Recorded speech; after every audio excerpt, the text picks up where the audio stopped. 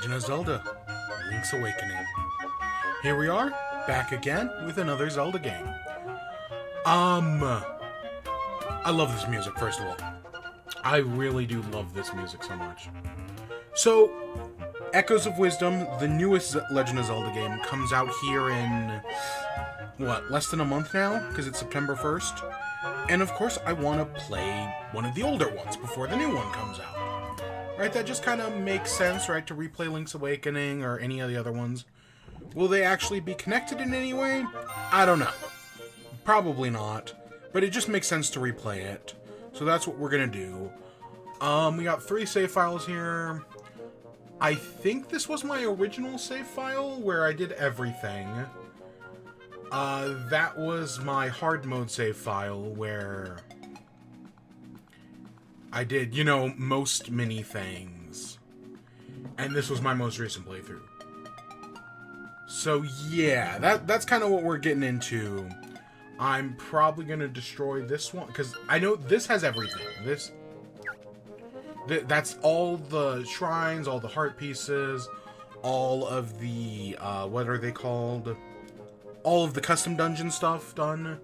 And then that's my hard mode profile, you know, it's hard mode. Probably gonna, yeah, let's get rid of this one.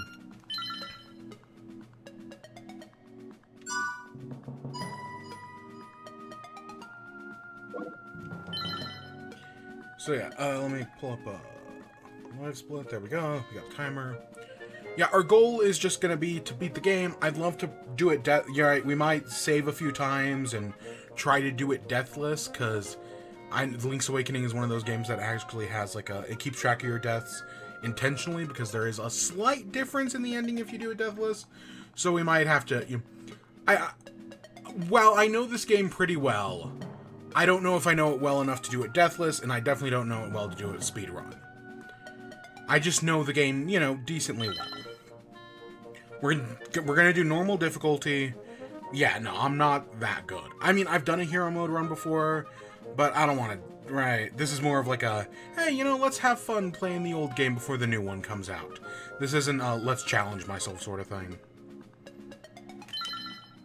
Oh. Okay, wait. I thought that was gonna start it. Okay, there we go. Alright, let's go. I don't know why it buzzed every time there.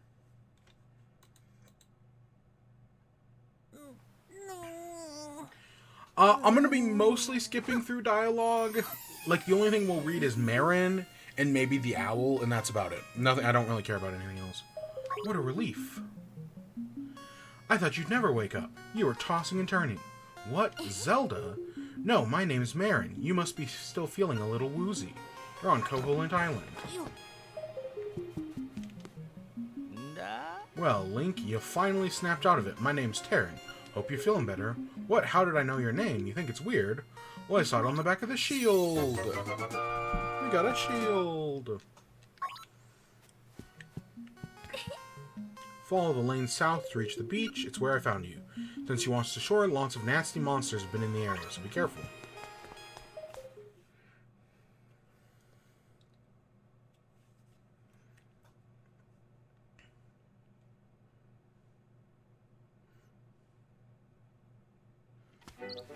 So yes, I do feel like I know this game pretty well.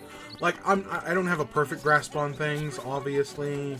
But it's Link's Awakening. I've played it several times. I've played all the different versions of this game. Right, the Switch version, the original version, the Game Boy Color version. So, like, I know it well enough that we shouldn't hopefully struggle too much. I don't know. Honestly, the only points I'm really even kind of worried about are the last 2 dungeons. Just because I don't know their layouts perfectly. Hoot hoot. God, I wish I could do a Hootie voice. So you're on the lad who owns the sword. Now I understand why the monsters are starting to act so violently. A courageous lad has come to wake the windfish. It is said you cannot leave the island unless you wake the windfish. You should now go north to the mysterious forest. I'll wait for you there. Hoot hoot. Yeah, my boy Hootie. sword. It must be yours because it has your name engraved on it.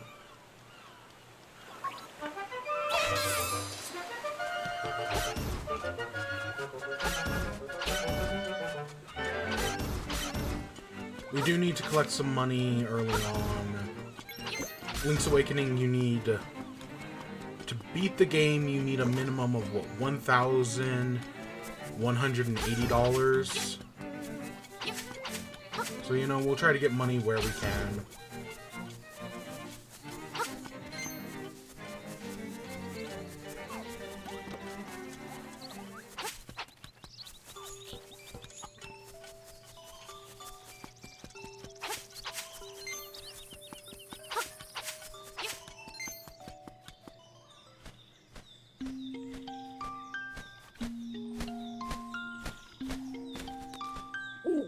Hoot hoot, brave lad who on a quest to wake the dreamer, welcome to the mysterious forest.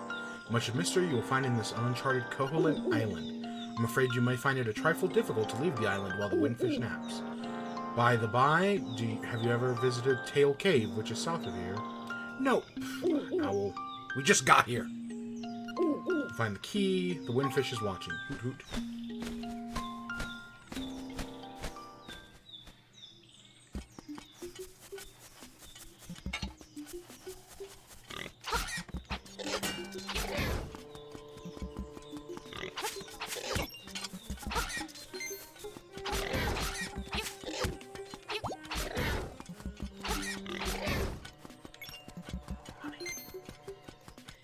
Money. Okay. So we gotta go in here.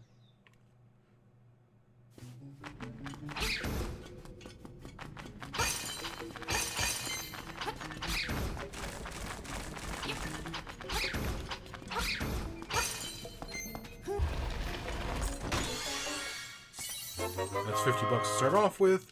We'll literally use all of that on the claw machine. Sadly.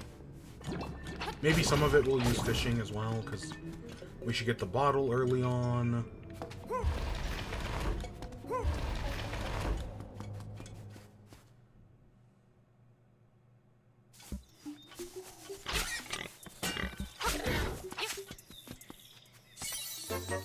Got ourselves a mushy poo. So I have no prediction at how long this is going to take us. I did the first 3 dungeons in like an hour and a half-ish once. So I know that's probably my estimate for the first 3 dungeons. But after that, literally anything is possible.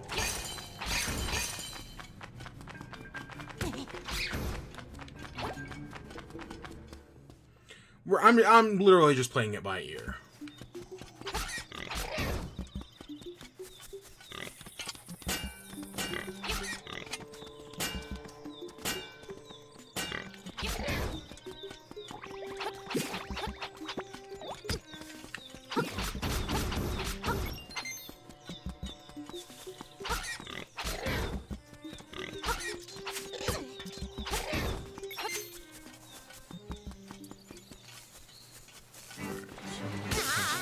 Gosh dang it. They put that enemy there as your tutorial for magic powder, and I hate it. I hate the electric shoes.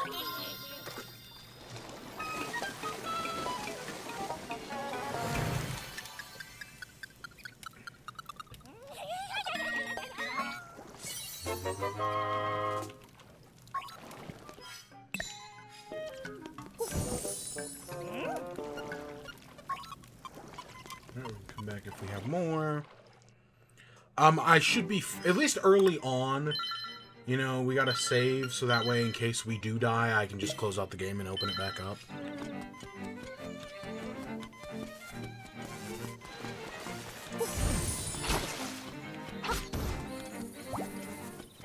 Because that is a concern.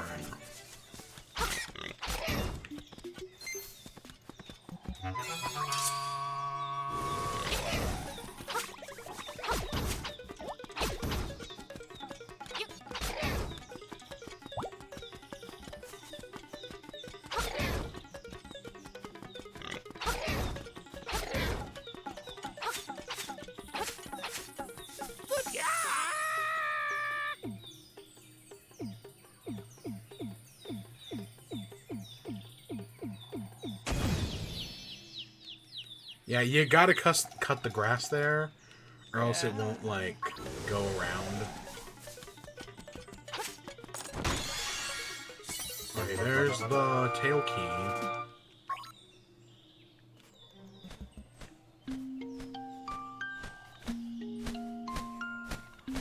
What's up, my hootable friend? Take the key to the tail cave.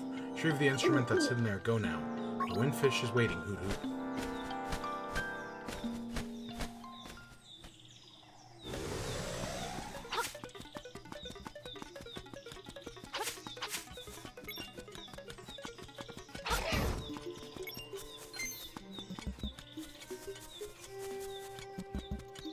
Okay, we're gonna make a few stops first.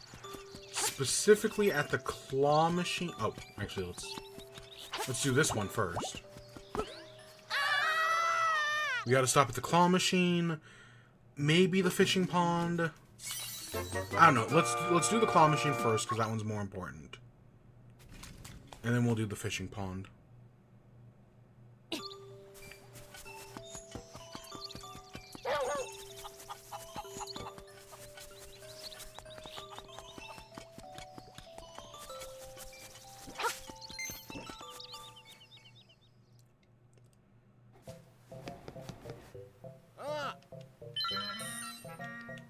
Okay, I used to be really good at this. I don't know if I still am.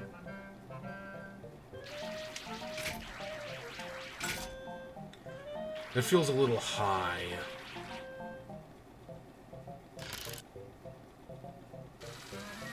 Okay, it's fine. Oh, it's not fine. Shit.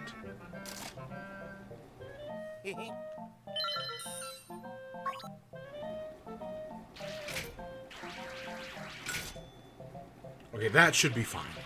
We also want to grab that purple rupee over there, because that purple rupee goes away after this first attempt at the claw machine. Like, it's only here on the first go, because after that it gets replaced with a red rupee.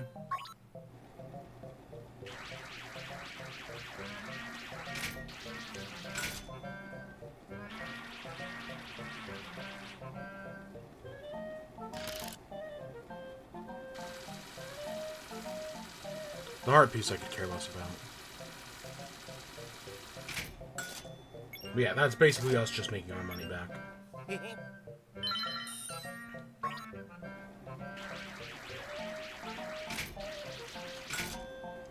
Oh, we're a little high.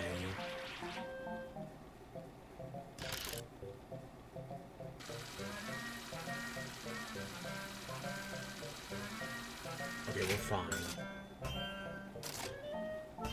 And we don't need shield or a magic powder.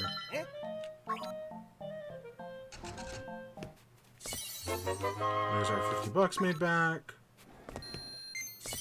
There's our Yoshi plush. And there's a heart piece.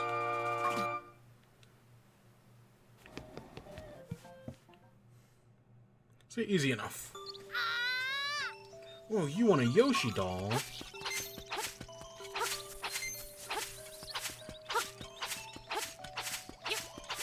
There's our first secret seashell. My goal is to get 40. There are 50 secret seashells in this game. But my goal is only to get 40 of them. Because they added 10 new secret seashells in the Switch version. I think that's a good idea. What sucks about it, though, is that for getting all 50, you only get, like, a weird tablet piece. And there's no real reason to get the tablet pieces. Because while we're doing a lot of different things, we are not doing the Dampe Shack thing. I could care less about Dampe Shack, right? That entire side quest. Because that would basically double our playthrough time. I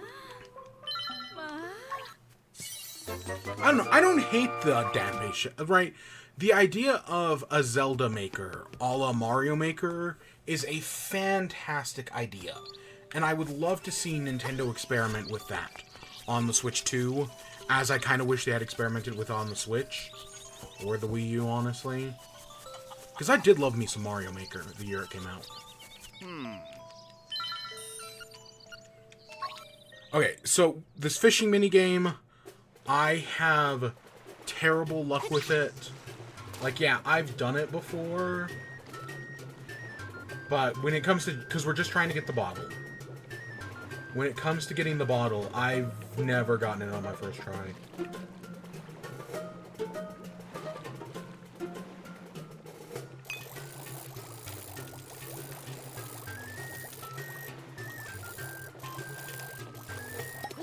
See, it's just such a tight window there.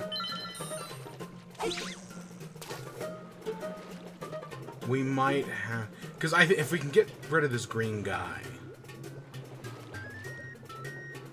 Okay, we'll still be fine. Okay, well, we can get this guy.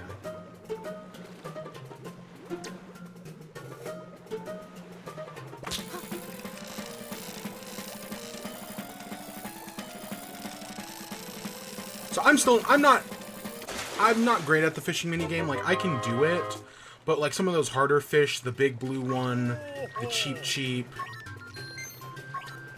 are just kind of a pain in the ass. Oh, we should also just grab a normal fish as well.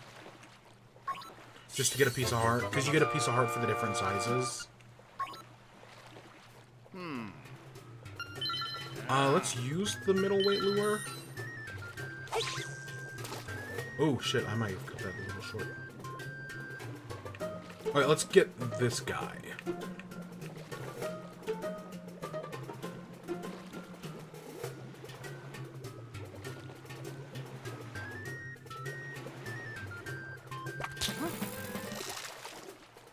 Because that should nab us another piece of heart. Yeah. And then I just suck at getting the big guy. And same thing with the cheap and the blooper.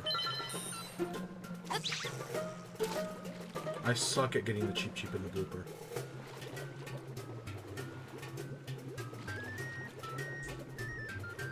But yeah, there's no... Unless one of those fish respawns, there's nothing really stopping us from...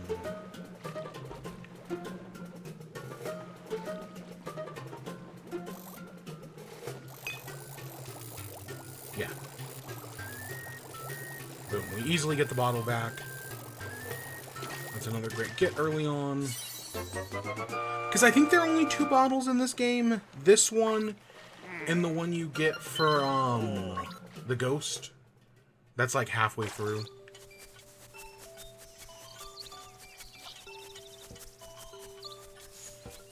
I'm just taking care of all of our side quests now.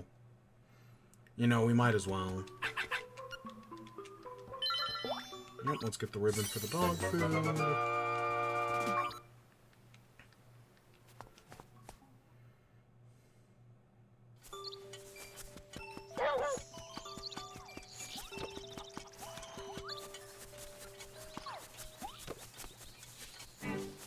And we'll go trade, after we do the dungeon, we'll go trade the dog food for the pineapple? Is it a pineapple? No, it must be a banana. The pineapple's later.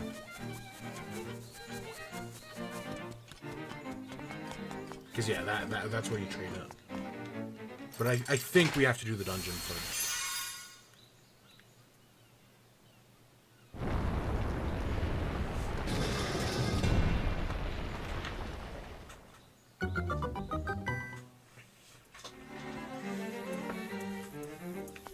Okay. Tail Cave.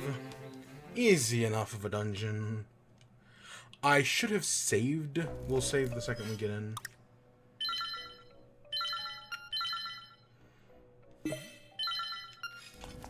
Because in one of my deathless playthroughs, I remember I did this entire dungeon very easily, no deaths. And then I got to the final boss and died. Because, man, I hate... Whatever... I think it's Mulga is the final boss. I do not like Mulga. It's admittedly pretty easy in this game. Compared to, like, Link to the Past or Link Between Worlds. But it's still a pretty annoying boss.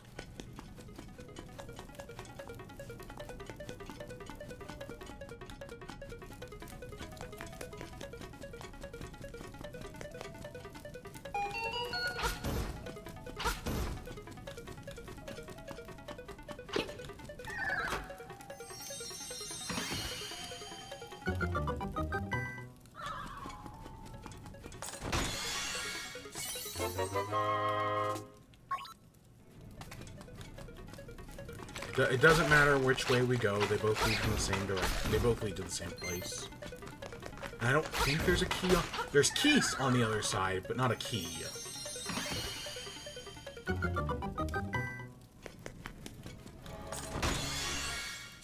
There's our map.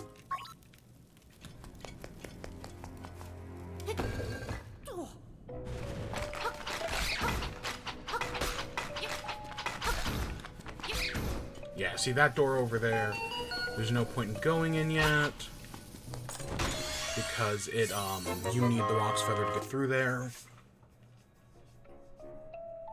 Give me a second, my leg itches. Probably a stupid mosquito bite. I mean, what else is new? We don't have bombs yet, and I don't remember what's in there. I mean, we could have bought bombs. We technically don't need to, though, until... I don't think you need bombs until the 3rd dungeon. A lot of Guardian Acorns. I'll be honest, I usually find a lot less Guardian Acorns than I do,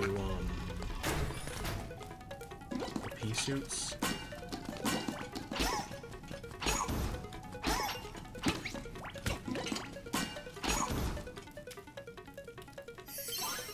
Oh, did we already... I didn't even realize we are already on 4 hearts. Wow. I didn't even notice we collected 4 heart containers.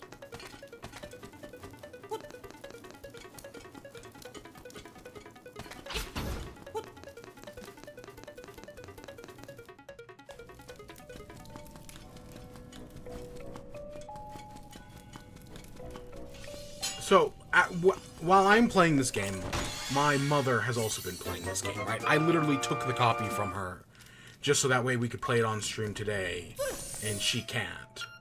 But, these enemies, right, these blade guys, have done so much damage to her. Like, they're, oh my god, specifically in the most recent dungeon she did, the Water Temple, or the Martha's Bay, the Catfish Maw. Oh my god, what a nightmare. But she actually beat the Catfish's Maw boss pretty easily. I think she did it on her 2nd attempt. Okay, now we can go over here. We gotta go up here and get this first. Because this is the boss key.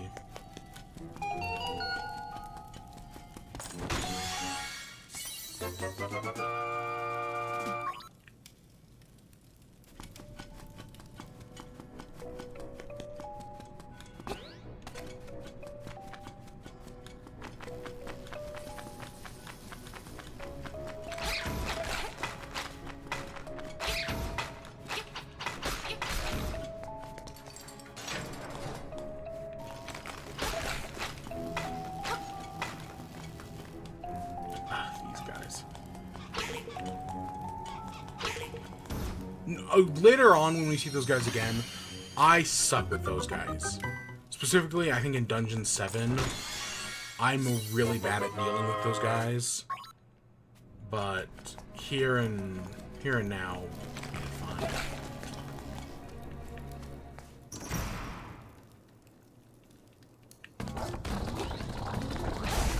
Yeah, it's weird that in this game they give you the mini-boss right before they give you the actual boss itself. Because you can't get over here until you get the rocks feather. So, right, like, maybe the idea is you're supposed to get this. Right, you're supposed to deal with this guy before... Well, but you can't get over here until you get the rocks feather, so there's no reason to... It makes no sense. The one thing I do not like about this is that in most other games, fairies automatically heal you when you die. Not in this game. This is the one Zelda game where the fairies do not heal you upon death. So, right, if we die here, then we just die. Now, the magic elixir, Tracy's cream or whatever, will heal us.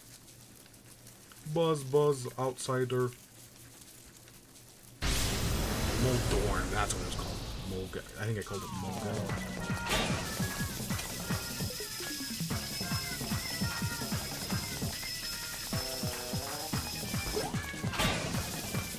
It only takes like 4 hits, but this can be a really annoying boss.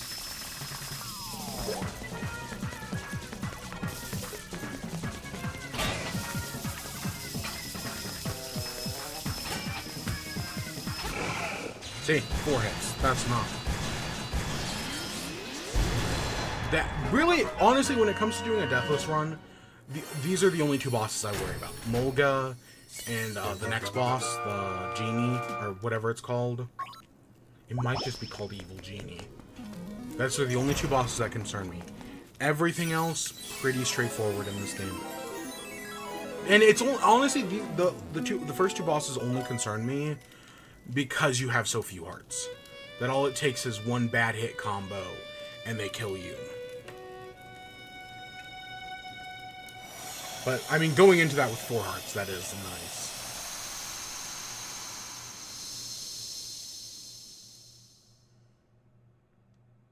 I definitely feel like we missed a chest with money in there somewheres. I just don't... Maybe it's behind that bombable wall. Maybe it was in that one side of the hallway I didn't go into. Because most dungeons have money early on. So that way, you know, you can...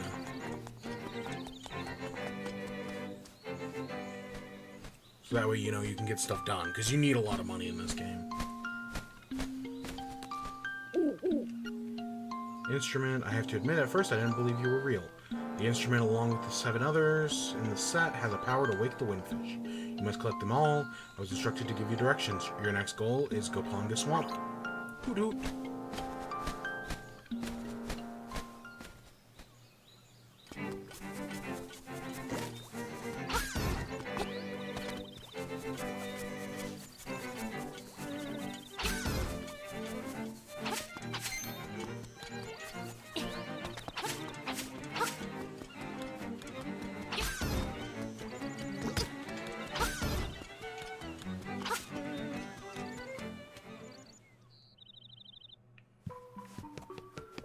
So even though we don't need the dog food for a while, or the bananas he's gonna give us, I'd rather pick them up here because we are here. Because the next opportunity we're gonna be down at the beach is after we need the bananas. So yeah, it's just more convenient to grab them now.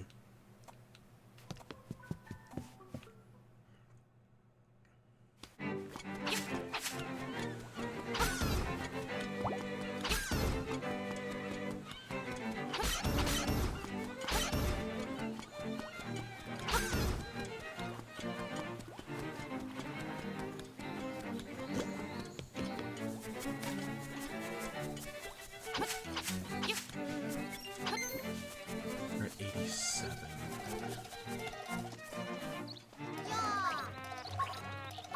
The Moblins took Bow Wow. Oh my god, how terrible.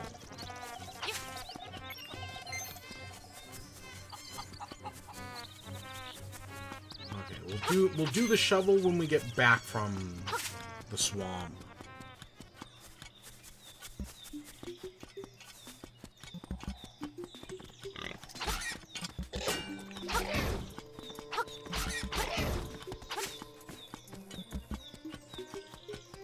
We actually have to keep going this way.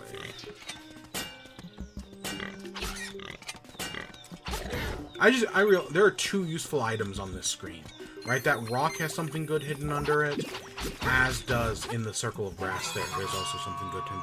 There's a secret seashell. Just in that one screen.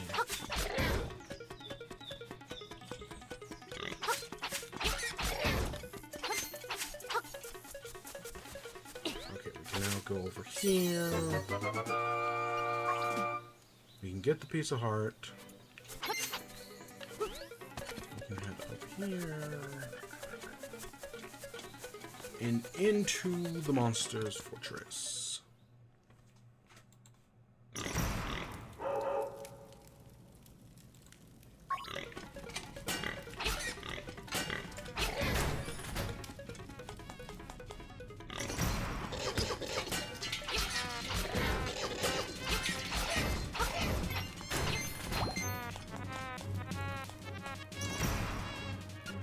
great. Ooh, you dodge out of the way of that.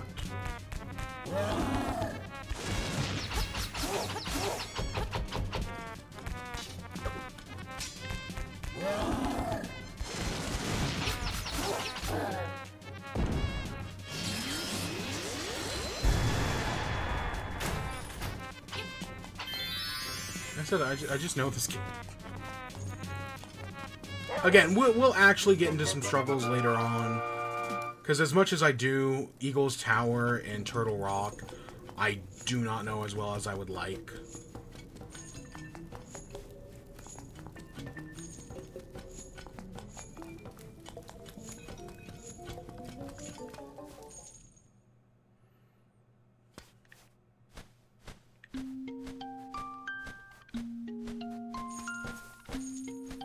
Yes, we saved the dog. Fearsome looking animal you have there. Take it to Panga Swamp.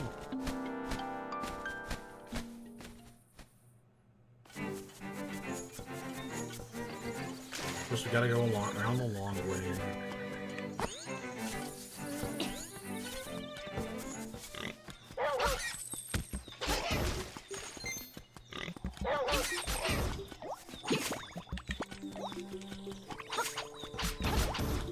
So that cave entrance is blocked off by rocks, but the item in it, I think there's a heart piece in there, you can't actually get until after. Oh, hey, it's the dig spot. Yeah, you can't get until you get, I think, the hook shot. So that's an item that's, you know, early on that we have no access to.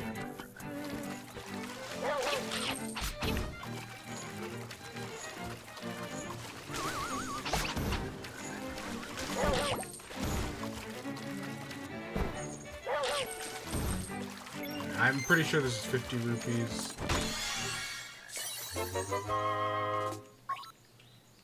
Yep, very nice.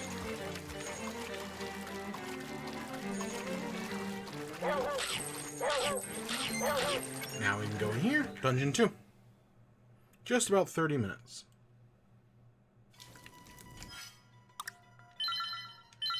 Again, let's save in Bottle Grotto.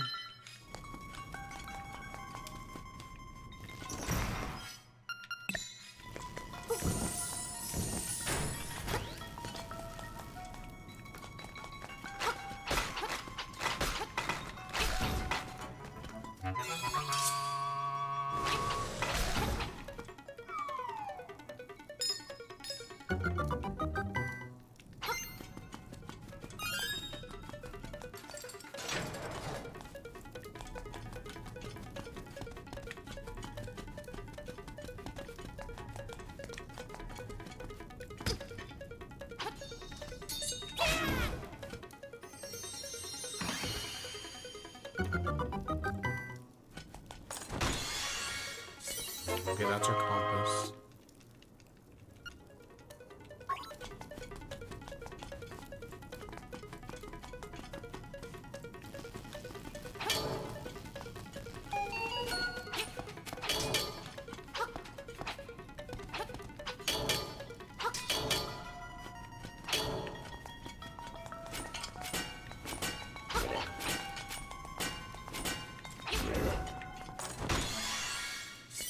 Okay, there's our key.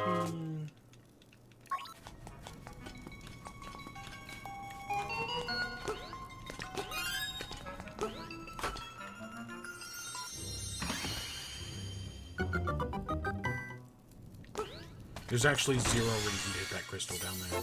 While it makes like a quicker path, it actually in the long run will actually slow us down.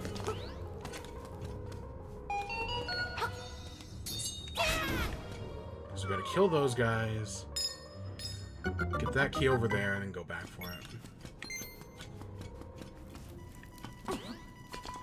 And see, it's just quicker to...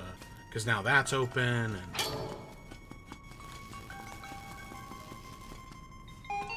see, no worries whatsoever.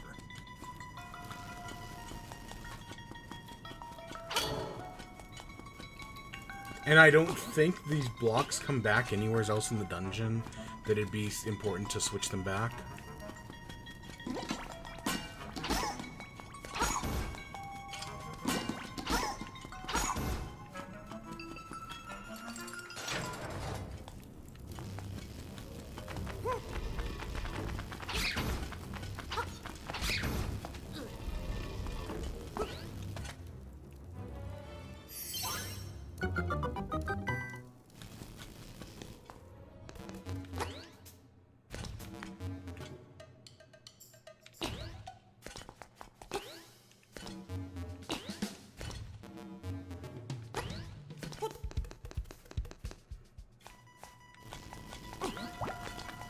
There's no point in lighting those torches. But we have this guy.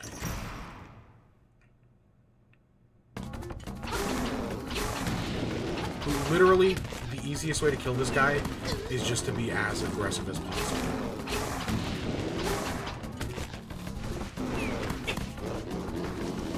Like, you can, like, dodge out of the way of his attacks. And, like, yeah, that works. But if you just play super aggressive, it works equally well.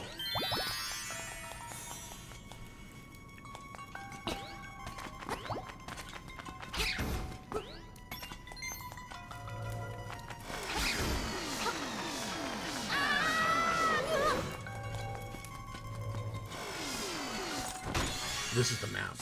Yep.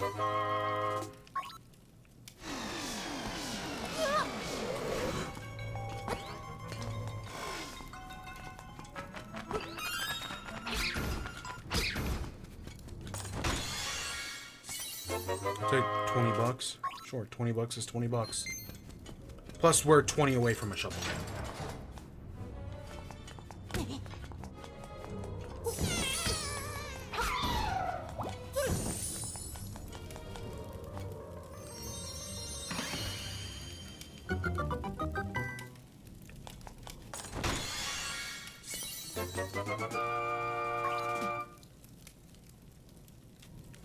Okay, power bracelet acquired. So one of the changes between the original version and the original two versions and the Switch version is that in the original two, the power bracelet and the shield were both separate items, whereas in the Switch version, right, the power bracelet you just naturally have, and the shield is right on your R button. And later on, when we see the Pegasus boots, that'll be on our L button. And it's just a better change, right? Opening up those two. Admittedly, one of my item slots is always filled with the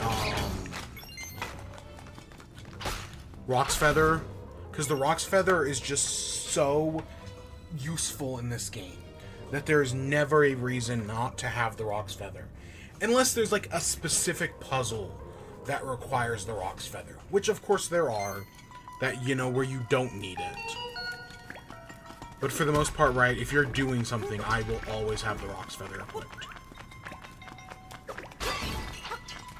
But not having to worry about the, shield, the Pegasus boots, or the power bracelet, so convenient. Like, that's been my one struggle going back to the Oracle games, is those are back to items once again. So, in the room we just did, you have to kill those enemies in a specific order. We had to kill the Pole's voice, then the bat, the keys, and finally the skeleton guy. If you don't do them in that order, then nothing will spawn. How do you find that out? One of the hint owls. One of the hint owls tells you it's one of the many cryptic things in this game that is enough to drive a man crazy. That pot will always have a fairy in it. Yeah, there are certain pots in these games that will always have fairies.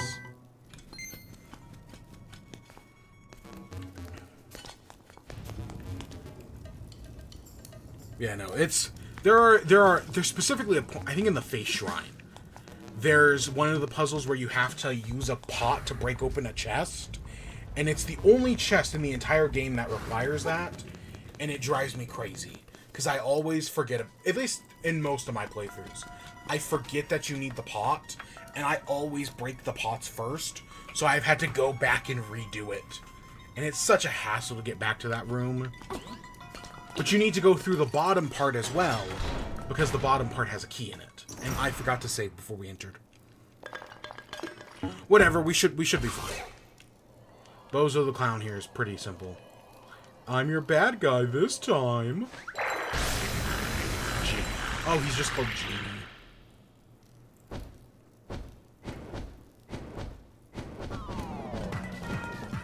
And we beat this dungeon with a key. I don't even remember where that goes. So yes, you dodge out of his fireballs. Yes, slash him in the pot. Right, he says the walls are sharper than your sword. You throw his bottle. Bada boom, bada bing, you've heard of it.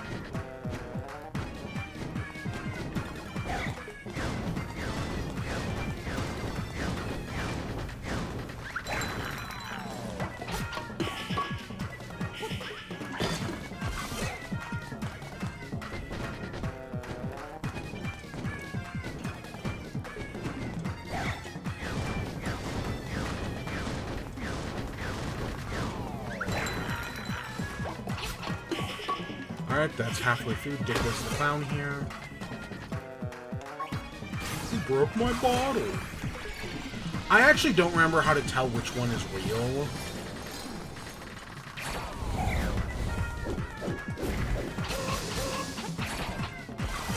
Like, I know there is a way. I just don't remember what it is.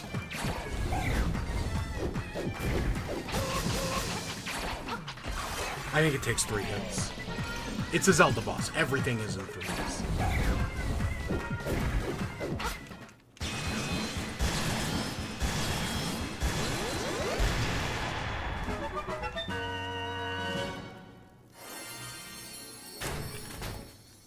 Okay, when we leave here, we do want to turn around and come right back in.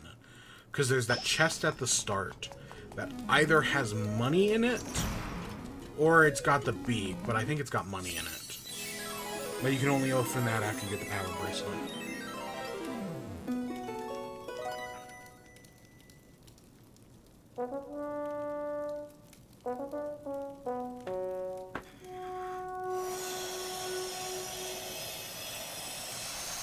Oh, you know what came out? So, it is September 1st, as of the day we are filming this and everything, streaming this.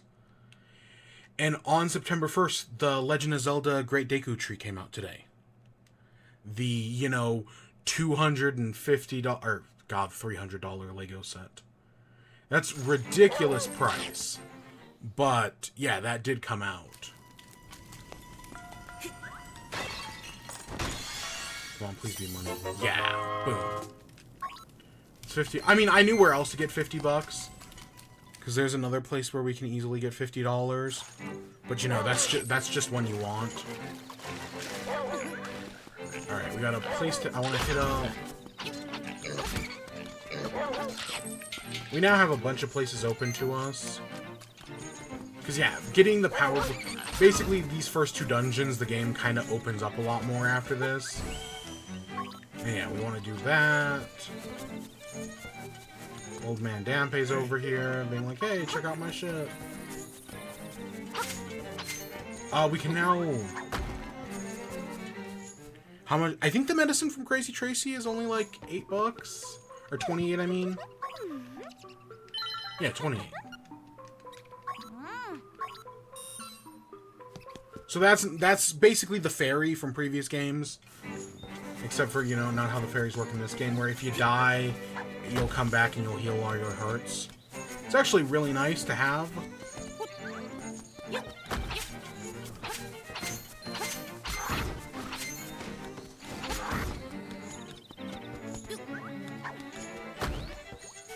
Oh, look, there's Dampé once again telling us to go down there.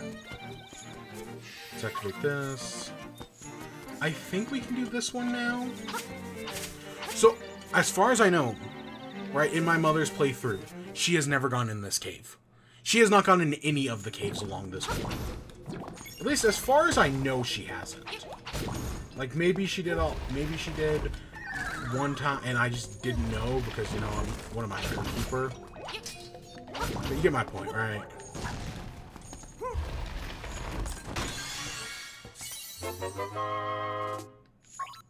See, there's the other... I said I knew where 50 more bucks were.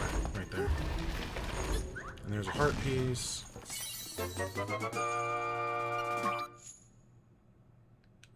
Because, yeah, there are 3 caves along this wall. One that you have to bomb... Maybe 2 that you have to bomb.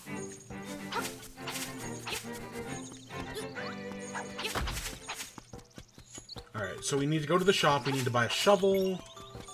We need to buy one other thing. Bombs. We need to buy some bombs. I know you can steal stuff from the shop. I'll be honest, I've never stolen stuff from the shop. At least not in this version. Maybe in the DX version. Yeah, it's nice to just preemptively buy some bombs here. Because while we will get bombs in Key Cavern, you know, you might as well just save time.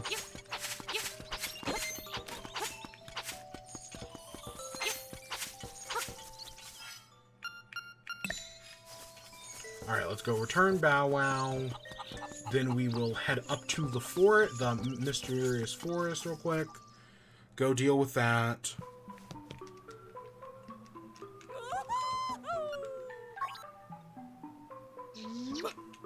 Smooch. I'm kind of disappointed the pictures don't exist in it. I want to say in the DX version, there's like a guy who will take pictures for you. I can't remember if it's in the original version or not. But I kind of wish the pictures existed still. Because those are all cute. I mean, honestly, only one of them actually matters. And that one still is technically in the game. Alright, so if we come down here... Alright, we've got 3 secret seashells to get here in the forest. That's number 1.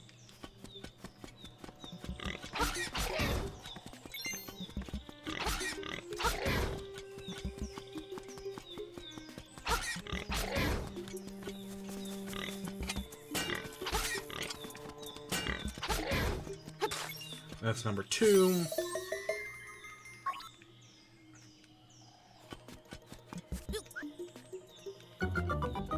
I always forget. My first few playthroughs of this game, I always forget that rock is there. That, like, I know you can upgrade your magic powder here, which is what we're doing. But I remember the other 2, right? I remember where the bomb one is. But we need to be able to swim to get the bombs. And then the last one's in Tall Heights, up the arrows. But I always forget about this one.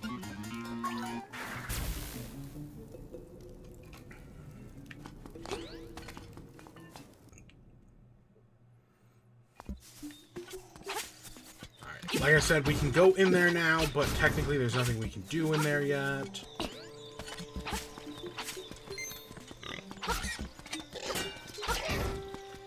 And then over here is number 3. I think those are the only 3 seashells in the Mysterious Woods. It's been a while. I'm a little rusty, so I'm not entirely sure, but that feels right.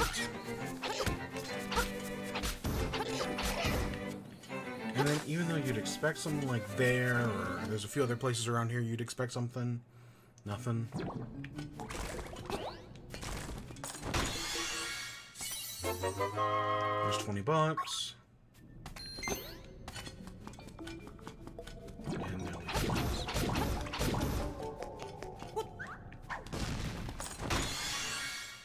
$50. Yeah. There's so many 50s in this game. There are not many, because we need 980 rupees for our next thing. And that's just such a pain to get those 980. Like, we'll do it, obviously. Again, another dirt patch you'd think would be something, but no, that's that heart piece up there.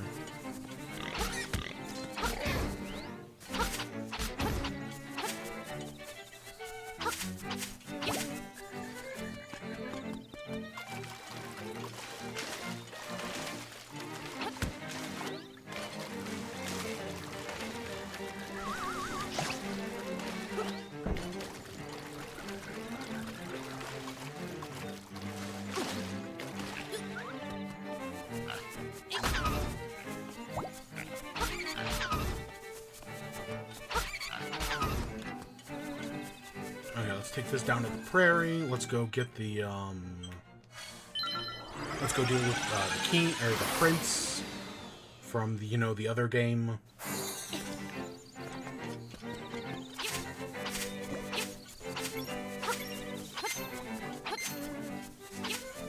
Pick up what little bits of money we can along the way. We also, we also need 100 for the river raft as well. So I guess, I mean, technically, I guess that's another 100 to add to the list. You don't need to do the river raft to beat the game, but, it's got a secret seashell, it's got a piece of heart, you might as well.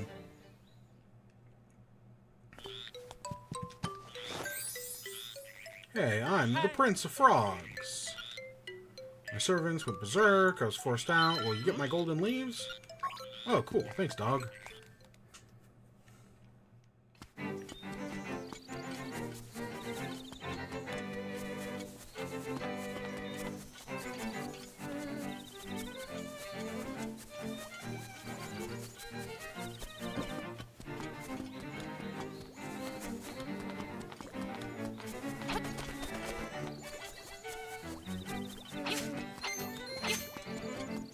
Okay, let's go hit up the secret seashell house.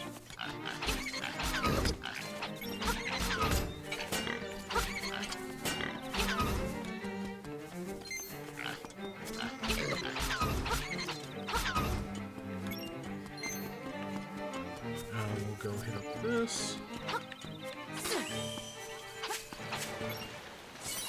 And grab this one over here.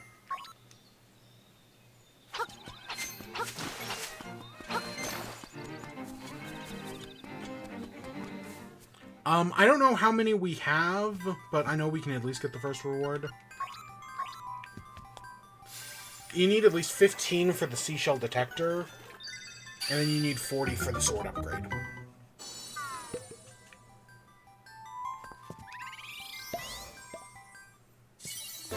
Yeah, it's just a piece of heart.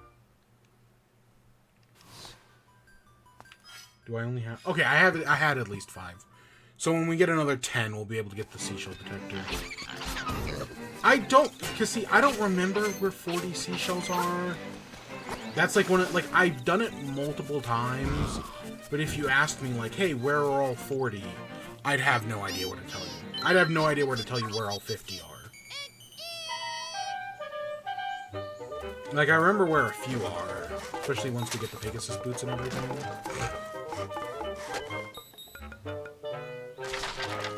I know there's a few hidden in trees. Yes, we get the monkeys. We'll give this a stick.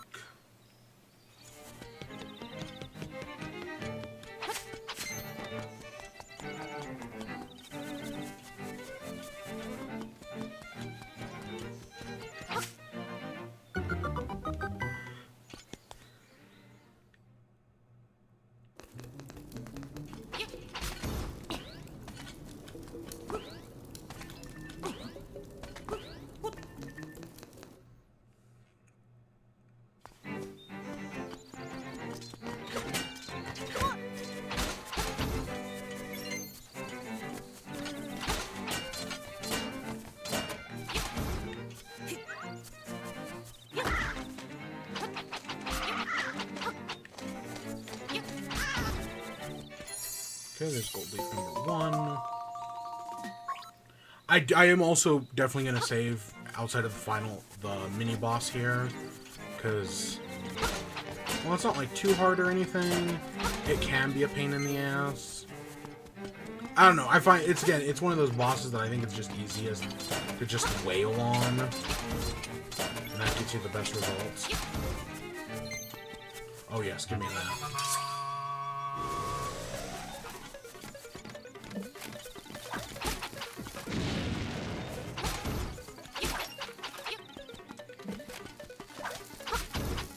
See, that took him down from 6 to 3. It might have been 5, but...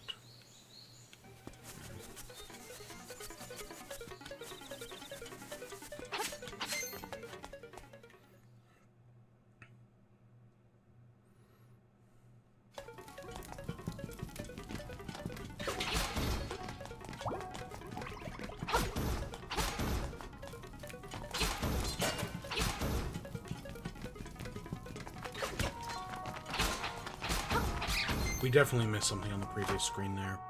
I think we went forwards too quickly.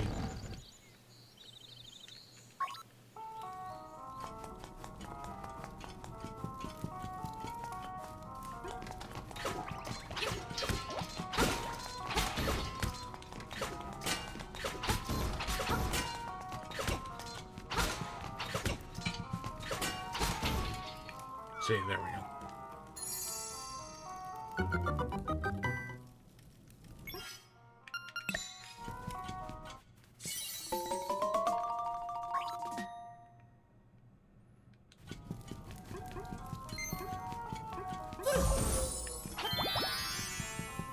So yeah, you can, those fire guys, you can magic powder to get a guaranteed fairy. It's really nice. This is why we bought bombs. Because technically, you can find bombs around here. Right, like there's a specific area where bombs spawn. But it's just easier to buy them because they're only like 10 bucks. And while money is tight, it's not that tight. Yeah, there's our hint about that guy.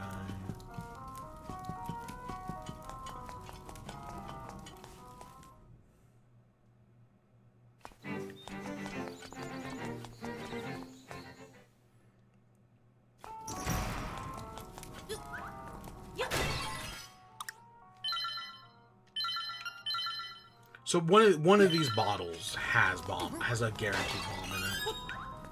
Yeah, that one. So that's how, right, if you ever screw up or you run out, you come in here without any bombs and you need to bomb that guy. That's the easy way to do it.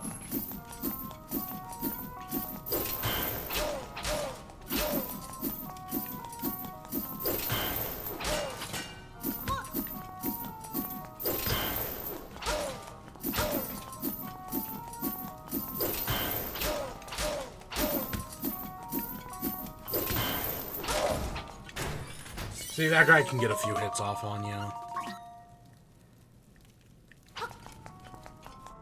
I have for sure died to him. Oh yeah, I won't have anything. Because we already cleared it out once.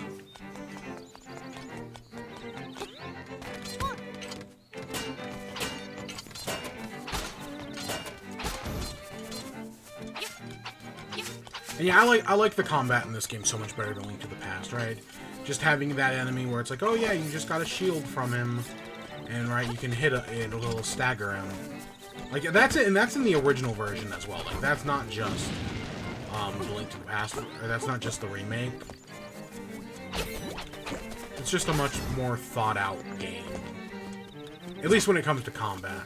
Right, like you don't have enemies clipping inside of us, doing like 5 damage, because So yeah, we intentionally want to go around here, give him the stick, and get the honey.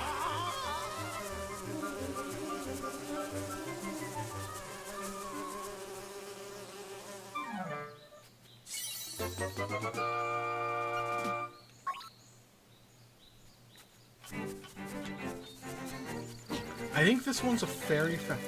I know there's a fairy fountain somewhere around here. It's either this one or it's the other one. Yeah, okay. So the other one has, I think, a running challenge. Yeah, this one over here, we can't do yet. I'm going to open it, but we can't do it because I'm pretty sure it's a running challenge that we need boots for.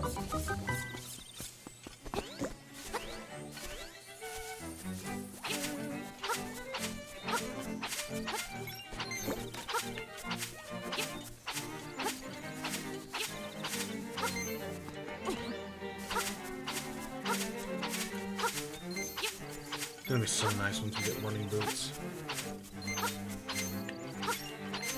Like, it doesn't solve all of our problems, but gosh dang, does it speed things up.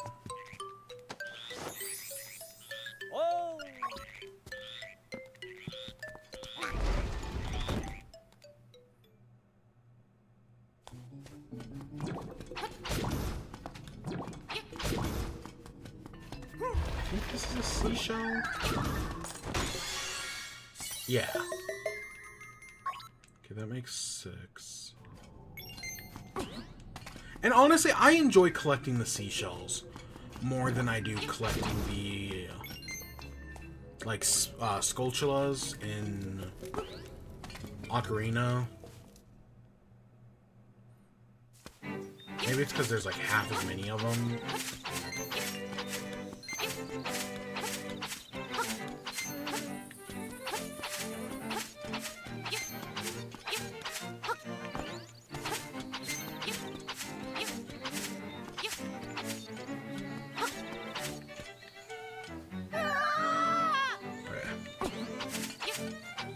We can get that.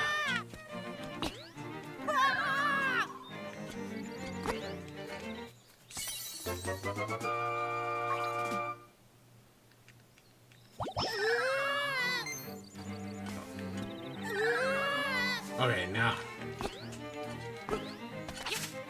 I was gonna say now, if you do that just right, you can fall back into the hole and not have to worry about things. But of course we didn't. So yeah, you need the shovel there to dig, because in order to get the key, like that's like, it's basically the game forcing you to get the shovel. Now I've been stupid in the past. Maybe when the Switch version first came out, I grabbed the key and then went all the way around, forgetting that you have to put the key in on this side. So I had to waste so much time going back around and... It was just me being dumb.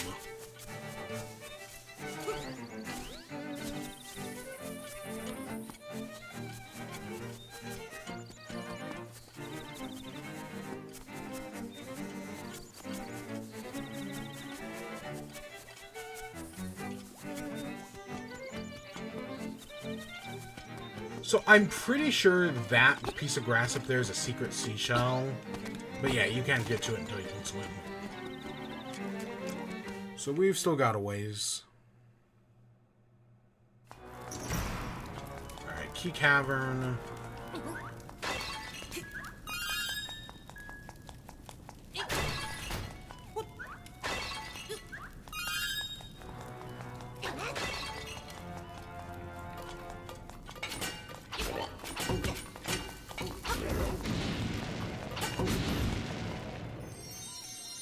There's a lot of keys here, spoiler alert.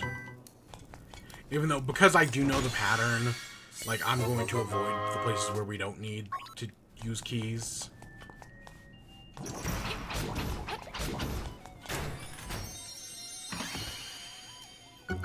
Okay, I'm like 99% sure this chest is a trap, but we'll open it up anyways.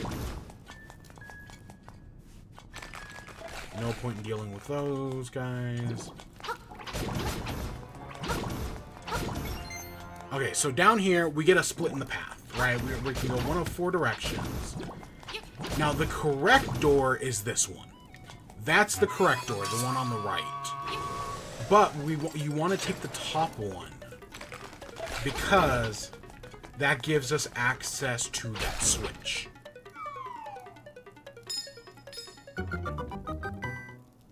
And you want to hit that switch, and it'll give us another key. And then now we can use the key on this door. Do not do in the other 2 rooms. While yes, they are doable, they suck. I'll be honest, they just straight up suck. Especially when you don't have the speed boots and you can't just run into the Ninja Star guys. I just hate dealing with them, so save time. Don't even bother. I think this is the map or the compass. I think this is the map. Of course, my piece of power wears off right as I hit the guy. Yeah, this is the map. It is very easy to beat this dungeon without ever getting the map or the bird piece.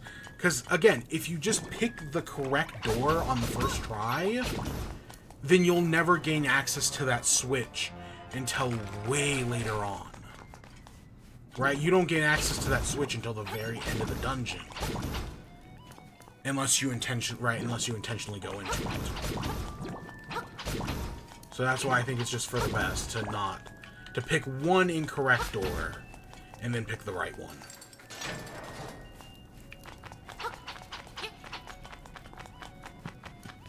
Because these I don't know what these guys' official names are, but they teleport and they shoot ninja stars when they teleport, and they suck to... The easiest way to deal with them is with bombs, but they suck to deal with. Just straight up. Like, once you get boots, they're a lot easier, but we don't have boots yet, so they suck.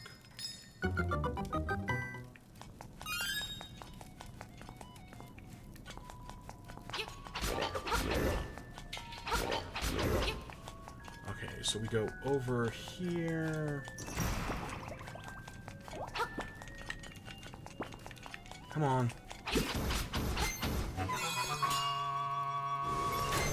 Alright, we want to go up here first.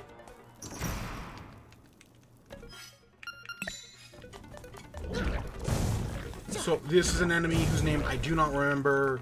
You just have to feed it bombs, wait a few seconds, then feed it some more bombs. If you forget to bring bombs with you, no worries. Right, you can use the staircase up here to escape. And they each take 3 bombs. So they are these guys are very hungry.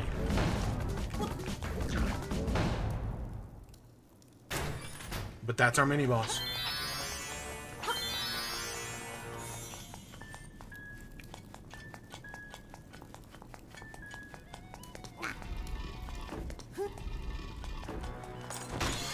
And that's our Pegasus boots. So yeah, in the original game, these were mapped to a one of our X or our Y button. And in this game, they're not. Also, not mapping the sword to a button is really nice. So, recently, Overly Sarcastic Red over at Overly Sarcastic Productions played this game on stream. And they got so stuck here. Because they just didn't... There's this giant arrow in the floor. There's this guy that tells you, hey, poke precious parts of the wall with your sword and listen for the sounds they make. But yeah, they just didn't, because this is how... You know how we talk about yellow paint and modern day game design? Back in the day, this was yellow paint. This was the Game Boy's equivalent of yellow paint. This giant arrow. And because it was in the back, right, it was on the floor, they just straight up didn't notice it.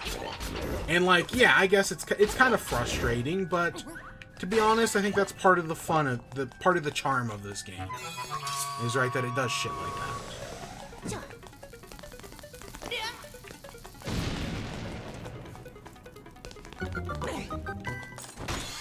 Because you need to come up here because there's the nightmare key. And there's a reason we waited to come over to this side until after we had done all that.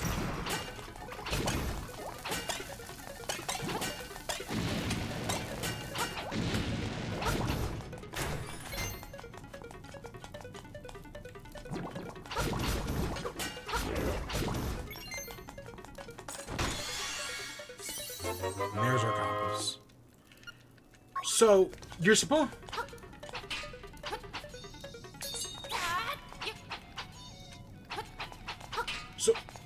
So, when it talks about poking the wall, right, like, our sword will never do anything on this wall. But when we hit this one, right, you see how it makes that clink? Now, there is technically another way you're supposed to figure this puzzle out, right, where you're supposed to go over to the back here. Because you can technically get onto that ledge at the bottom. We'll go back around and see it in another point of view later. Right, there's an easier way to figure out how to blow up that wall. It's, you know, some of that spatial reasoning stuff I love so much in Zelda games. But yeah, I just know the solution, so I'm able to just quickly scoot by.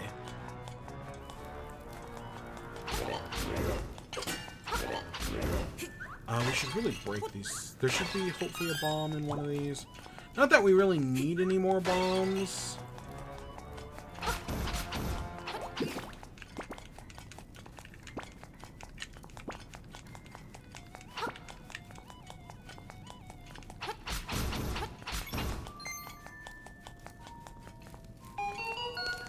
See, these guys are so much easier to deal with now that we have Pegasus boots. Whereas before, they're a nightmare. You have to, like, place bomb. And I think it takes 2 bombs per guy, whereas your sword will just kill them in one hit.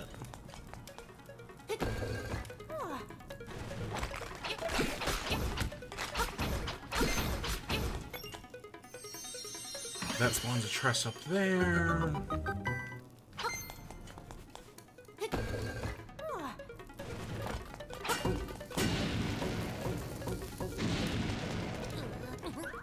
And here's some guaranteed bombs. So yeah, see, we can come up here, And you can see the cracks on the wall on that side. That's what you're, like, supposed to do. That's, like, the easy solution to that puzzle. But we don't have to worry about that.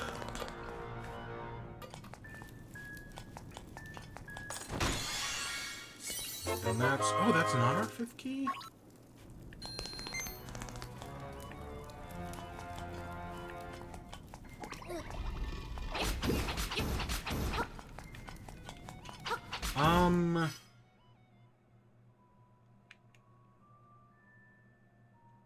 Oh, okay. Okay, I was like, where are we missing a key? We have to go back through here.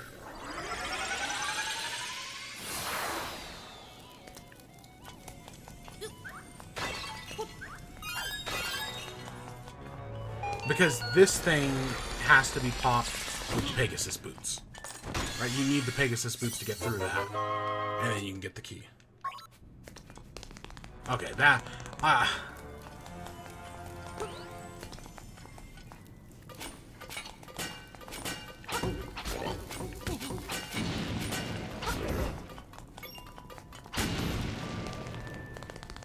So now that we have the Pegasus boots, we can break through those weird things.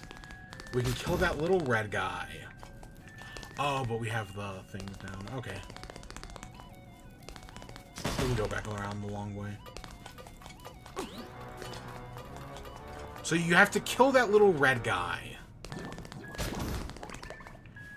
And then you can, if these skeletons that I've been avoiding, you can finally come back around and kill them. Because...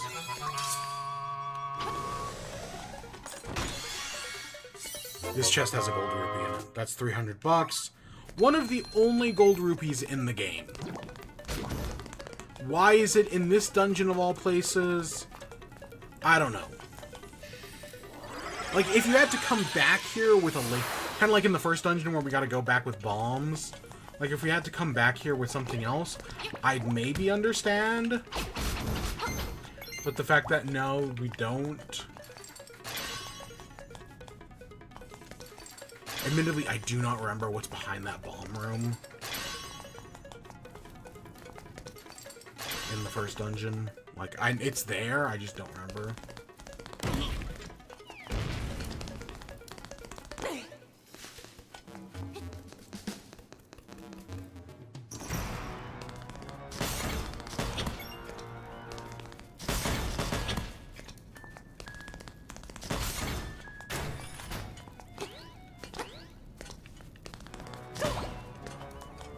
There's some hearts if you need it.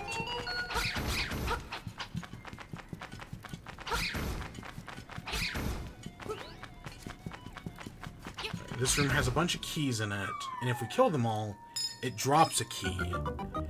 Because this is one of the few Zelda dungeons with an extra key. Right? So that, remember those two pathways we didn't go on earlier? If we wanted to go on them, now we can. You'll never find me.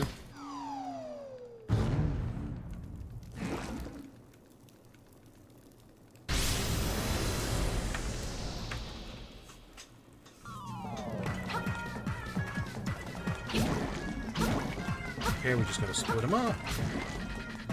And then we... oh, oh.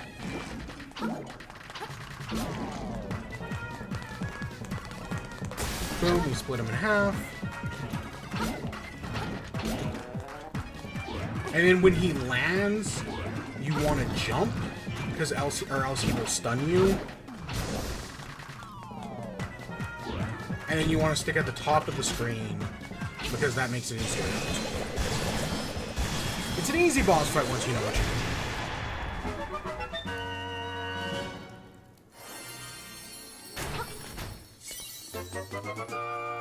And that's what, 8 hearts?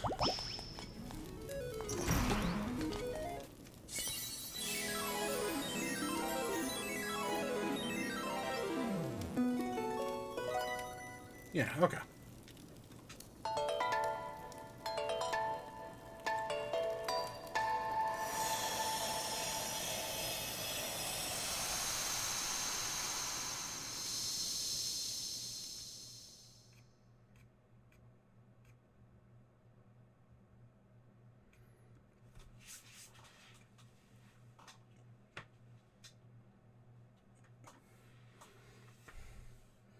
Next, we have to go to the waterfall. But we gotta make a few stops before that.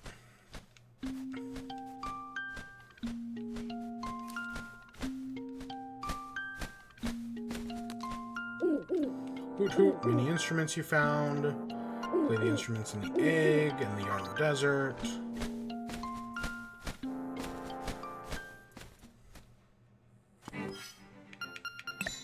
Alright, so we have two important things to do before we go to the Yarno Desert.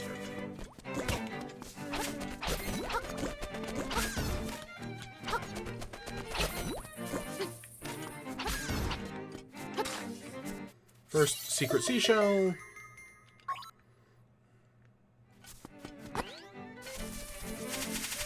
Ooh. Gotta stop for a fiver.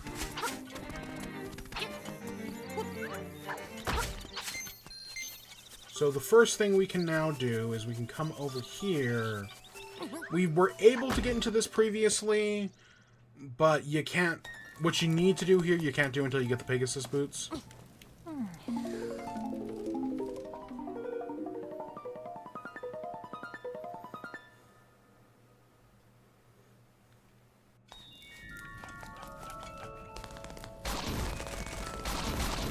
Killing these guys is just so much easier. I don't know if you, I think you need the Pegasus boots to kill them. If not, they're a pain in the ass to kill without the Pegasus boots. Technically, you can run along this without the Pegasus boots. It's just there's no point in doing it. I think this is $100.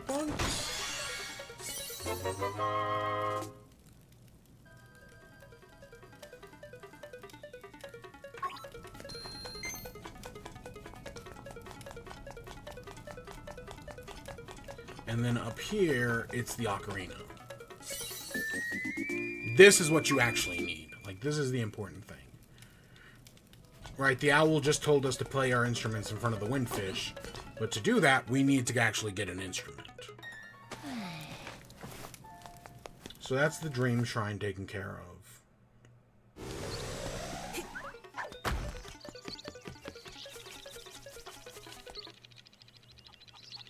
And if we come talk to our girl Marin here... Oh, what a nice ocarina.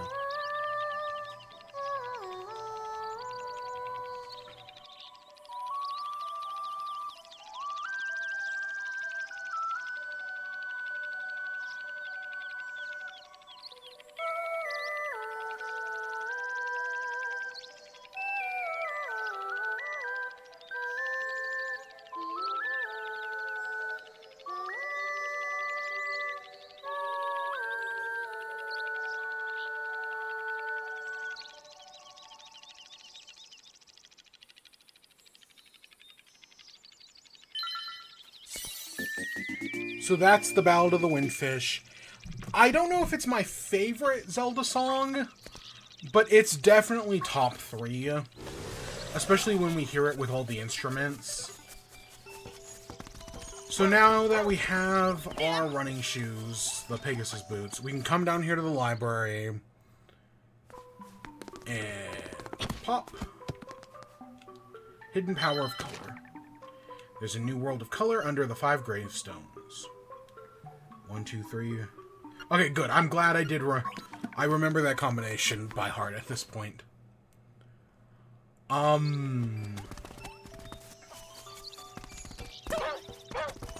So we're gonna go do the color dungeon. So the color dungeon was not in the original version of the game, but added in the DX version, and of course it's here on the Switch version. Or if you play it on, if you play this game on Nintendo Switch Online, it also has the color dungeon.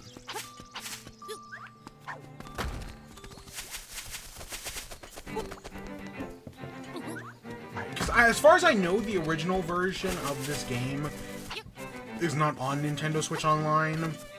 The only version the only place I can think of where you can find the original is on they made a Zelda Game & Watch a few years ago, and you can find the original version on the Zelda Game & Watch. You know, for the 20th, 25th anniversary of Zelda. I admittedly don't remember which one it was. So we can come down here into the color dungeon. Yeah, the color, it's one of those things where it's like you read the book and it tells you 1, 2, 3, 4, 5, but the way it's laid out makes you think, I don't know, it messes with you. Like, it's laid out like the gravestones are. It's one of those things where it's like, you know, it takes you a second. Alright,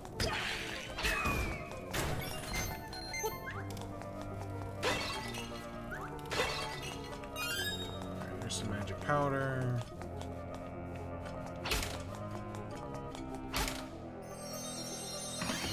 The color dungeon is actually pretty simple. It's got like 3 bosses in it. I guess 2 mini bosses and a normal boss, which kind of suck. Also down here, so you can kind of barely see this crack on the wall down here, but you want to blow it up because it's got a bunch of 5ers in it. I think this is easily $100. Why this is down here, I have no idea. But hey, we almost have... We're just 150 short of having the bow. And we, like, only just got started.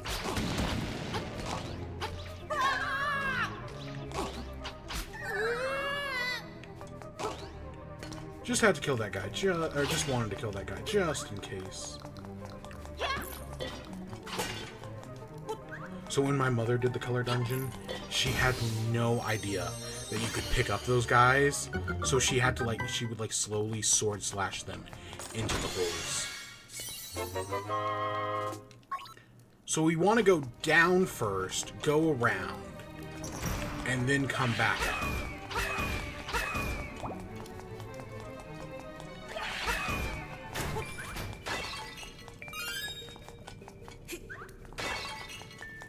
Because I think we want to get a key down here that we can then take back up, because we have to take the up path to get to the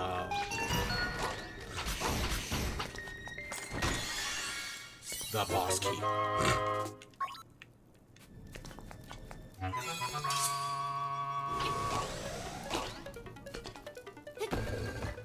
Because we don't want to go up there. And I actually want to save before I go in that room, because that's a mini boss, and that mini boss is a pain in the ass.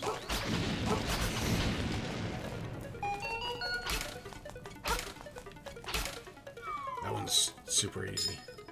No, the hard one of those puzzles is coming up.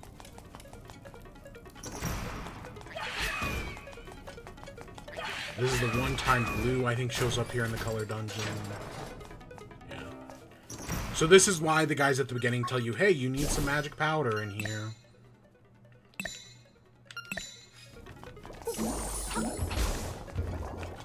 Because of this guy.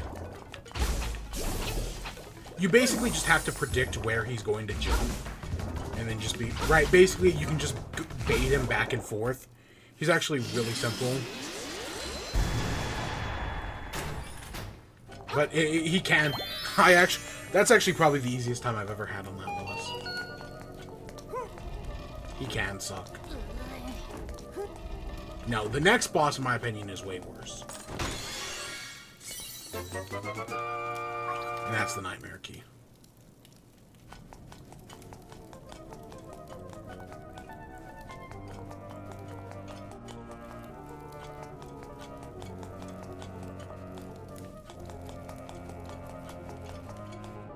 So I used, as a kid, my mother had a game that was kind of like, though, like, you know how we split these things and it, like, it basically alters the one right next to it. As a kid, I had, my mother had like a little, kind of like a Game Boy size thing that had a game that worked like that, where you had to clear out all the lights. Admittedly, I do not remember what it was called, but I remember playing it. So the easiest way to deal with this guy is you want to stay up near the top, hide in the corners. I've never done him damageless, I don't think. But as long as you stay up in the corners, whenever he lands, you need to jump. Because he will, right, kind of like other bosses, when they land, he'll like, knock you over. But he's not terrible. He can be. I've actually struggled with that guy in the past. Especially on the hard mode run. On the hard mode run, he sucks.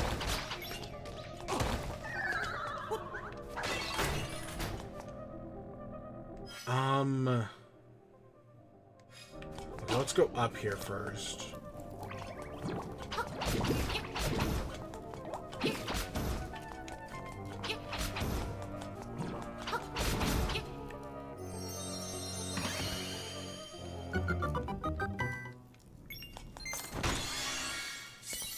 Here's our map.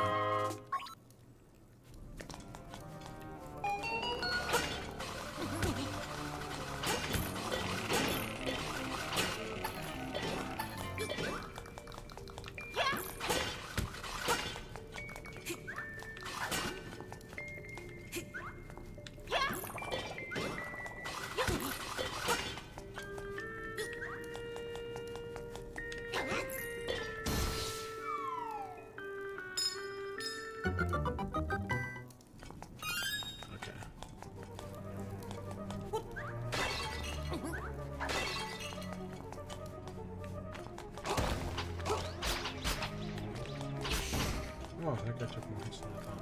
So here's the one I was thinking of. So if I'm correct, you go like this, you go like this. Boom. Easy as pie if you know what you're doing. But I've seen people struggle with that one, including my own mother. Oh boy, did that one cause her some problems. Honestly, this entire color dungeon was a nightmare for her. Except for the final boss. The final boss of the color dungeon, she actually did very well on, like, on her, like, second try.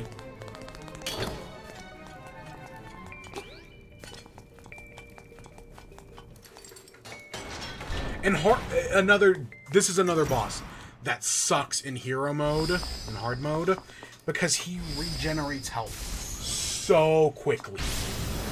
So, right, the hard hit beetle here, your goal is to turn him from, right, blue to red, and he regenerates health. He will regenerate health over time. And, right, it tells you, take your time. But, like, you don't have to. Right, you can kind of just bum rush him. But in hard mode, that boss is so fucking hard. Oh my god, because he like, you leave him alone for, like, a second or two, and he fully regens. Alright, so we get the power of color. Red doubles our damage, blue doubles our defense. I have never not taken red. I see no double defense just is not as useful as you think. Maybe on hard, maybe I took it on hero mode, because, you know, you're already taking double damage, so getting blue mail on hero mode means that you're taking basically normal damage, and I guess that was nice to have. But other than that, I don't think I've ever taken blue mail. It's just not worth it. Alright, so now we need to go to the Yarna Desert, which means we need to go to the Animal Village.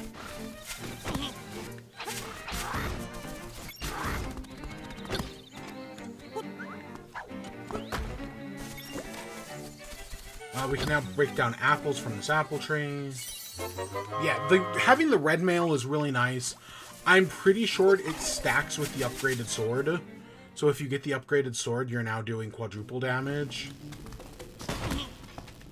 See, this is what I was talking about earlier. You need the running boots to get through this.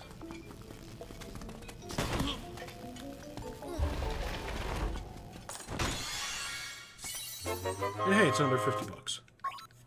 We can almost afford, if we can find just 100, we could get the bow. I meant to get bones.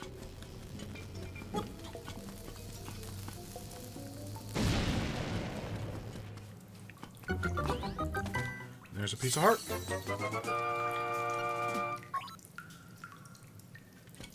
How many? Okay, we just got one. Okay, never mind.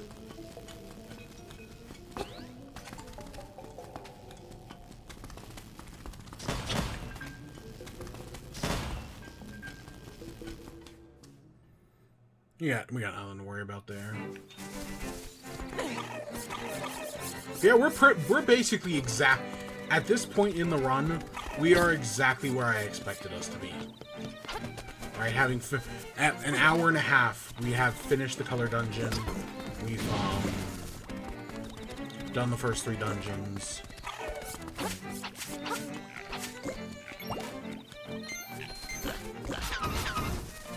wait, we have to go down, actually.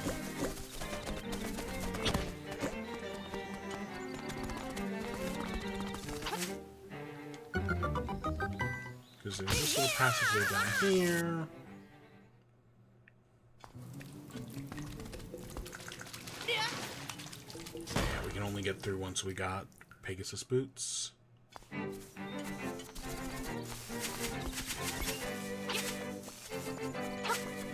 Alright, we can come in here into Animal Village. There's two things we gotta do in Animal Village. The first one is, I think, in this house here. Yep. Mr. Bear. Hey, you need honey? I've got honey. I'll take a pineapple.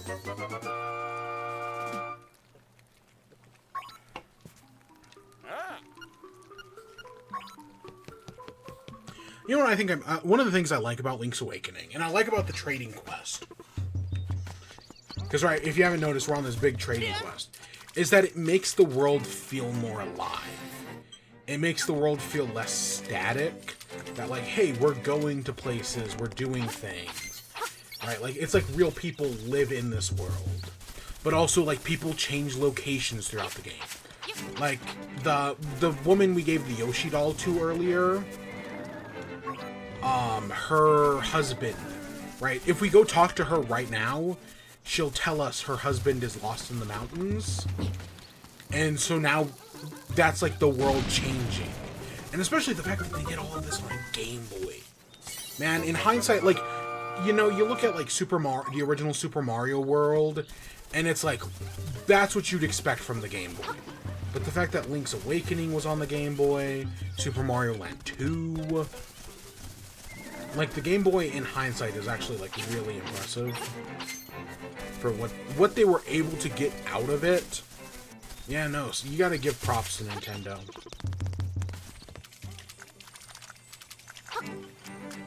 Alright, so the walrus won't wake up until we go get Marin.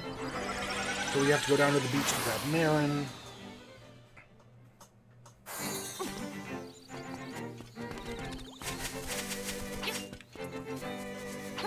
Take that. That gets us tonight. We are 80 bucks away. If we can somehow squeeze 80 bucks out of something. I mean, we could do some fishing. So Marin's not here. I think her father tells us where she is. Okay, there's just a bomb there. Yeah, I think Marin's dad will tell you that, oh, she's probably down at the beach, because I'm assuming your dad's in the house.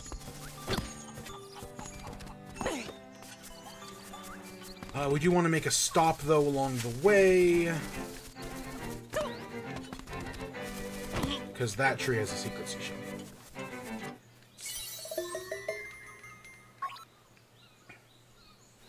I think there's at least one other secret seashell here on the beach.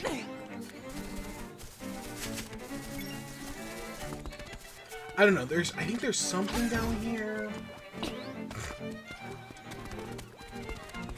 Because if we come down here...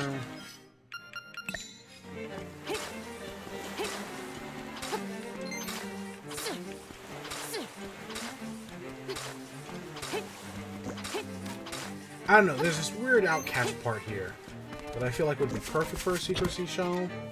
Oh, there it is.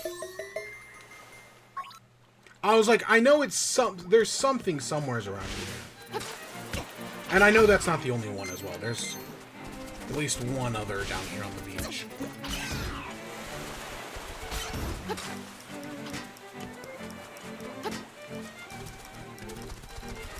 So there's this room right up here that we can, right, bomb our way into. But I'll tell you, there's nothing in here. Not yet, anyways.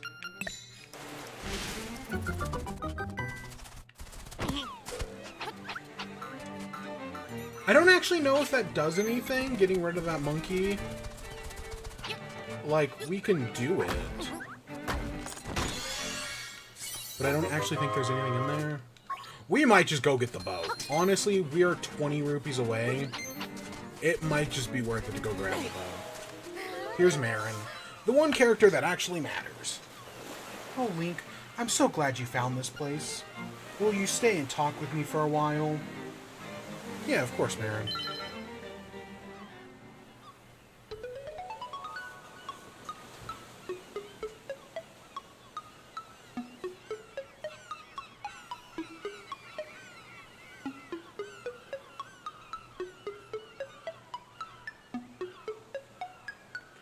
I wonder where the coconut trees come from. Taryn says there's nothing beyond the sea. But I believe there must be something over there.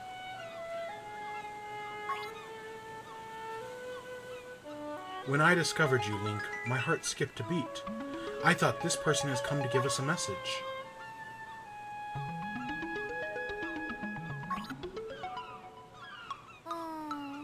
If I was a seagull, I would fly as far as I could. I would fly to faraway places and sing for many people. If I wish to the windfish, I wonder if my dream will come true.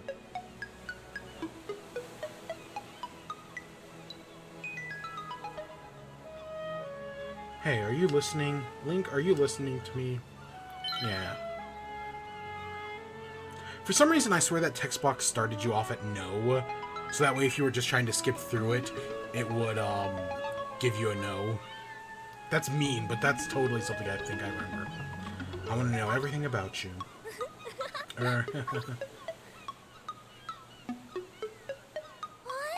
Hey, the walrus wants me to go see him. Well, alright, let's go. So this game is, right, technically it's a sequel to Link to the Past. And I actually did stream Link to the Past. Many, many moons ago. Back in, what, like, 2018? 2018 or 2019, I think it was 2018. I streamed, we did the original Legend of Zelda, Link to the Past, we did Link to the Past, we started Link's Adventure, or the Adventure of Link, I mean, but I didn't do the whole thing. We started the Adventure of Link, we did Link to the Past, we did the original, we did Twilight Princess, and we did Wind Waker. And all of those archive streams still exist. It all still exists on YouTube, except for one part of Wind Waker. I think there were, like, Wind Waker was 5 parts long, and I lost, and part 4 just never got uploaded to YouTube. And it was one of those things where I didn't notice it until it was too late. So, yeah. Sadly, part 4 of Wind Waker is gone forever. But hey, I'll probably play it again someday. That was a long time ago.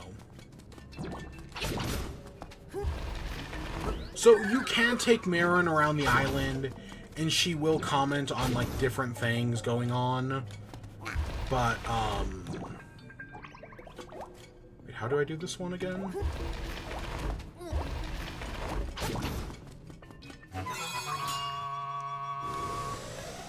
Yeah, she will comment on different little things around the island. I don't remember exactly what everything is, but I know there are a few things you can, like, get her to comment on. But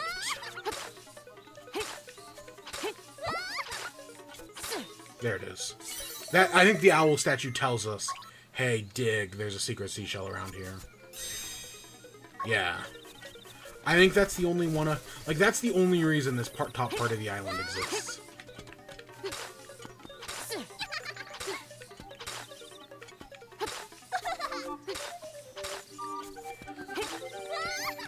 I don't know if she's just telling us to dig because we have the shovel out, or...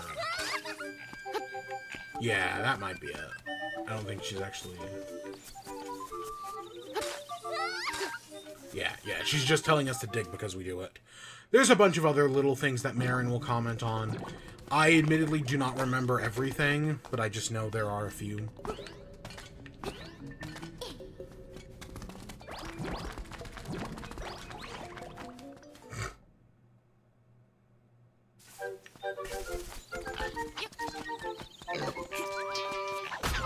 Here's another one.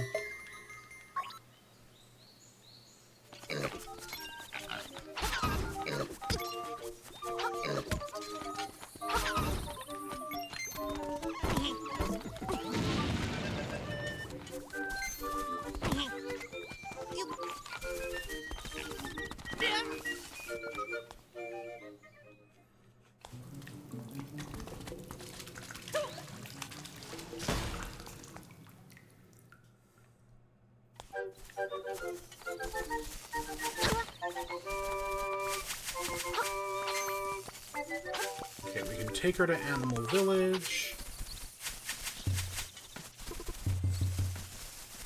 Come down here. Yeah, we're gonna, before we do the next, because we're gonna have to teleport after this, before we do the next dungeon, we will get the bow. Not that we don't need it until Dungeon 5, but we'll get it before Dungeon 4, why not?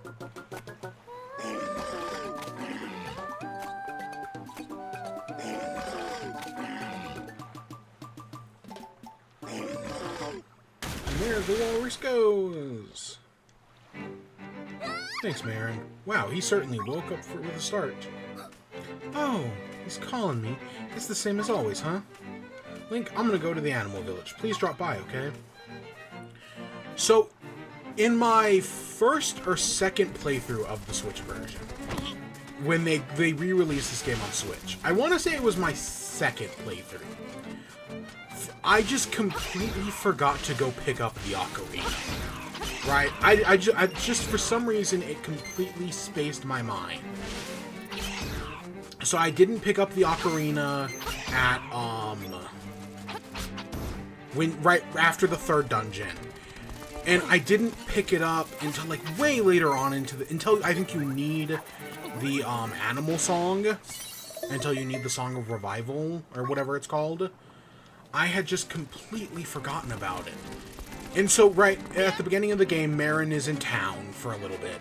Until you do right where we are right now, in which case she goes and hangs out in Animal Village. But she actually leaves Animal Village later on in the game. And when I got there, it was like, okay, well, I need to know the Windfish song.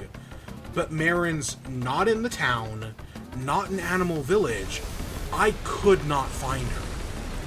I had no idea where Marin was. She actually hangs out. She gets basically attacked by monsters and ends up in the mountains. So, like, if you need to go find her after, right, if she disappears, you go eventually, like, right before the 8th dungeon. You go and save her. But it's one of those things that I just completely forgot about.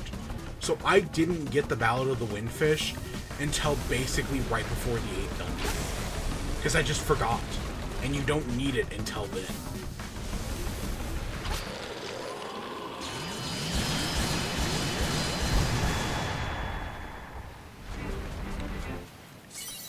Alright, so we're going to grab this key, the angler key.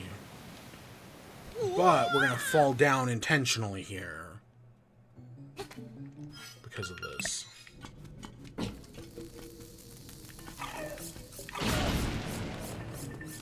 Because that's a piece of heart.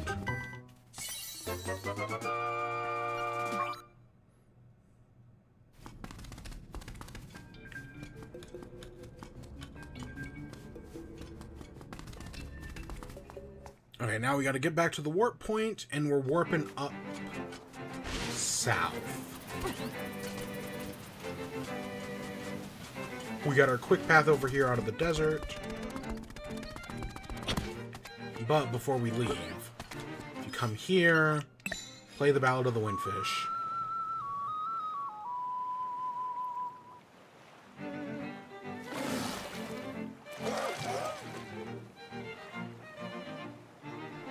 It's weird that the walrus thinks you're Marin, right? Because if we had tried to use the, right, Ballad of the Windfish before, when we had come see the walrus the first time, he wouldn't have done anything. And it's only right on the second time to get the secret shell there. Which, I mean, it's nice that you can get the secret shell. And it's clear that you have to go talk to Marin for plot progression. Like, that's why it doesn't work the first time. But, you know, it'd be mighty convenient if it did. But yeah, now you can find Marin here in town singing her song. Same thing with the old... There's an old... Later on in the game, an old lady will show up over here. Sweeping, right? The one in town. And, yeah, she shows up here for a little bit. And then she'll disappear later on in the game. Alright, we're gonna go buy the bow. Just because we can. Again, you don't need the bow until the next dungeon. But we might as well just get it. And then we'll start saving money for the river raft or something. This is, I think, the earliest I've gotten the bow in a while. Usually, I don't get it until way later on. How much is the heart piece? The heart piece is only 200. That's expensive as hell. We'll save up some money for the heart piece as well. We might as well. How many... Okay, we need one more secret shell to get the secret shell upgrade. Okay, that's a fairy. Is it this tree? Yeah, there we go. Let's go get ourselves a secret shell detector. Because we got a few places we got to warp to, so... we might as well.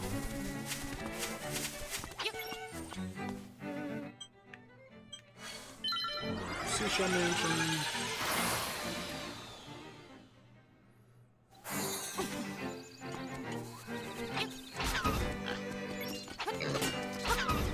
I can't remember, do either of these trees, these link to the past trees? No, they don't. Alright, so with 15 secret shells...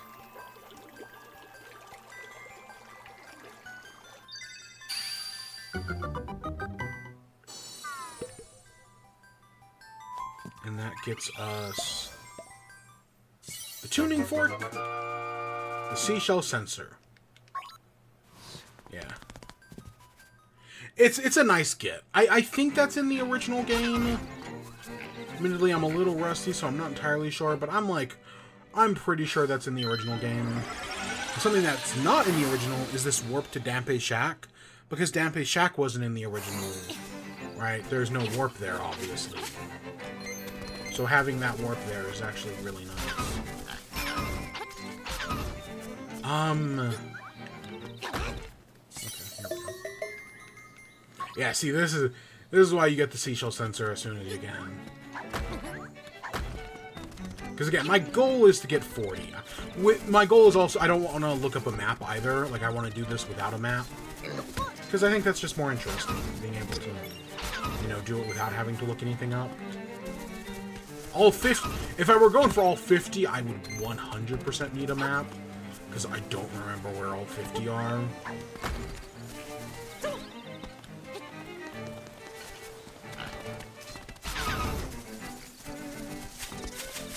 I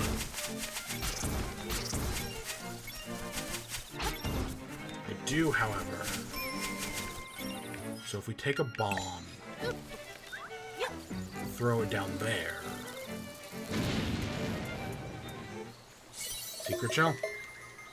And I know there's another one of those in Tall Heights that we'll get to later. That I do remember. It's not every hole, but there's a few.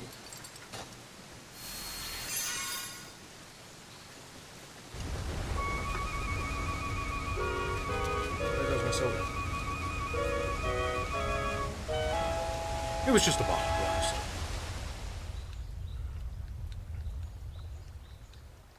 Alright, so there's the dungeon, but we can't get to it because we need to go up top. So we can take this warp point, go back to Dampe Shack.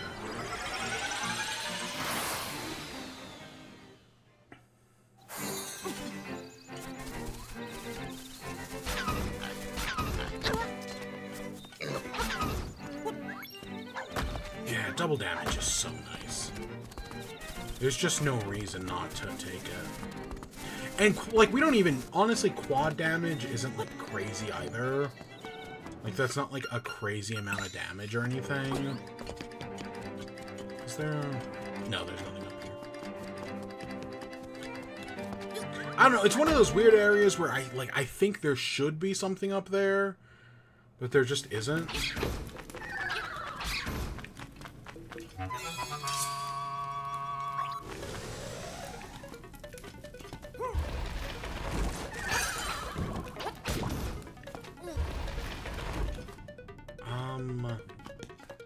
Okay, I think we gotta go down, then back up. So we've gotta push that one, and that's how we go.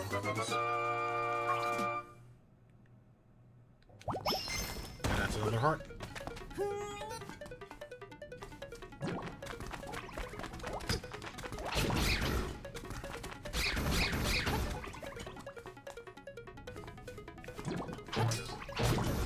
So we cannot get across. We need the hook shot to get to that chest.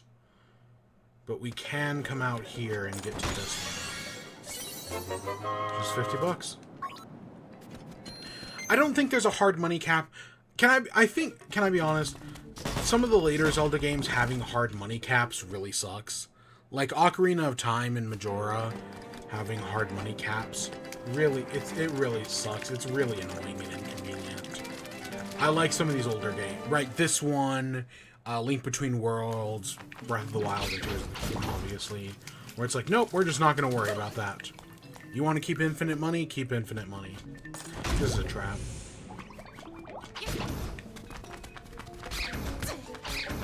Like, I get why they give you big wall, right? It's like progression, but it doesn't change the fact that it's annoying. So that hole up there is a tuning fork one. This is why we grabbed the pineapple earlier.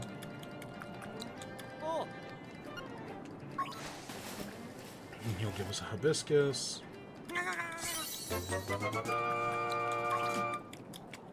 That's a Lego they should make, right? They have all those botanical Legos. And they've done several orchids. They should do hibiscuses. So yeah, that hole up there has one in it.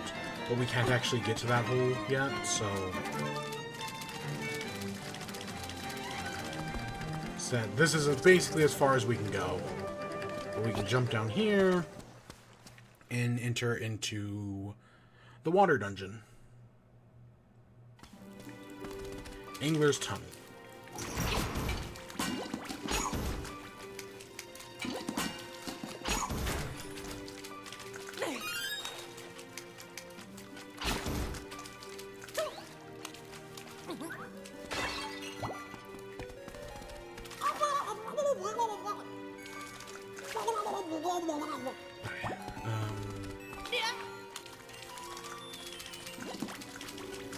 Let's go up here first.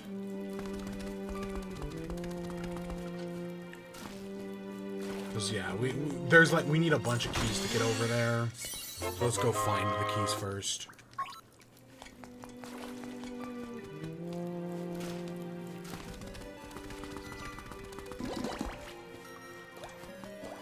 This is either the map or the compass.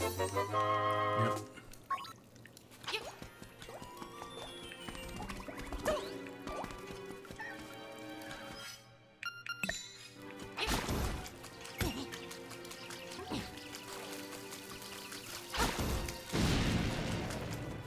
I hate these guys, because you can only hit them once they're, like, fully stopped and their propeller's not working. And it's just kind of inconvenient.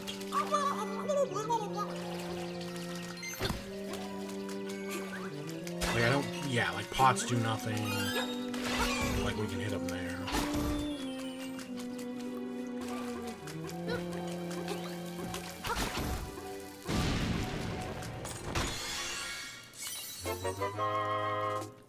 Okay, that's key number 2.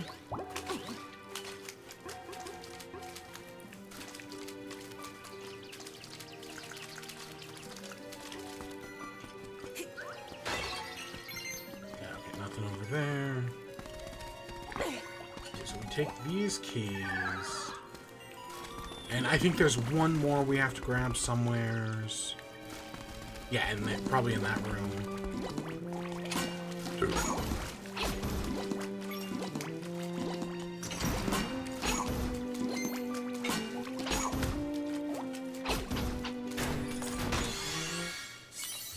Oh, this is the compass. Okay, we probably gotta go south then. Yeah, here we go.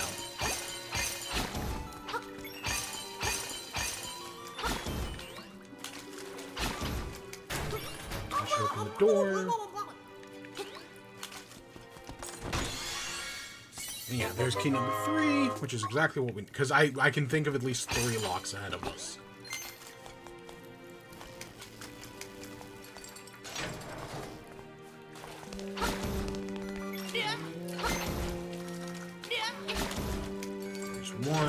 There's 2.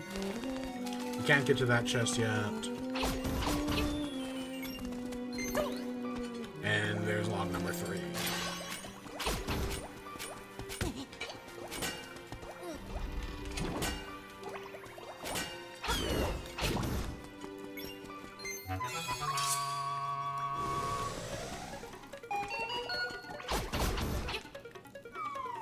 that drops the key down there, which we can't get to yet.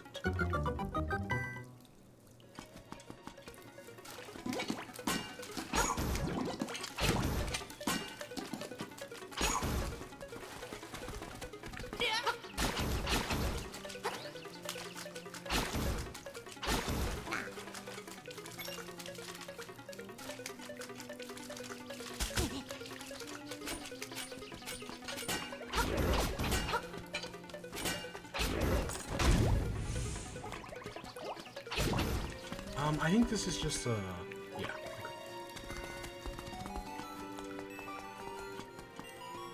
Okay. Can't do anything in there.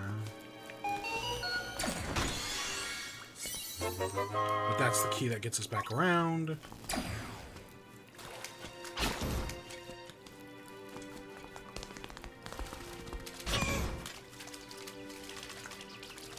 We actually managed to kill one.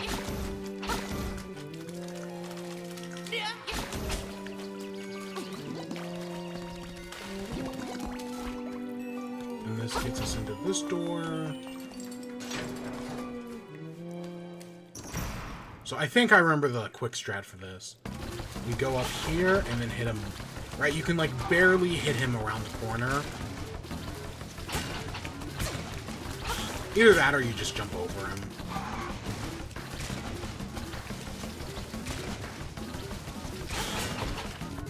Well, like that's the easy way to do it.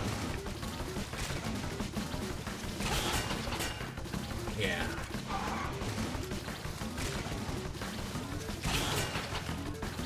More health than I thought.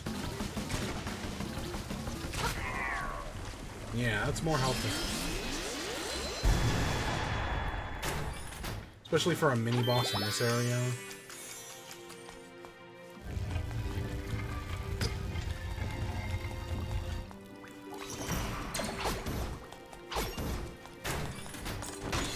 And there's flippers! One of the items that is not actually an item in the original. Right? Like, you get it, you get the flippers, and they just do flipper stuff, right? You don't have to go buy something. Okay, so it's... boop. Boop. Boop. Boop.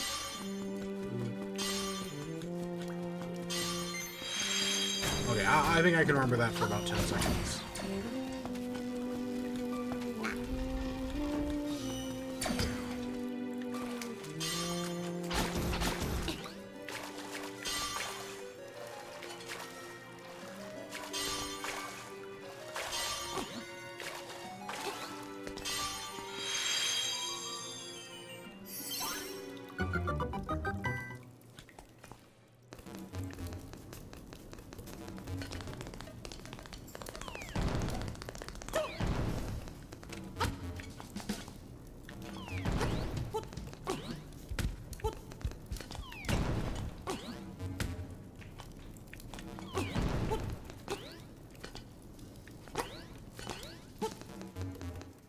I don't know why there's a second path over there. This should be the boss key. Or the nightmare key, excuse me.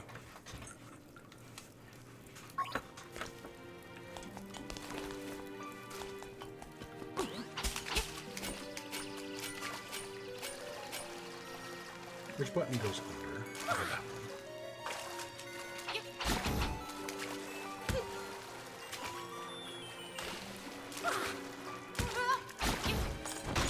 This should just be money. Yeah, it's just 50 bucks.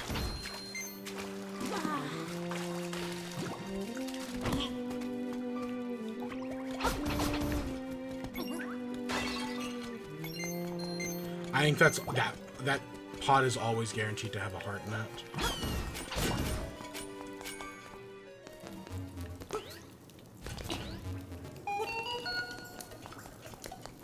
Here's a key we can now get because we got the slippers. And yeah, I think that's everything we need to go beat the boss.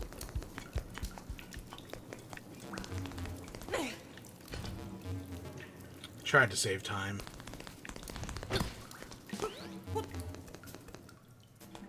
Is there a way to... Yeah, okay, we can't just do that.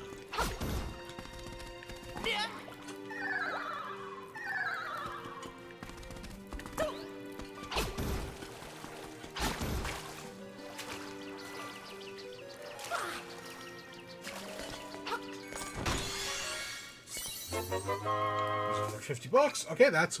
I mean, just those 2 chests alone, that's our raft ride.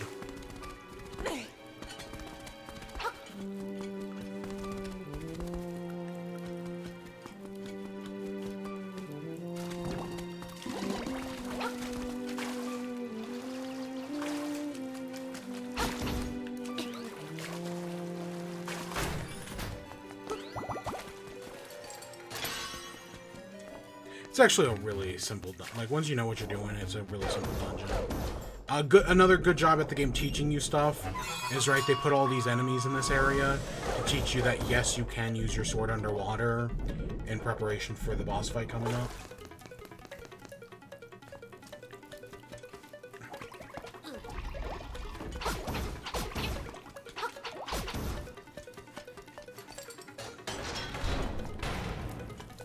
In my opinion, this is the easiest boss fight in the game. I have never died. I have never seen anyone die to this boss fight. He's so easy. I mean, maybe if you didn't have the red mail, it'd be a little more difficult, like in the original version. But anglerfish is a joke.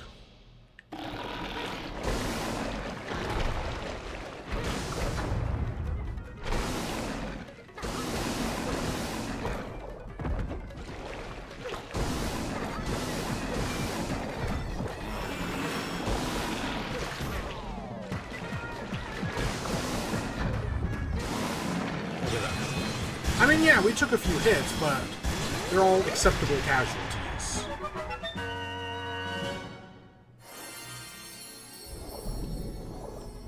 We took half a heart of damage.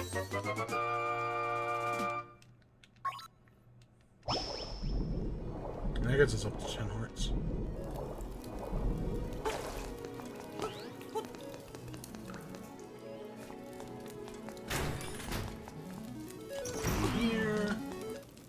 Grab the heart. And that's halfway through the game. I mean, more or less. Yeah, half the game in 2 hours. Now you may say, like, oh, if you did half the game in 2 hours, you can do the other half in the next 2 hours. Probably not. Because the dungeons only get longer and harder from here. I mean, Angler Maw is not going to be any problem, but the final 2 dungeons and maybe the Face Shrine... I don't know. I've gotten lost in the Face Shrine before, because it is easy to get lost in the Face Shrine.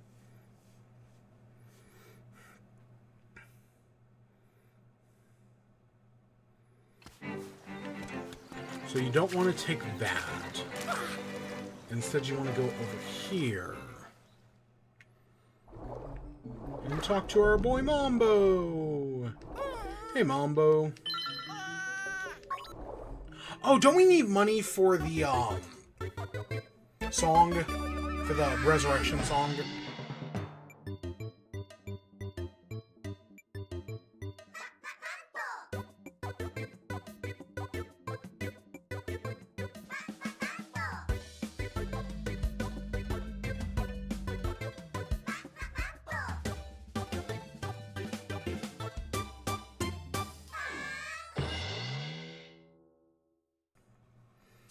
It's the song of the Tropical King. Mambo's Mambo.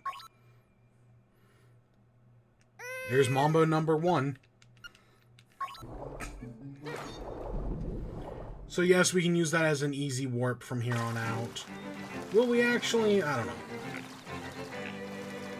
The only reason I'm swimming around here is because I think there's a seashell down here.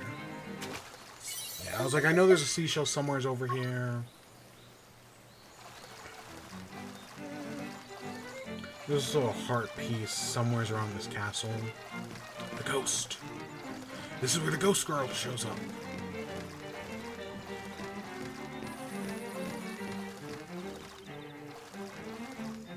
Okay, that's the way back. Here's the heart piece.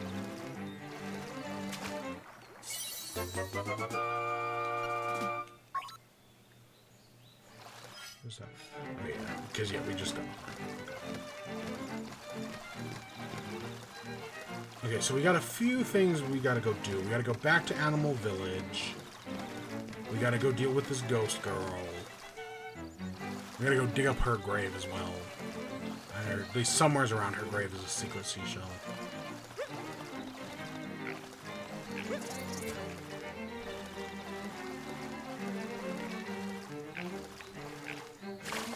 Can't remember if there's another heart piece or shell in the moats down here.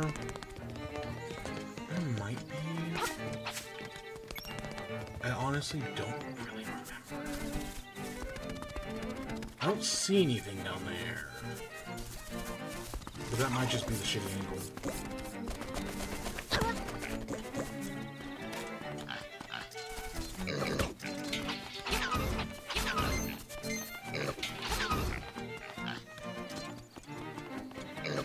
Can we actually just, instead of going into that cave, can we just skip past that one? So there's the maw. Technically, I think we can go in there right now. But, no, we actually need to go do something first. Oh, and we should go grab the bomb upgrade while we're here as well. We should do that.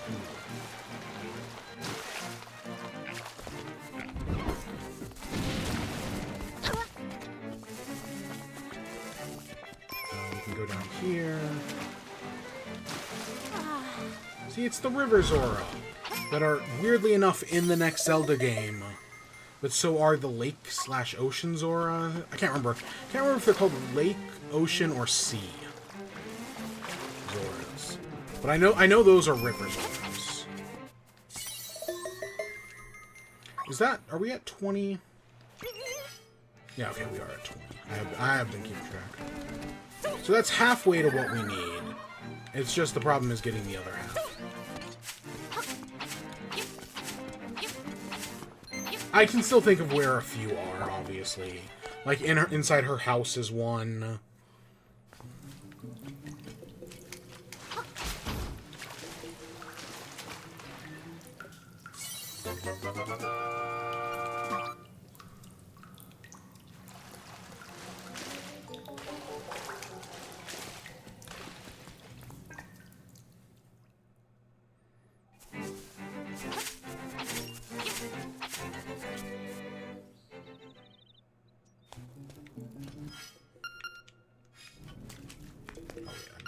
I meant to grab the magic power. Because this gets us bombs, but it's not bombs itself. You woke me up from a fine nap. You ready to be cursed? Yeah, the more bombs upgrade is nice.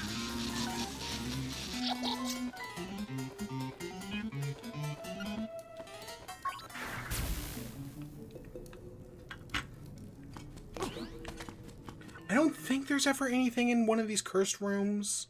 At least not that I can think of. There might be, but I don't know. I don't remember there being anything in one of these rooms.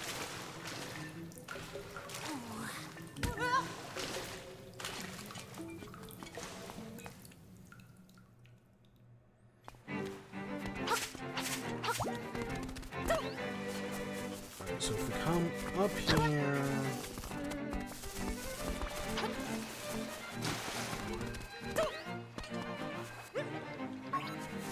My house. I like in Turnip Boy Commit. They reference this in Turnip Boy Commits Tax Evasion, where it's the ghost of your sister.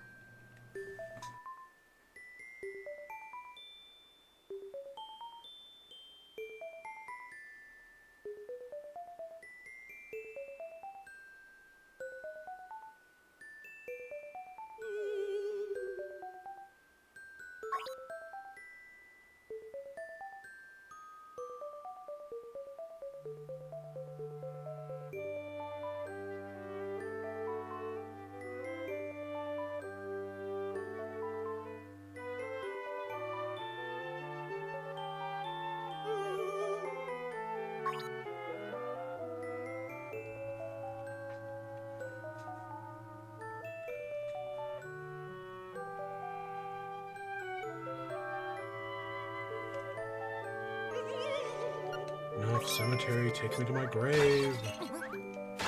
Yeah. Follow her house for a secret shell.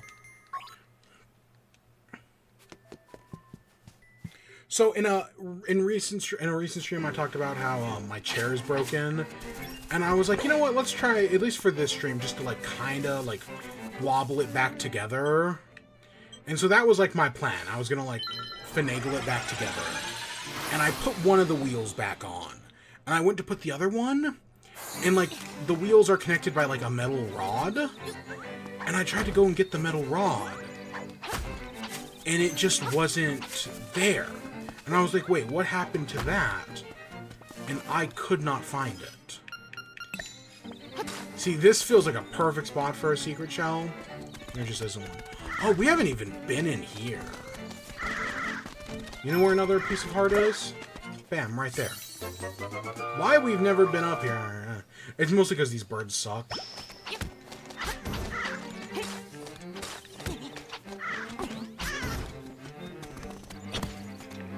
But one... where is it? It's one of these trees, or...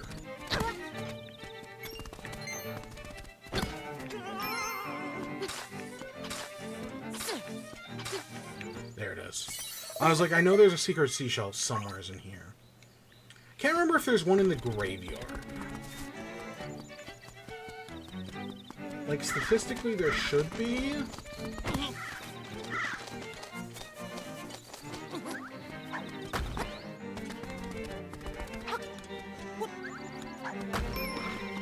I know there's one right here.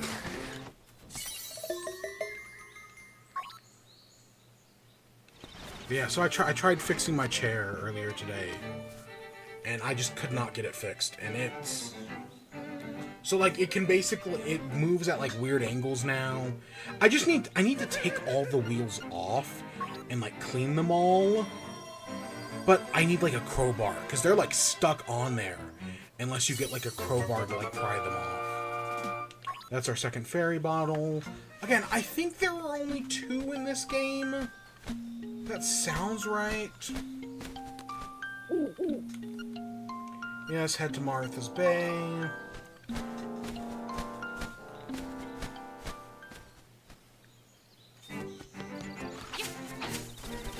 Okay, I think we gotta go... Let's do this first, because we've been able to go in here for a while, but I've just kind of been avoiding it intentionally. Oh, do we need the hook shot?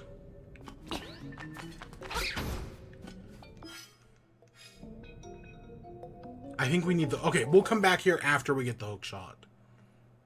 Is there a secret? Okay, give me some.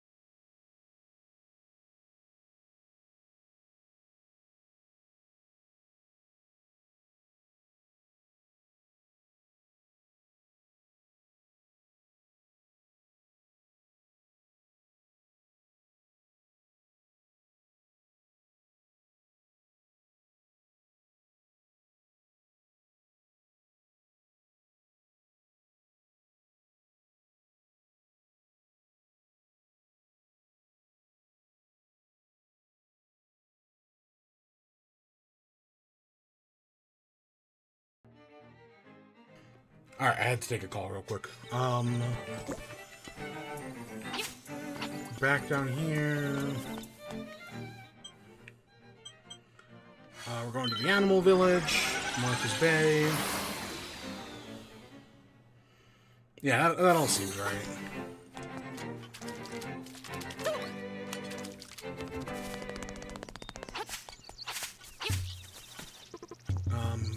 Maybe it's the next house over. I don't think it's this one, actually.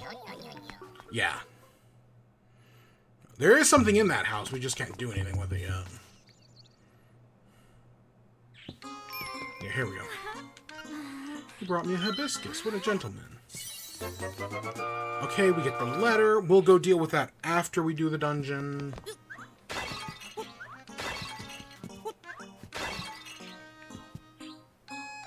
Maybe when we come back later after we've delivered the letter.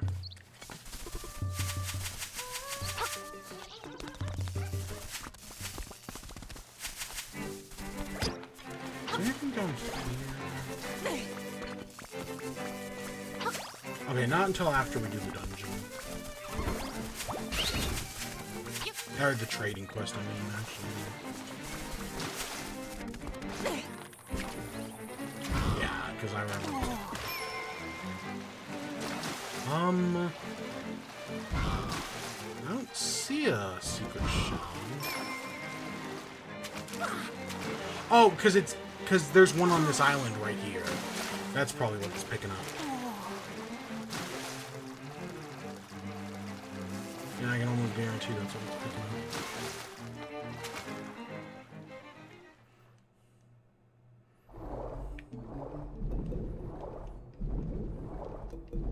Yeah, I can't remember if this passage is blocked before you do the ghost thing. You have to do the ghost thing to, like, unlock it, or there's something like that.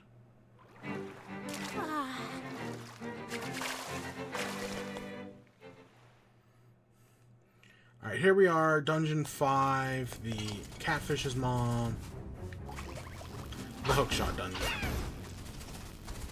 Now, this is a dungeon that I've learned from, like, multiple failed attempts of just, like, endless backtracking. There are entire places in this dungeon I know not to go because they're basically wastes of your time. Of course, not everything can be avoided, but, you know, I've learned from my mistakes. And we've got the bow now, which is nice, because we need the bow in this dungeon.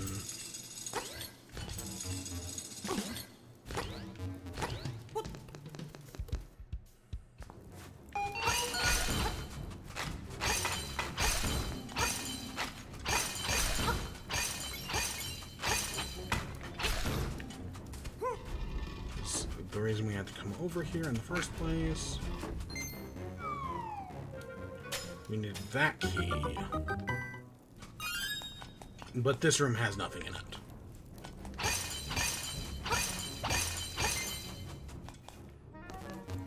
I mean, again, it's just another example of good dungeon design, I guess. That, like, oh, well, you know, you're going to have to backtrack in this one, so you might as well just show us where to backtrack early on. And then, so that way we know later on. But there are some other tricks here that really annoy me. So we go up here. So we can go either up or left right here. Right, you can see we can go either up or left. There is no reason to go left until after you have the hookshot. Just by the structure of this dungeon.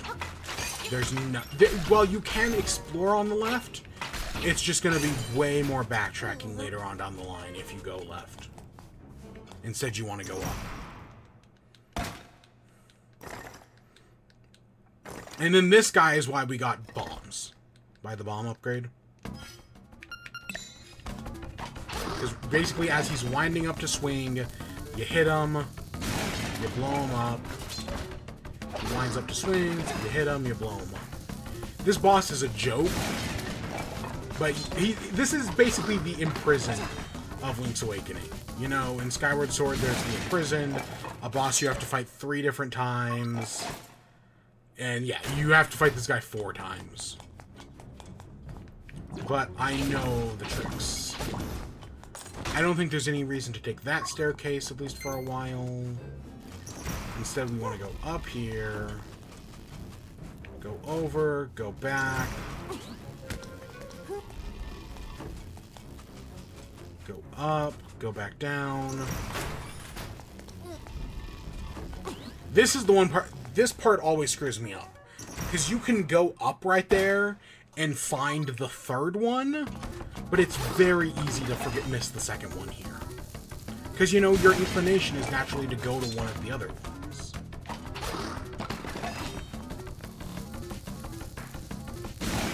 So So, right, this is one of those tricks that I've learned the hard way in, like, multiple failed attempts of this dungeon.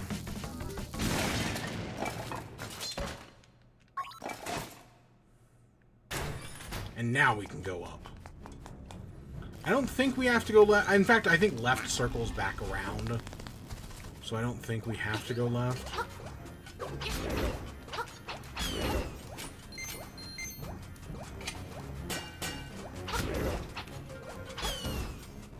Because this should, or at least, okay, somewhere's around here is 3. Maybe it's up here. Yeah, boom, here's 3.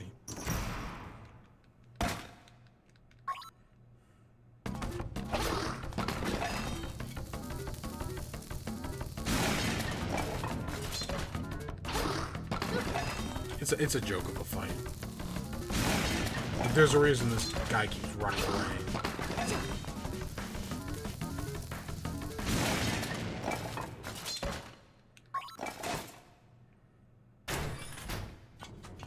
Okay, now we gotta go all the way. Even though that would be the perfect plot, I honestly think the best point to put a warp point would be after the second one, because that'd be like in the most like centralized spot in the dungeon. Instead, no, we have to go all the way back to the beginning, go to 4, and then we're gonna have to come all the way back here. Because some of the other things in this area we cannot do until we get the hook shot. So we basically gotta leave and come back later. Now there are ways to cheat this dungeon. Once you get the hook shot, you can actually use it to skip some of the stuff. Like basically there's like an extra key you need to grab that you can practically skip by using the hook shot. But we don't have the hook shot yet, so either way we gotta deal with this shit.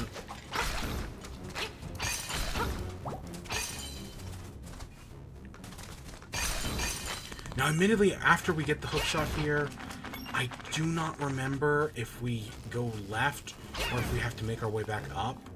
I want to say the way back up is the nightmare key, because the nightmare key you get by going underwater.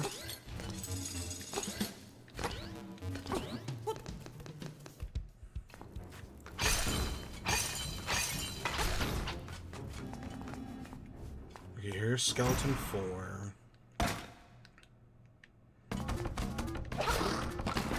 I think I wouldn't be as, you know, annoyed by this guy. 1, all the backtracking. But 2, and I think the more important one, is if he changes up a little time, right? Like, maybe the first time it's, right, you just swing right before he attacks.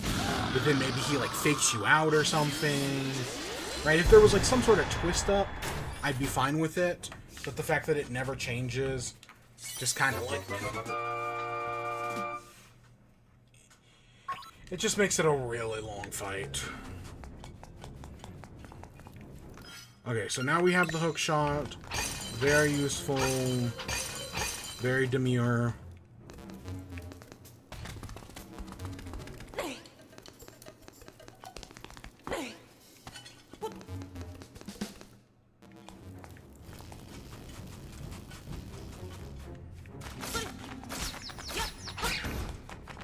We can now use it on that guy. Take away his hat.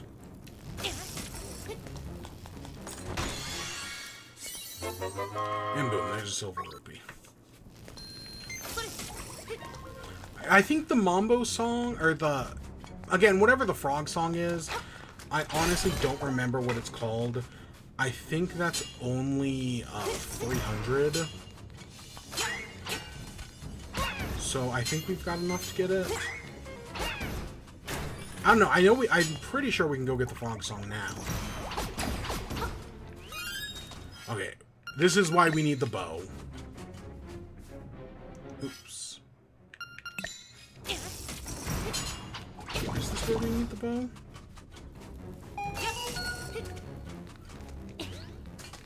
Okay, maybe I'm later on down the lining it.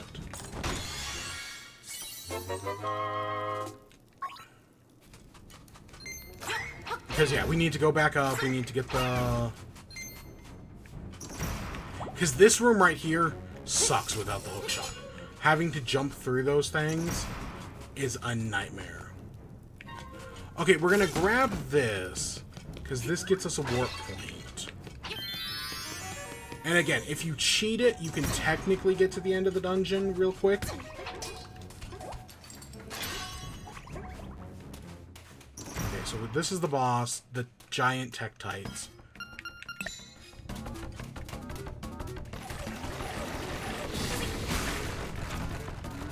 This boss can be... The fact that you have to fight 2 of them makes this boss a pain in the ass. Because their eyes do not stay open for long.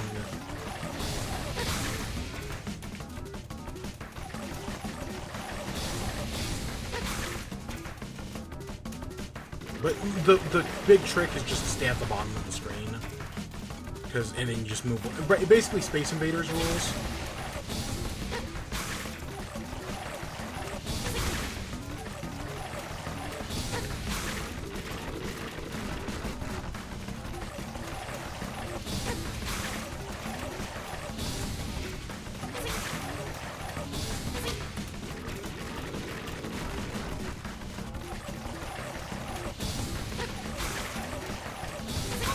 And the fact that, God, they have a lot of health. Like, that's half of our... I know we've missed a few times, but that's like half of our arrows.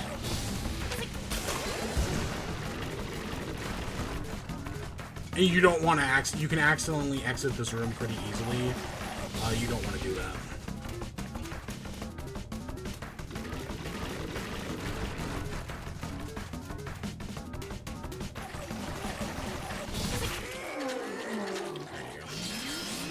I don't remember if the shield can block its fireballs or its eye lasers.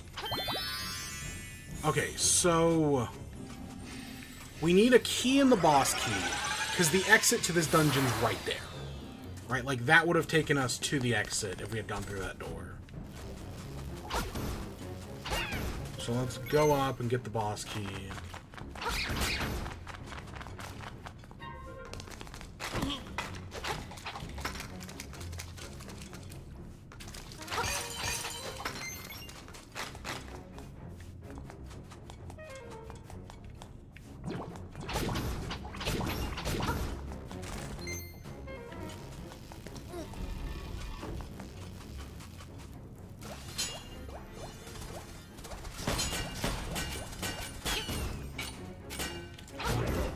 Here's another room that sucks.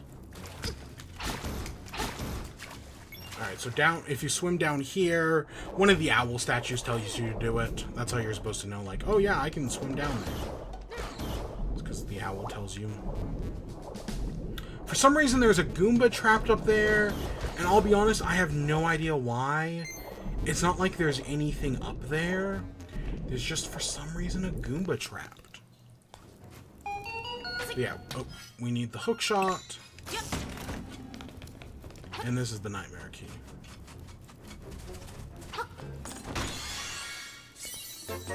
Okay, we need one more key to beat this dungeon. And I cannot for the life of me remember where it... Oh, is it down there? I guess we didn't go in there, or it's to the room to the left. Huh, I guess... I honestly just completely forgot about that room. I guess it's because we didn't go back.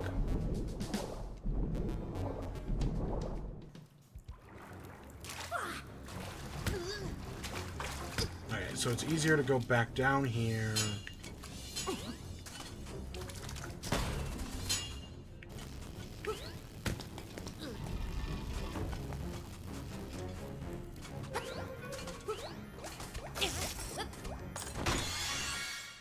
Here's some money.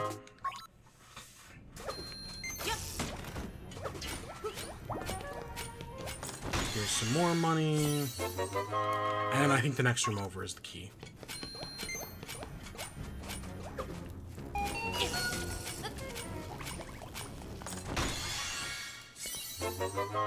And yeah, I think that's our... Now we can just go back and... Oh, wait. We gotta go up the top.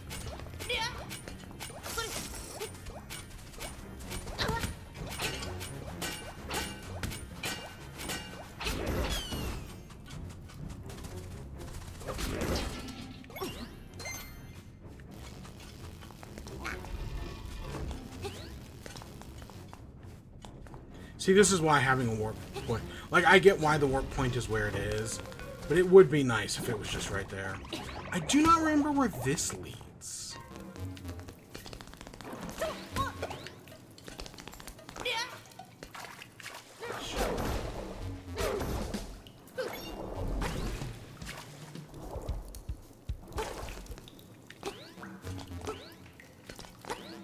Because I don't think you actually ever have to go through here.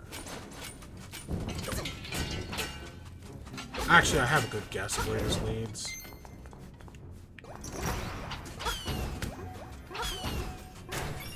Because let me...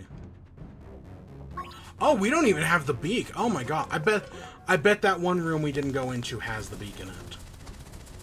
Okay, so you see this? If you jump, you can like slowly make micro adjustments to Link, and you're able to just barely hit that block. Right, when you jump, you can slowly make micro adjustments.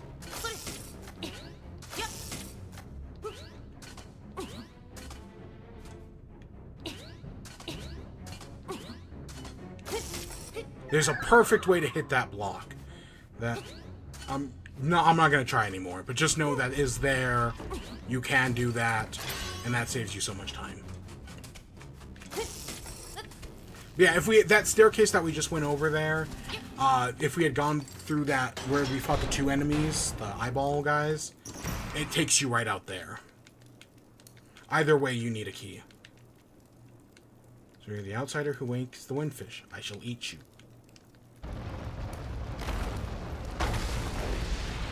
So this boss isn't as long as you're patient, this boss isn't too bad, because you basically just hide in the corners for the slime eel. Right, like we come over here into this corner, and then you just wait for it.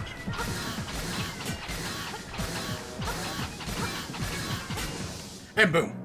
Look at that. We actually got really lucky with our timing there. Like the fact that it went to that spot first is some good luck, but the slime eel is not bad at all. It can look pretty intimidating, but yeah, the fact that it can't hit you in the corners of the room really makes things a lot simpler.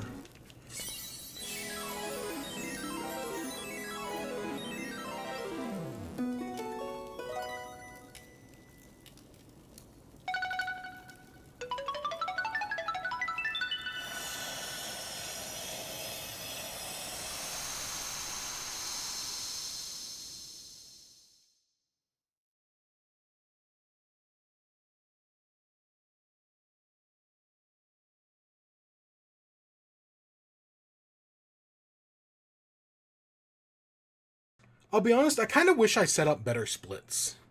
Like, I just have the one timer. There's a part of me that wish I had set up some actual splits. So that way we could, like, see where my time actually is for each of the dungeons. Because, like, it's not even... Like, I'm fully expecting this to take another few hours. But the fact that we're not even at noon yet kind of blows my mind. I mean, we've still got a bunch of secret seashells to find. We've still got a few more things to go get, obviously. Like, we're not done. But the fact that we're 5 dungeons in already is... We're making good progress. Again, those last 2 dungeons, real pain in the side.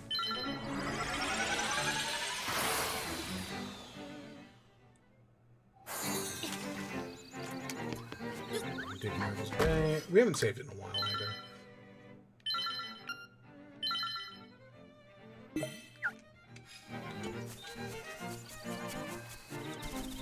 Oh, we can now go get the heart piece in here.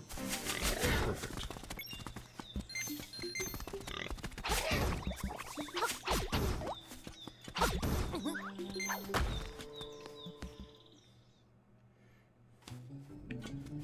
So we can take this here.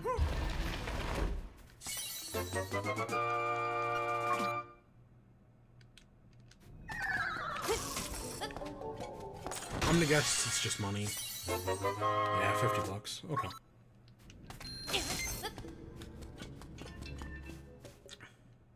We should go do the river raft at some point, because we're close. We can go do that.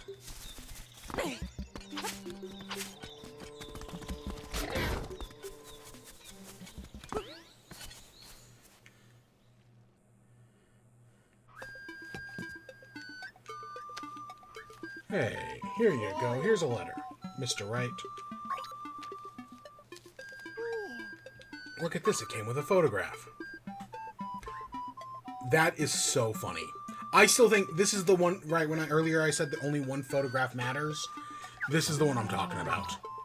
That is so good. And he gives us his broom, which I hope the grandma is in Animal Village, because that's where we're going to go next. If not, you know, we'll head back to town, but she should be in the village.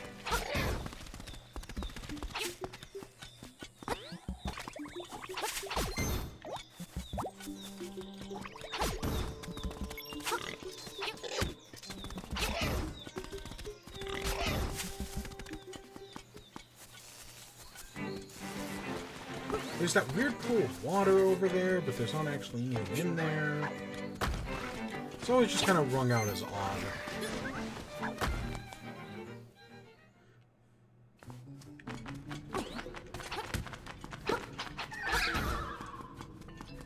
Okay, we can now break this.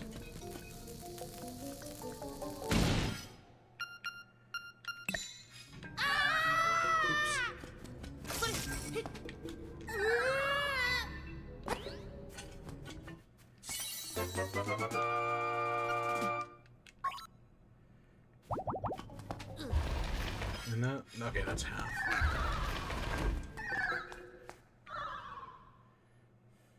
Alright, we're at half hearts, 20. Wow, we really need that. Alright, we'll go check, because we're right here, we might as well check the village. I'm pretty sure she should be in Mabe. I'm pretty sure she should be an animal. But we'll check Mabe anyways. We'll also, actually, while we're here, let's check Mabe first for the grandma. Let's give her the broom. Because we can finish the trading side quest right now. We actually probably should finish the trading side quest right now.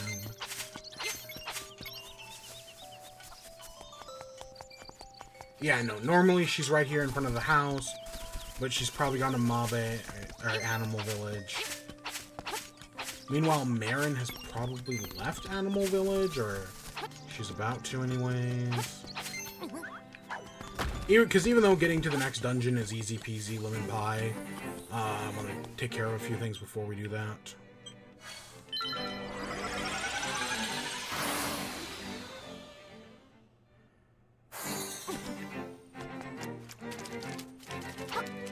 Because, yeah, we can finish off the trading side quest. My broom? Thank you, Link. Here's a fishing hook I found.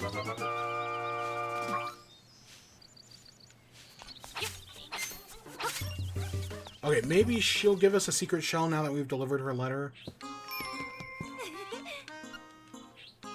When I said it means a lot for me. Yeah.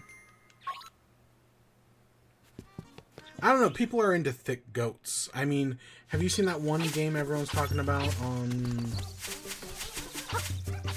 right now? There's this one game that everyone's talking about right now that has, like, this thick goat in it.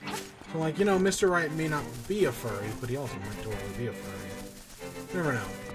I don't know, why is that on TikTok? Right? I don't know, I've heard the movement's really good. That's what everyone keeps saying, so...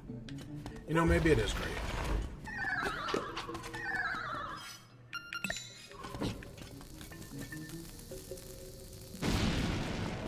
You literally never know with these things. Okay, okay. We did need the hookshot here.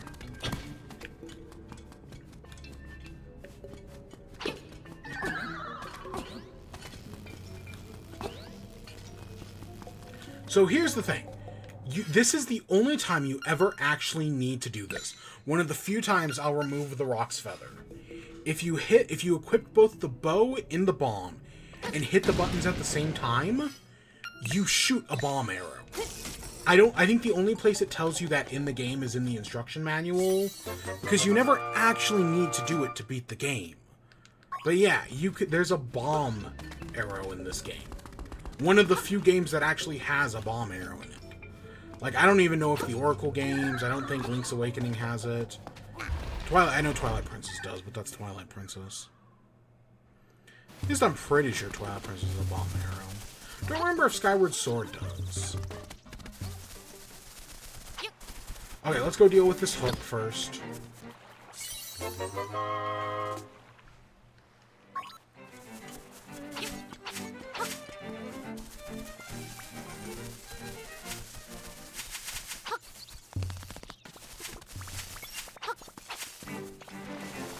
So if we go down here... So, right, previously in Martha, there's this mermaid over here who's like, hey, have you seen my necklace?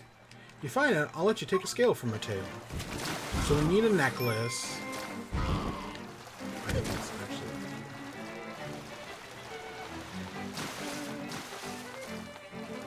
right. And with no indication, if you go under this bridge...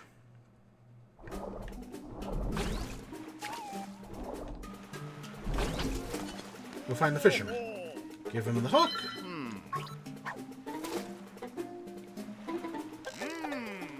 What's that? It's a big one. Then you pull up her necklace. I can't remember if giving him the fishing hook, like, unlocks anything else in the fishing minigame. Like, it might. Yeah,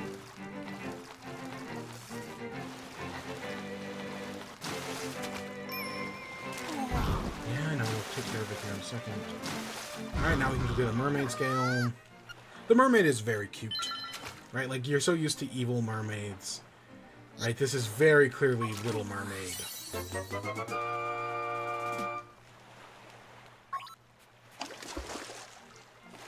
I don't know.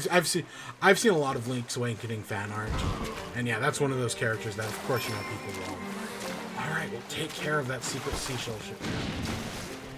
I get it, game. I get it. Now that we have the mermaid scale. So there's an alligator artist you can talk to in Animal Village, who's like, hey, if you get a mermaid scale, you can finish my statue over there. Right? Like, he makes a big deal about it. But you need the hook, right? You need the hook shot to do it. Because even though you can do the rest of the trading quest without it. Alright, like you can go get the hibiscus, you can go do all that. You need the hook shot to get across here. And then you can go put the scale in the mermaid statue.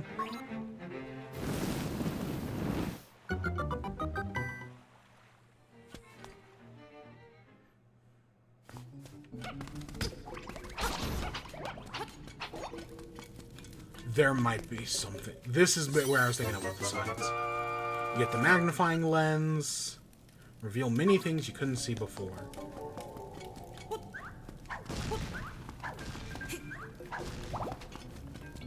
There are two important things we need to do now that we have magnifying lens.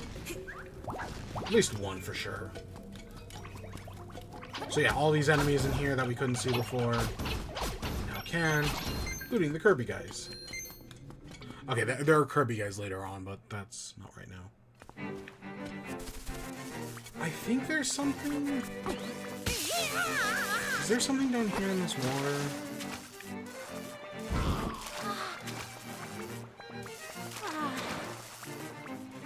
Okay. Well, okay, let's go take care of one of those two things first.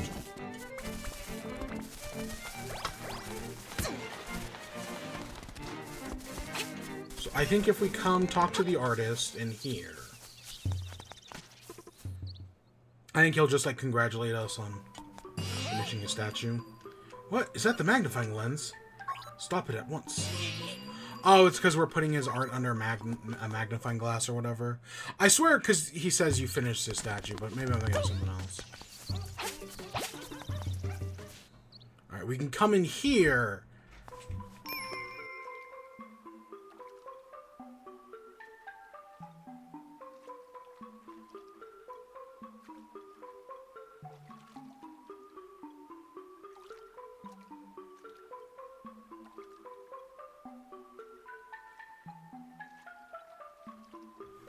Alright, so when we come in here, this guy wasn't here earlier, but now that we have the magnifying lens, we can see him.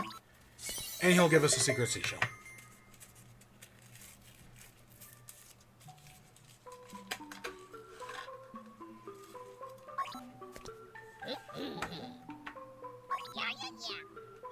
The cave at Trombo Shores, and use the magnifying lens. There, you'll find someone else like him. So that is a thing we can do later. Technically, you don't need to do it to beat the game, which is... there's a lot of... It's interesting that there are so many optional things in Link's Awakening, but yet the magnifying lens, surprisingly, isn't one of them. Like this big trading side quest, you actually do need to beat the story.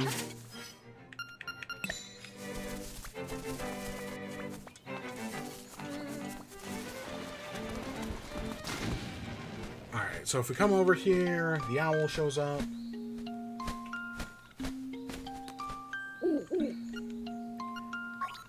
Don't pollute, give a hoot.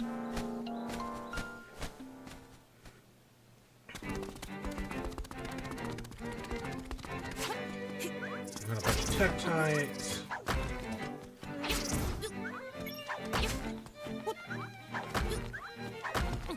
So there is a secret seashell right up here.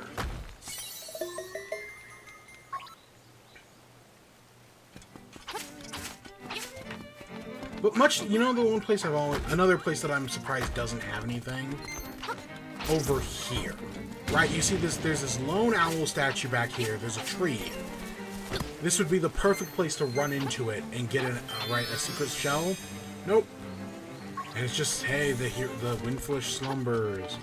It's a really weird one. Like, I definitely feel like there should be something there that just isn't.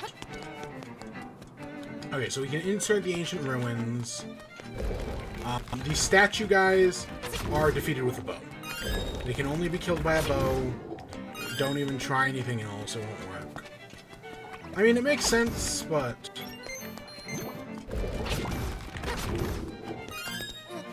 And luckily, they will always give you an arrow, so, right, even though we have 12 arrows, we're basically self-replenishing, which is nice.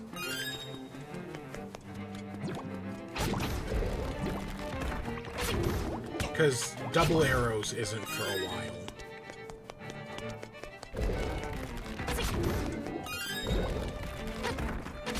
Of course, if we miss a shot, that kind of slows us down. I'm looking for hidden things in here. I know for sure it's up here, but I can't remember if there's anything else hidden. It's this one down here. This is an art piece or something. Oh, it's a secret shell. Okay, never mind. Again, we're getting closer. I think that makes 25, so we're just missing 15.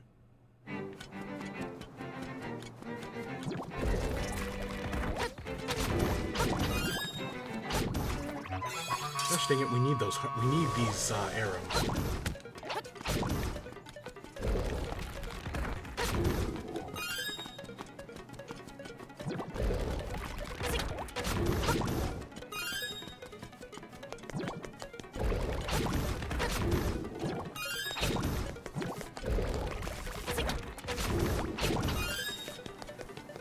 So, okay, with this boss up here, this is one of the few times in the game where this enemy can only be defeated by a certain means. Like, you cannot just slash him with your sword. You have to specifically... Right, we gotta charge our sword, then we have to slash him. Why this boss works like this? No idea. But you do that twice until you break the shield, and then I think we can just hit him with an arrow. He dies in 2 arrow shots.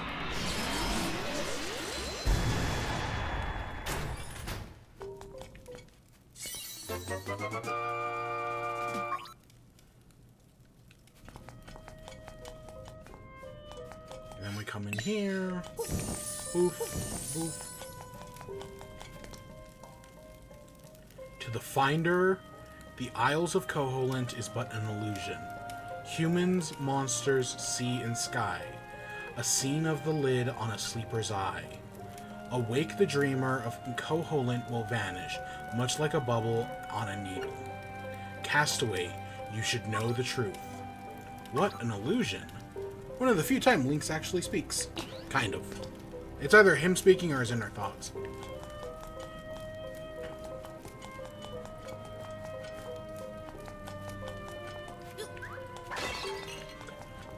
You can actually just go in and out of this building to get infinite arrows.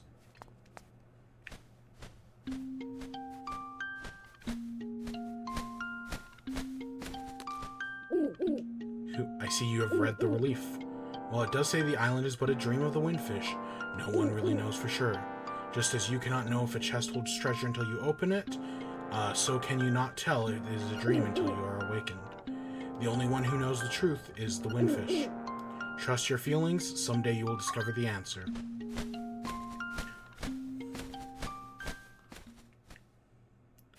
So we are now up to the point where my mother is, right? My mother, who's been playing this game for the past 2 weeks. She had just found out, right? The whole island is an illusion. That's where she is in this game. But yeah, that plot twist, the island being an illusion, as a kid, that blows my mind. Right? Like, this stream is titled Link's Awakening, the Darkest Zelda Game, and that's why. Right? The fact that this entire island is a dream, that's what makes it the Darkest Zelda Game. I'm saying that as a joke, by the way. Like, the idea of a Darkest Zelda game. Right? It's something people say a lot. Admittedly, I'm one of them. But if you ever... There's a YouTube video called, like, Which is the Darkest Zelda Game? Or something about a Darkest Zelda game that I highly recommend you watch. Because I think it puts into, like, stark relief how much it actually doesn't matter which is the Darkest Zelda game. That they're all the Darkest Zelda game.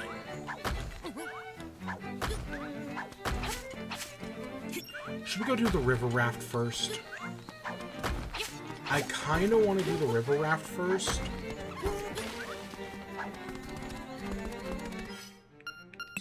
Alright, so if we come up here, because there's the key over there. Because yeah, it'd be nice to just get the heart piece and the other thing while we're here. The secret shell. Just so that way we don't have to worry about it later.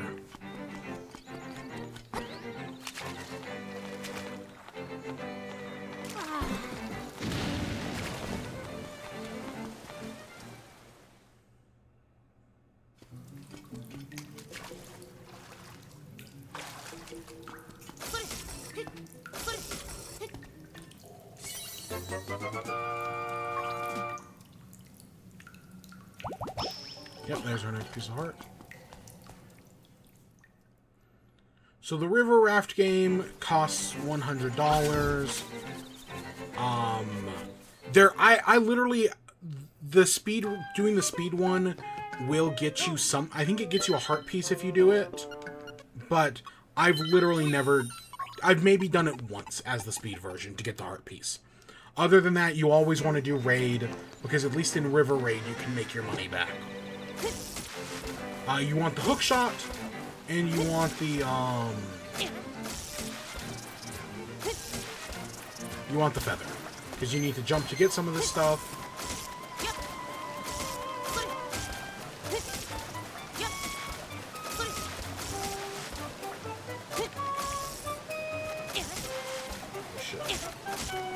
I think we had to go up there. Oh, that's not good.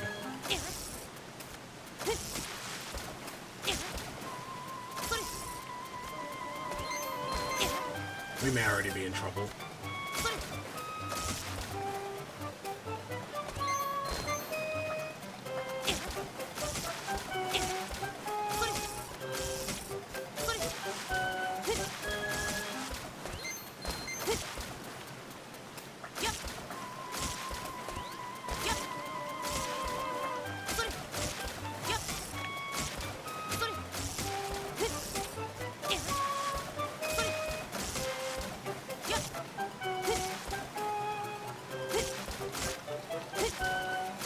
It's kind of a pain in the ass. You can literally spin forever in here.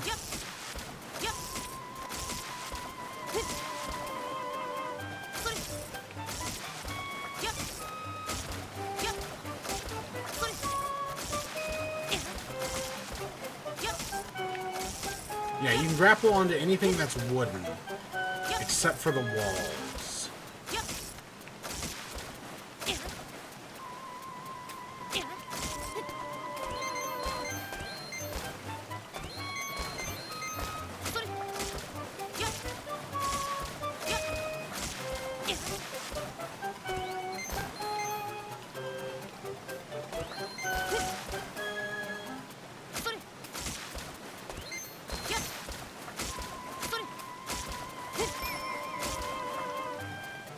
Okay, so up here, we can take our shovel, and we can get a secret seashell.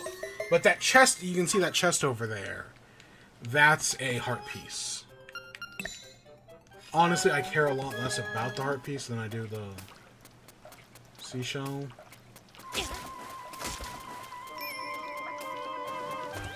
Oh, and that's also,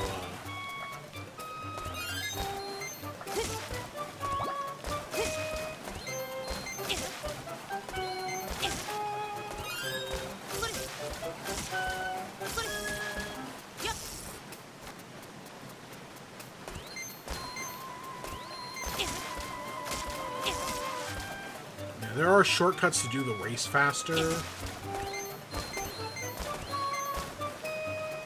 then right here at the end.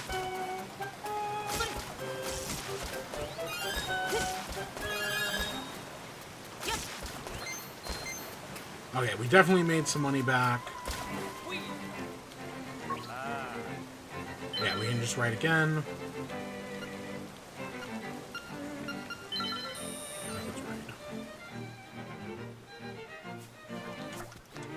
The 20s really add up here over time.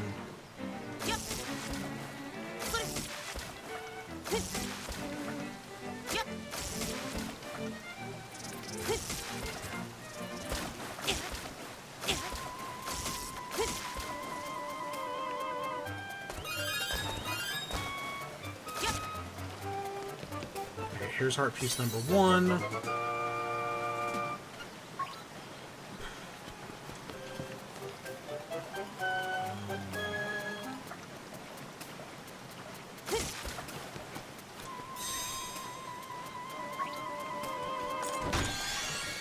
Maybe I'm thinking of somewhere else where you can get up to get that secret seashell.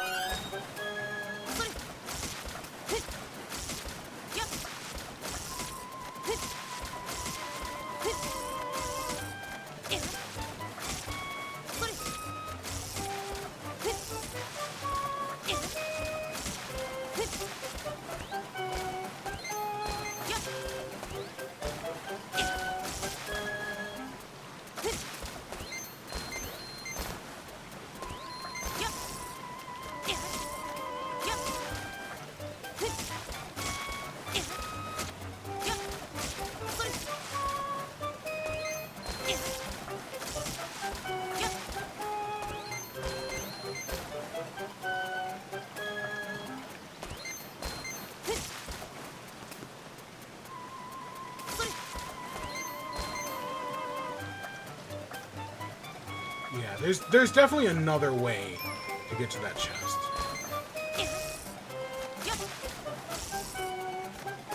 I just don't know it. Yeah, this is honestly probably the best way to make money in the game. But yeah, you can only do it after you get the hook shot, which to get the hook shot you need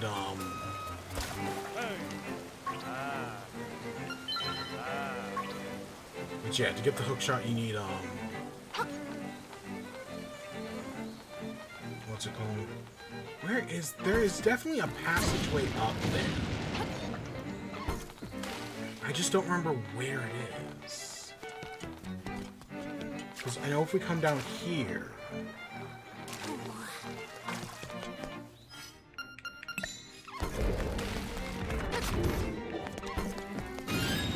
but I think this is...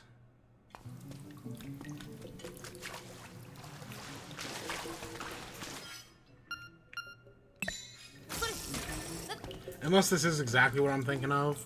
But I don't think it is. Yeah, this takes us over here.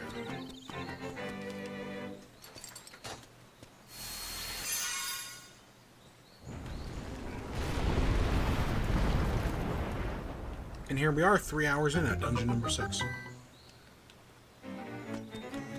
How many? What, 29. Okay, so we just need 11 more. Okay, Face Shrine. I remember okay-ish. I want to say we want to avoid going to the right. Like, it's important to go to the left here. And then we come back much later on and go to the right. These guys we want to defeat with the bow.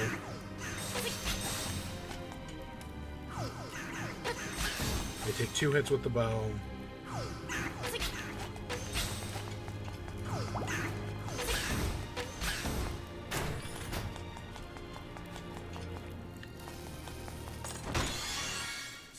$50.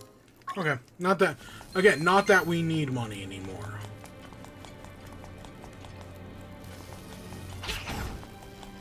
Arguably not that we've needed money in a while.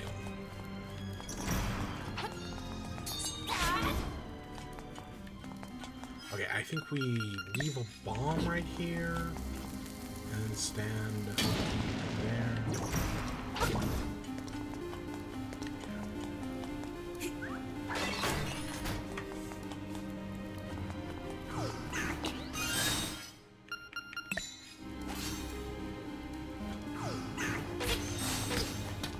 There are certain points where you can stand, where you can just hit, where like they can't hit you, and you can hit all of them pretty easily.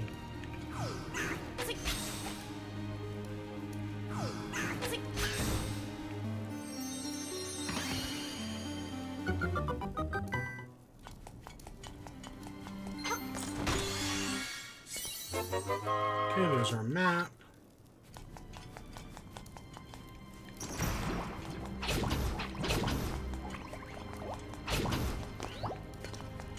Okay, I know we gotta go up there, but is there anything we can do? Yes, there's a chest. Beak? Yeah, that's the beak.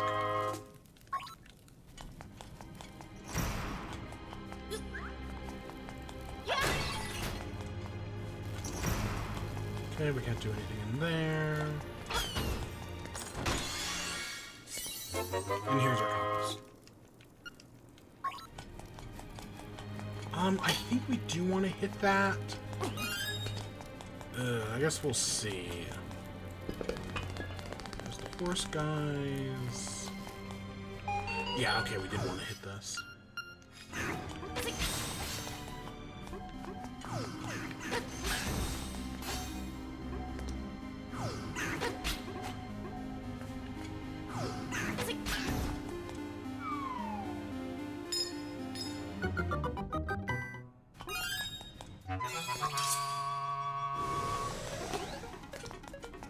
There's our key. A lot of things we'll deal with later. I think we want to hit this going back.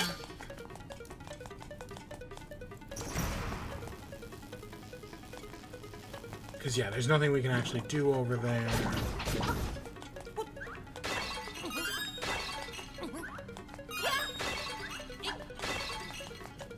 It doesn't matter. This one does, but...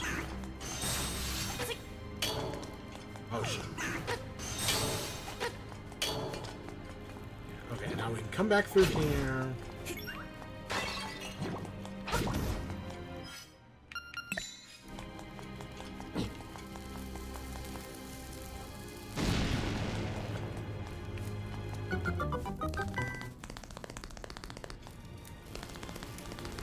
This is... Enter the space where the eyes have... The walls have eyes. The eyes have walls. If you look at the map, this dungeon is a face. And, yeah, there are 2 blank spots right there. I don't know. It makes sense. Like, I feel like the map is actually showing us more than it needs to. Because I feel like in the original it shows you less.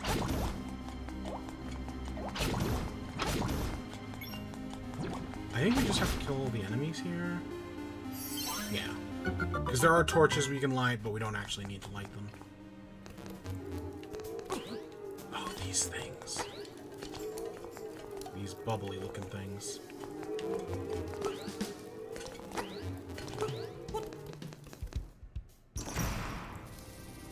Ah, shit. Okay, so that had the blue up. We're gonna have to come back around with the blue down. I don't remember what's the easiest way to do that.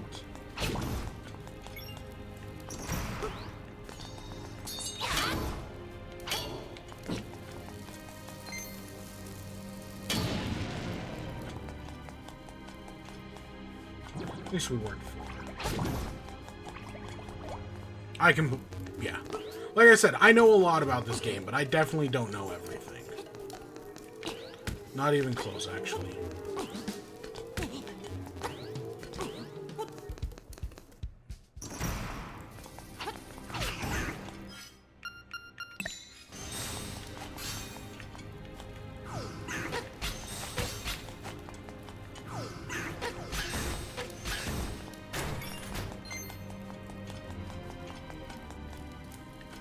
Because this should be the power bracelet.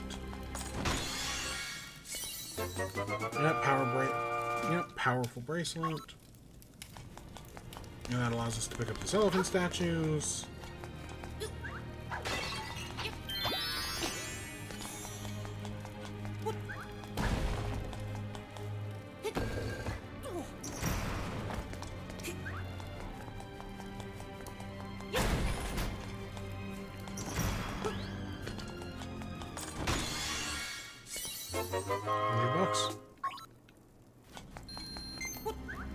So yeah, we basically have to do the entire right side of the dungeon.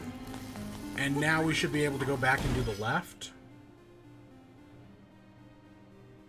I mean, there's that one chest. I guess let's head back up, actually. That chest could be the nightmare key for all I know.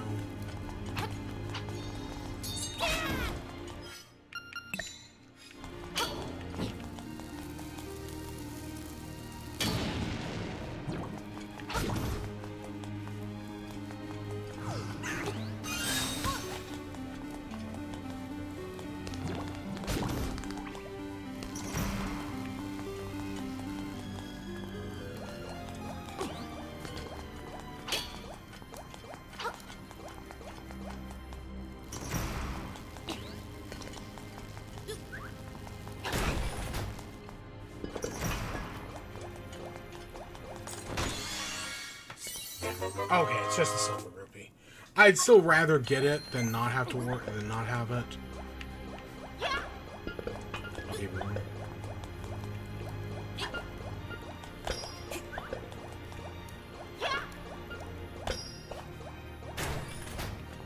oh, that just lets us back out. Oh, is this? Holy shit. So yeah, this is one of two places in the game that at least I can think of where you actually have to leave a dungeon and go back into the overworld. I can think of this and like one other place.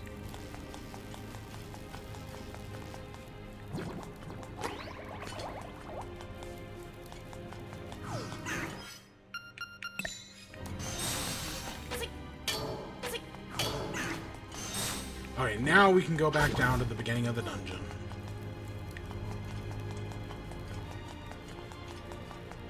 And now, instead of going to the left, we can go to the right.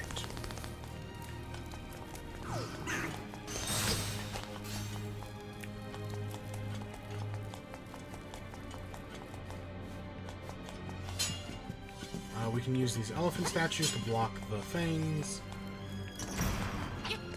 Alright. An easy solution to any time this puzzle comes up. Hide in the corner and just take their hits. Your shield will block all these things' hits guaranteed.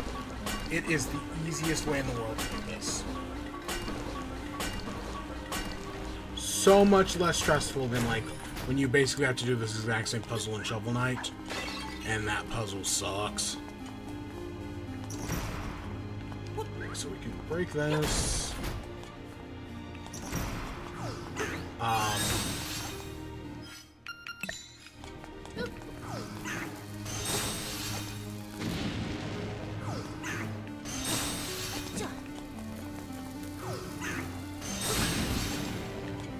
Look how much faster that is than...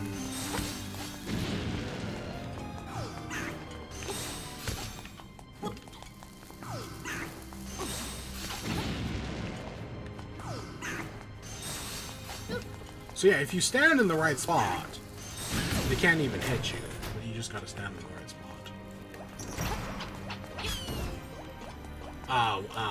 We can't do this. There's a decent chance that that's just one of the creams. One of the healing creams. I know we can go up there. I don't want to go up there yet. Because I do want to go down here. Yeah, I know. Because I know some of these later dungeons give you healing creams. So you do not forget to head over here. There's a key down here. Yes, please make sure you get this key. Because if you don't get this key, you can end up right there at that keyhole without a key. And it sucks. Because then you have to jump down, and you're going to have to retrace your steps, and... Oh, it's such a nightmare.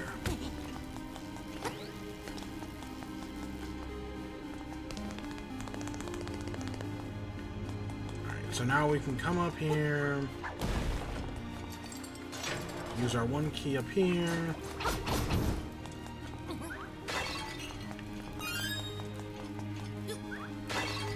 They give us bombs, because obviously we're supposed to bomb that.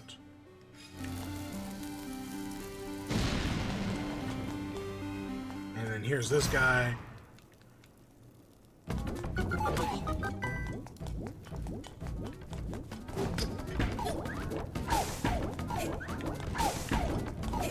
So if you can literally just wombo combo this guy, just as long as you're faster than him, you can just wreck his face. Here's our shortcut back. So there's a path leading forwards, but that's a trick. That forward path will actually just lead you in a circle. How you're supposed to figure this out, I don't know. But this is why you do the left side first, because if you go through the right side, you'll get to this point and you'll be stuck. I bet one of the owl statues tells you about it, but I don't read the owl statues.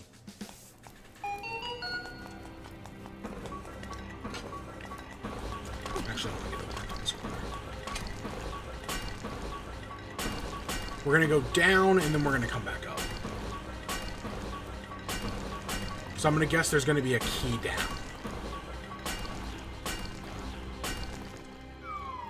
Or there's just a key in this room. Never mind.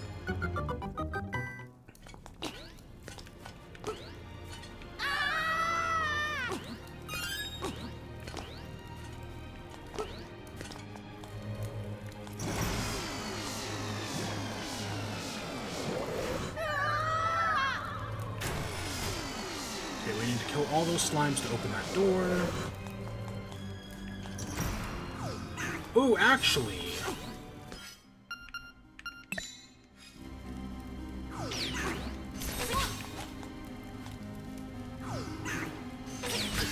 I'm going to guess this is a dead end.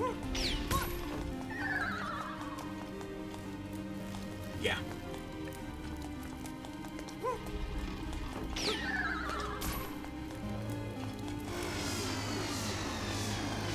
I would rather check it and be wrong than have not checked it.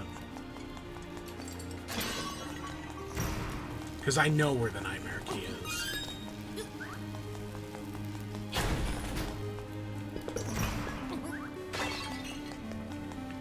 Okay, these are horse guys. I'm awful with horse guys.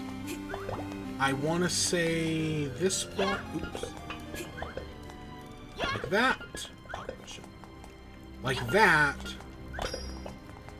And like that. They move Or at least they're supposed to move, I think, like knights do in chess. But I don't know. We did fine there, so what do I have to complain?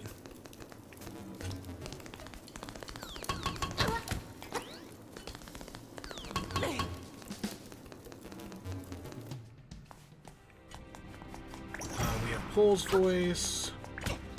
The only way to hurt Pole's voice is to pot him. Actually, wait. Let me...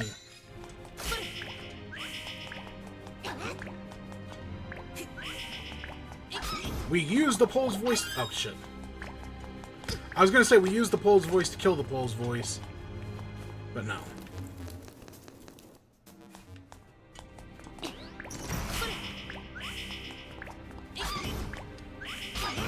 We can clearly do that to kill 2 of them, but for the 3rd one we actually do need a bomb. Okay, this one we definitely go down. Hey, look, it's these fuckers again. Thank goodness we have 60 bombs.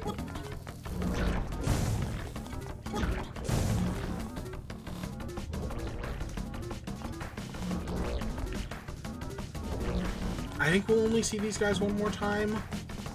God, I hope we only see them one more time.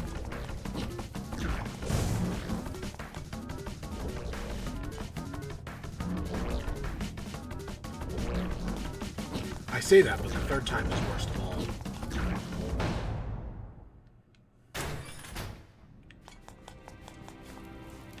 Alright, here's what I was talking about earlier.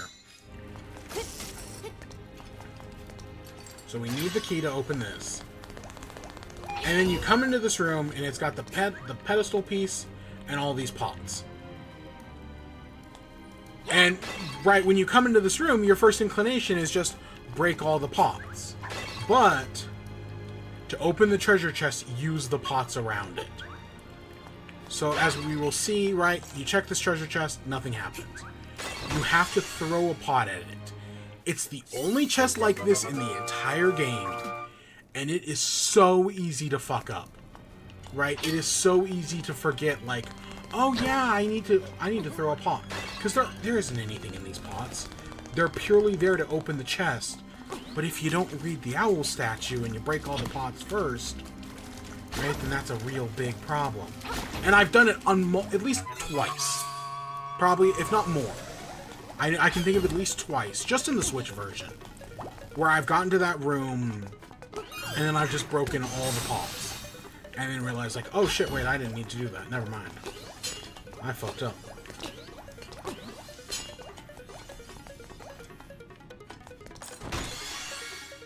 Hey, what did I say? It was Crazy Tracy's Secret Medicine. Yeah, we don't actually need that.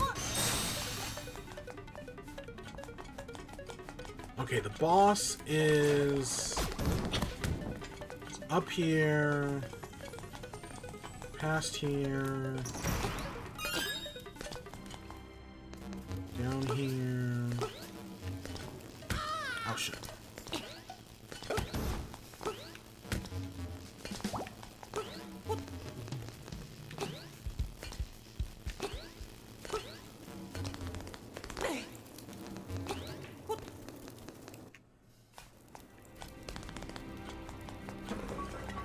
Now we come down. Is there any room we didn't visit? We didn't go up there. I mean, I guess we can. I don't think there'll be anything up there, honestly. Just more money. Because I think there's only a single dungeon in this game with secret seashells in it. And that's, I think, Dungeon 7. Not counting the times, you know, we exit the dungeon and then come back later.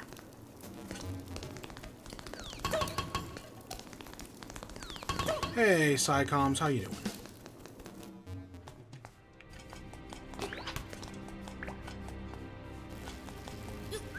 Yeah, I don't remember what's over here. Yeah, the only dungeon I can think of that has a secret seashell in it is 7. The, Eagle's Rock.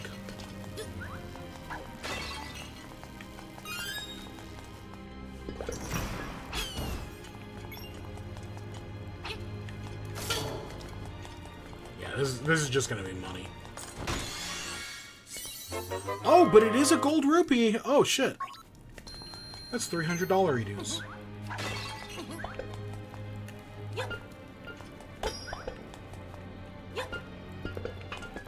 Ooh. Oh, we can't get that.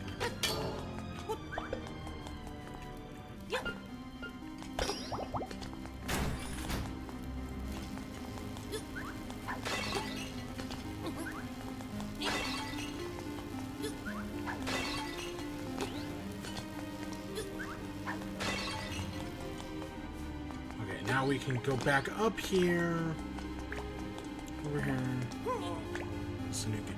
No, this is not. This is the 2018 remake of Link's Awakening. Yeah, no, the new game comes out at the end of the month. So, I mean, it's just a few days away.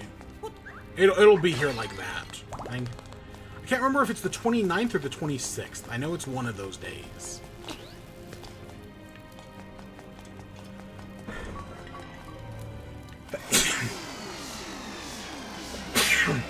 Yeah, that's 100% going to be $60. This game you could probably get for like 30 or 40, depending on if it goes on sale, obviously. Like I've probably seen this game for 30. Or you can just play the original on Nintendo Switch Online, which I think the Game Boy Nintendo Switch Online is just part of the standard service.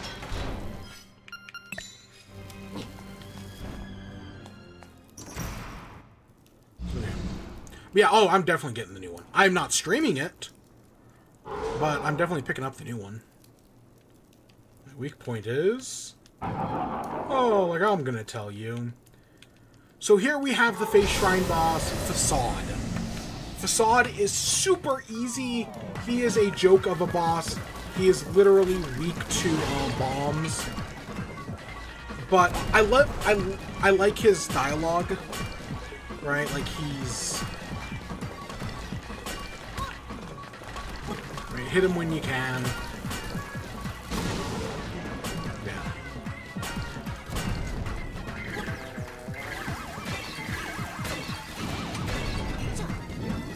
How you're supposed to know to use bombs on him? I don't know. Honestly, it's pretty intuitive. He's not a very...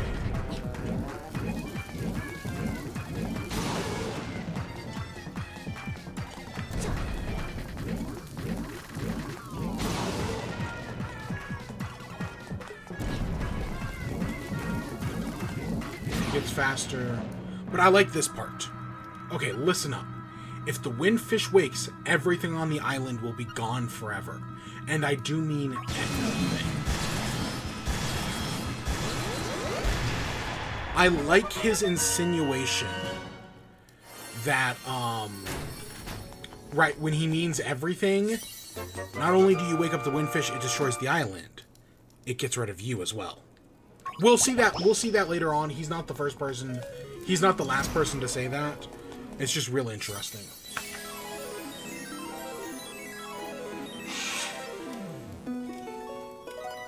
What do you do for work? I'm an accountant. And not like the fun kind of accountant. The boring kind, you know, the real kind.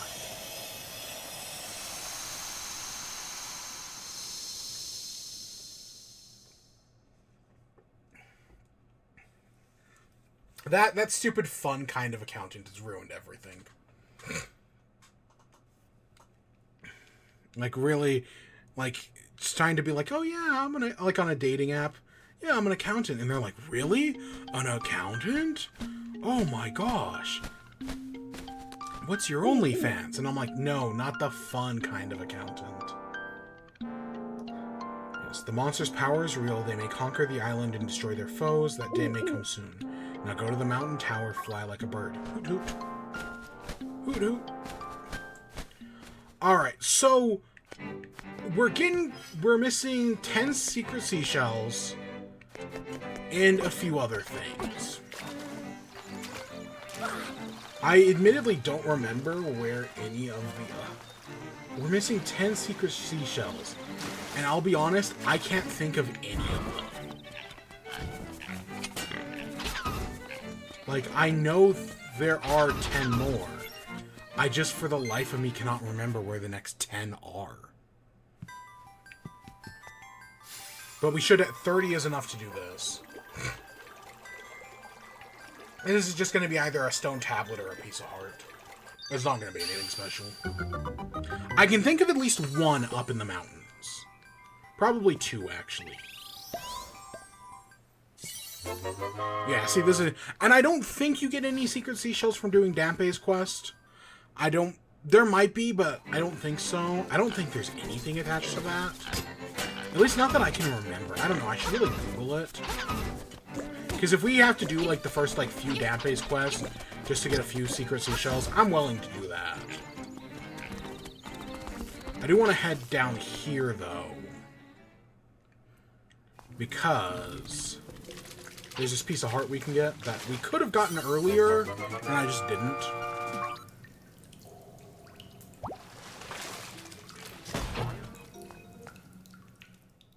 Okay, we got a few places to hit up.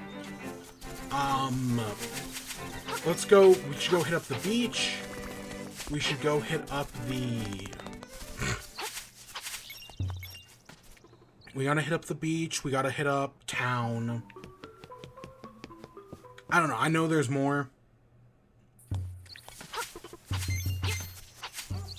See, Marin's gone now. So, like, right now, this is the last time I played this game. Or not last time, but, you know, like the second time I played the Switch remake, I forgot to pick up the ocarina until, like, right now when you need it. And if you don't pick up the ocarina and then you come find Marin here, she's not here. When we go to town here in a minute, she's not going to be in town either. And that sucks. I always think, like, you see this, like, blocked up well here. For some reason, I think that blocked up well is something, and it never is. It feels like it should be something. Right? Like, everything has a purpose. But no, I don't think that blocked up well is actually anything. Okay, the next obvious place to go is we want to go back to... We want to go here. Because we got to go find the frog. And then we'll go to the beach afterwards. Oh, you know what else? We should go to a castle as well. I know we were just there, but I didn't even think to go look. So you can only get across here once you get the hook shot. And what you gotta do, you start with this sign, and you just follow the signs. Go this way, go this way. And if you screw anything up, it'll tell you to, like, restart. Yeah, you want to go directly where the... Right, you're focused more on the sign. And less on anything else.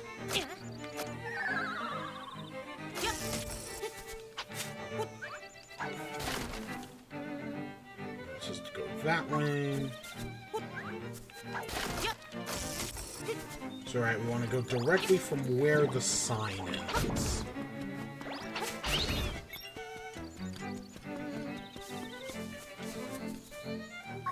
This way. Down. Go this way. And you want to get this one down here. Not the one up.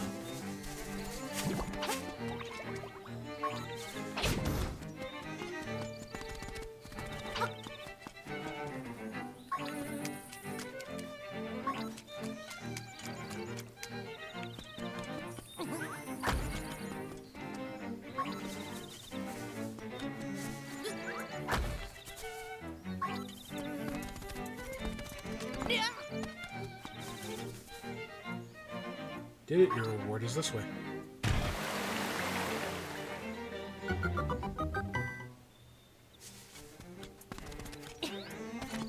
Right, now we come down here. There's a good chance you can only see this guy with the magnifying glass. I cannot remember, but if I had to bet, you can only see Ward here with the magnifying glass. Yep, this is the one other appearance of the final boss fight of Super Mario Bros. 2. At least Super Mario Bros. 2 here in America. He's called Mamu in this game. and he'll sing you a song for $300.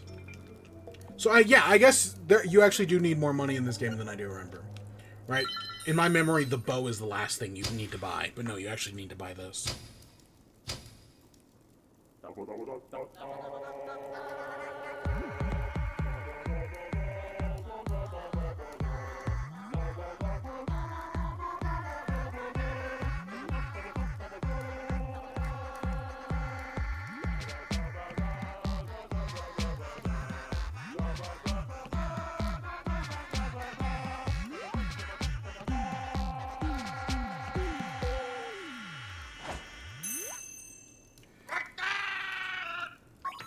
Encores. We learned the frog's song. It's called the Song of Soul. I could not remember what it was called. I kept calling it the Song of Resurrection, because for the life of me, I couldn't remember. Yeah, I think that gives us... This is our first time opening up the map, and we almost have the whole map. Wow. For some reason, I thought you could cut down these signs. That must be... There's a different Zelda game where you can cut down the signs. And it can, like, mess up things. It can, like... a similar puzzle to that can get all screwed up. There normally is a secret seashell there, but we already got it. I don't think there are any seashells in town. Let's buy the heart piece, though, because we can.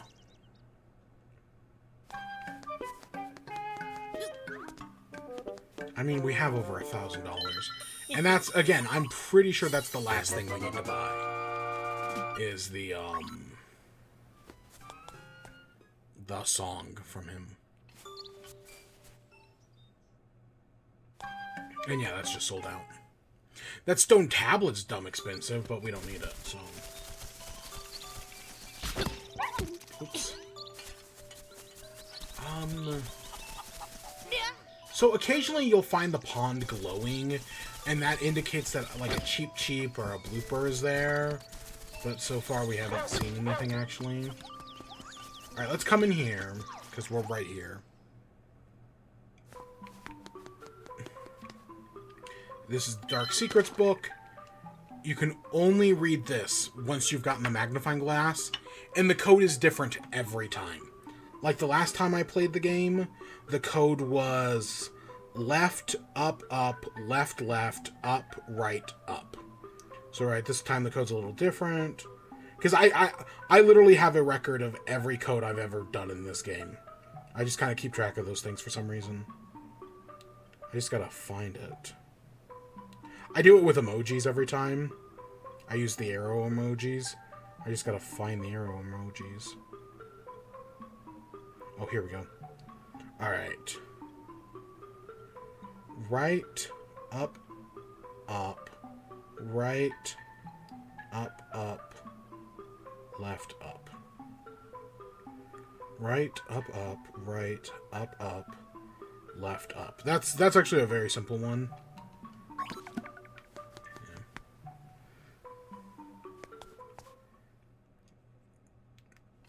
Yeah, I'll show it maybe at the end, but I keep a list of, yeah, every time, at least on the Switch version, that I've done this puzzle, so that way I just have it, just in case.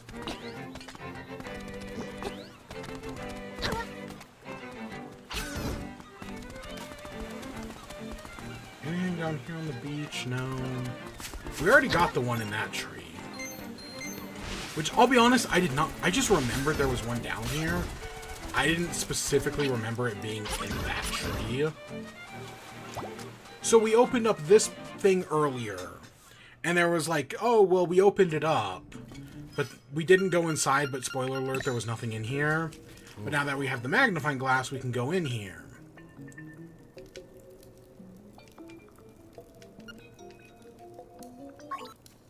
So we can trade an item for the boomerang. We don't actually... You do not need to do this to beat the game. I literally don't know why the boomerang is here, but you can do it, and you can just buy back your shovel for 300. So while that is money, that is technically money you never need to spend. Yeah, you never need to spend money to do that.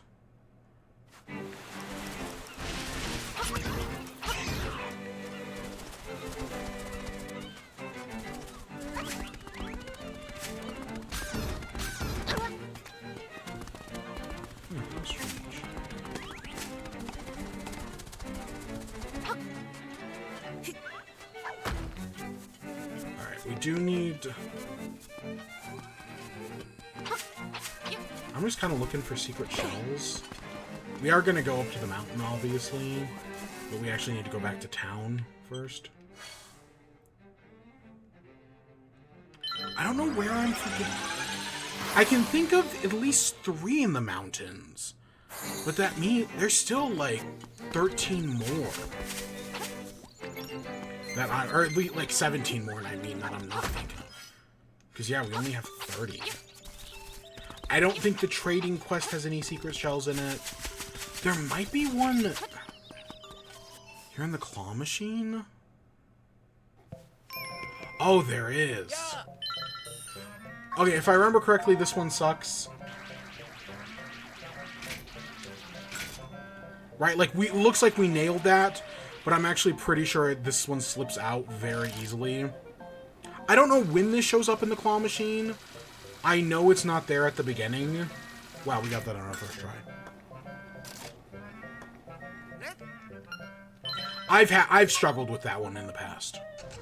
But yeah, you can see that little Mimi or whatever, the little chain chomp statue with the bow. There's an entire like side quest about getting those collectibles. It gets you a heart piece. It's not worth it. At least I think it only gets you a heart piece. It's kind of been a while. So if we come up here to this rooster statue, give it a push, secret entrance.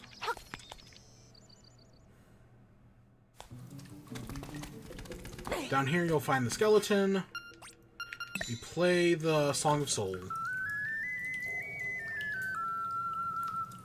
I like the ocarina version. The one that he sings is okay, but this version, I like the ocarina one. I like all the music in Link's Awakening, if that wasn't obvious. I think it's got a very good soundtrack. Switch version's really good.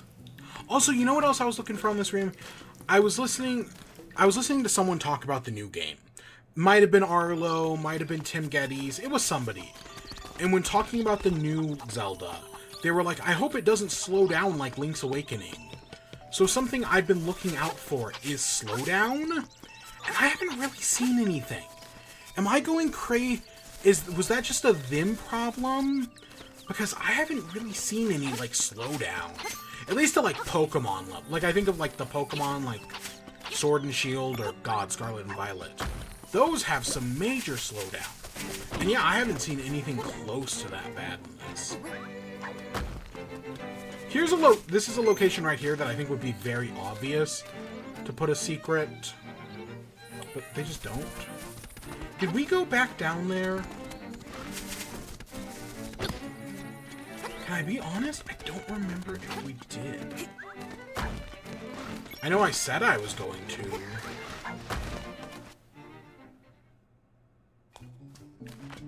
Yeah, no, we definitely did. At least, God, I hope we did.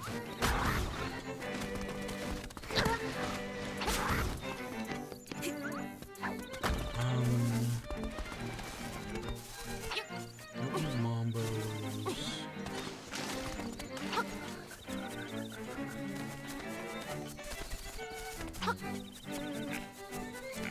I don't think there's a secret seashell in the swamp.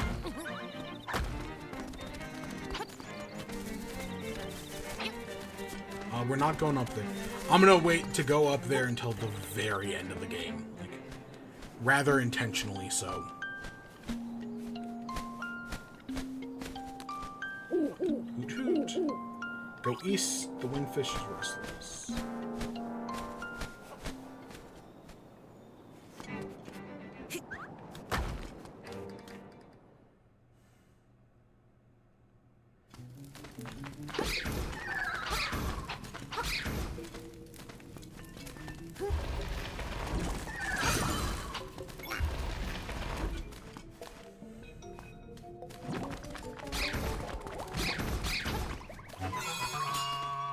Okay, Guardian Acorn. We can get this now with the hookshot.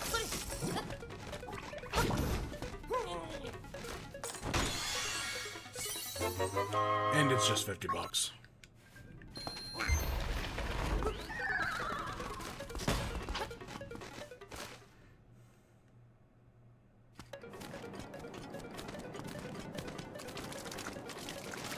So, because we have that, because of what we have, we can now go past there. Let's go grab this shell first. Let's go up here, maybe?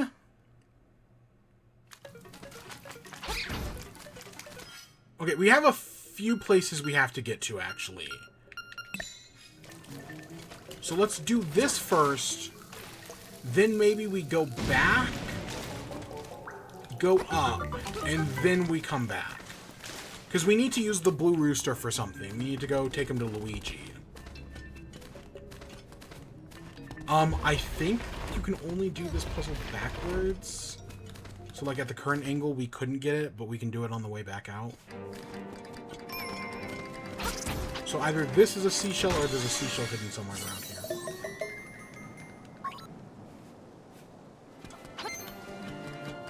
That's 33. So if we can just find a few more. So we need to get that. I don't think there's a specific order.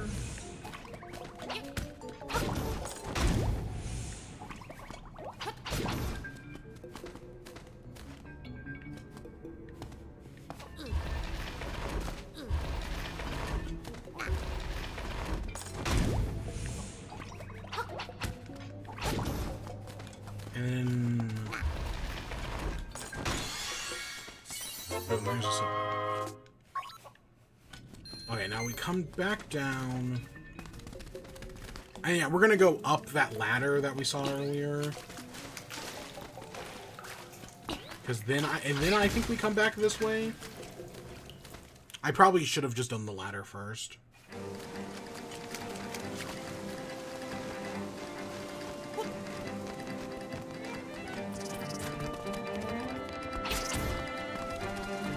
If we go into this cave down here,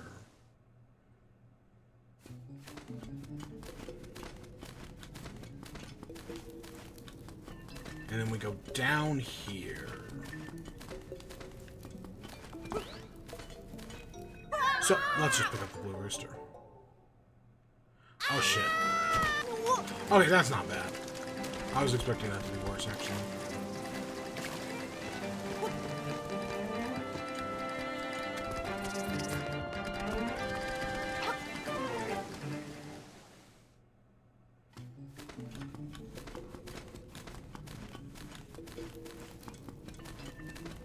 So we can pick him up, and we can basically fly with it.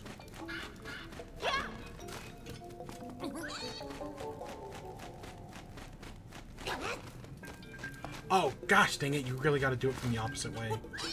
I had it mixed. I guess I had it backwards in my head. This is why we went and got the blue rooster to begin with. It's specifically for this puzzle.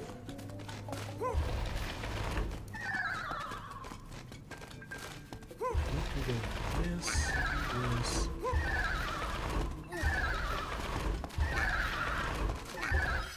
And then we can use the hook shot.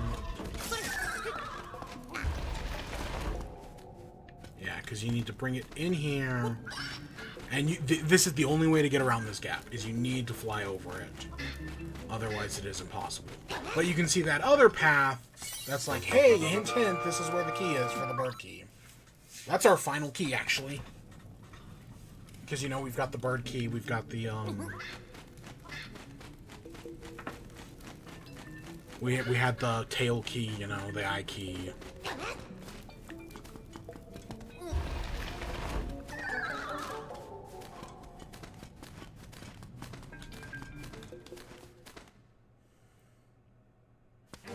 And we can come up here. We can go that way, but there's no reason to go that way. But there is.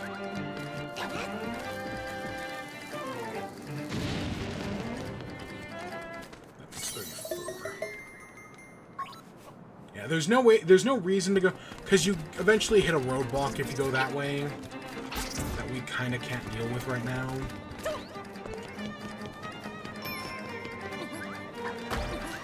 And then I remembered this seashell for sure. This is one of the ones I do actually remember.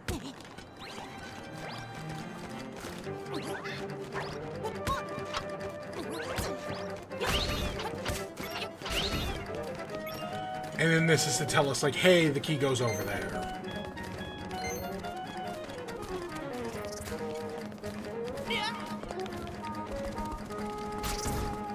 And here, I don't think there's a seashell in here.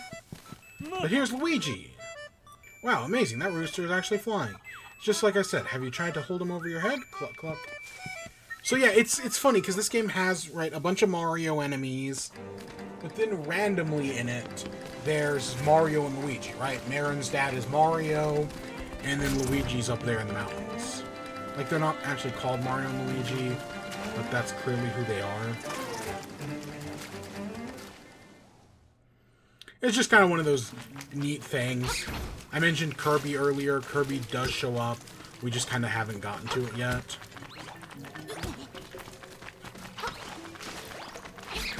He'll show up in this dungeon we're getting to. Do not fall in that hole right there. That leads you all the way back down to the bottom of the mountain. Sucks.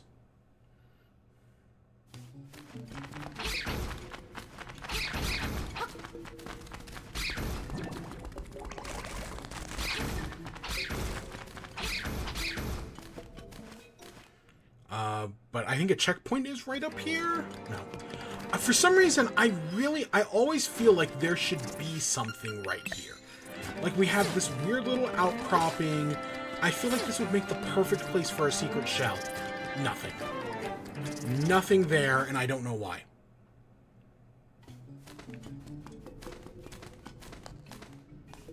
Now we can come down here and beat up these guys.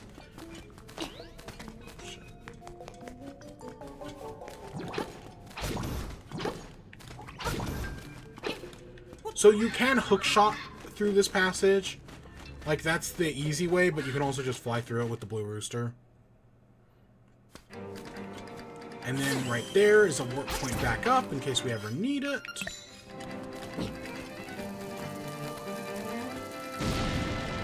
And this is a fairy fountain. At least I'm pretty sure it is. Yeah, boom. I'll take a fairy from a fairy fountain.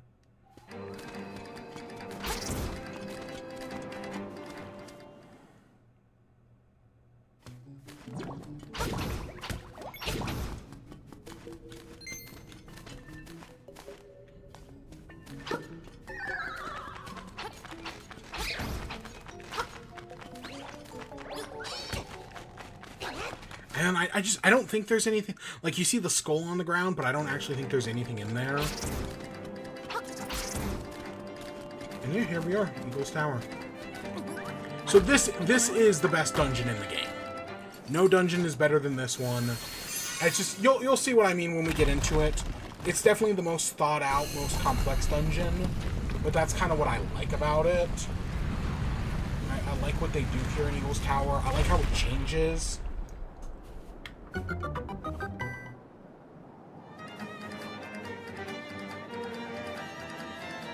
This is the type of dungeon where I feel like for many people, this is the water temple of Link's Awakening, where, right, because it's the hardest dungeon, it requires the most spatial reasoning.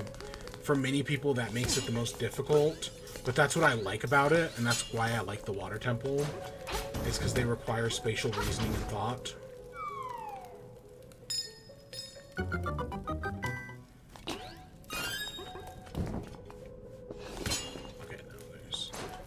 We just use the key we get. I think I remember the quick way around here. It's been a while, I'll admit. But we have the main mechanic of this dungeon is this ball here. We've got this big metal ball, and we have to use it to solve puzzles here in the dungeon.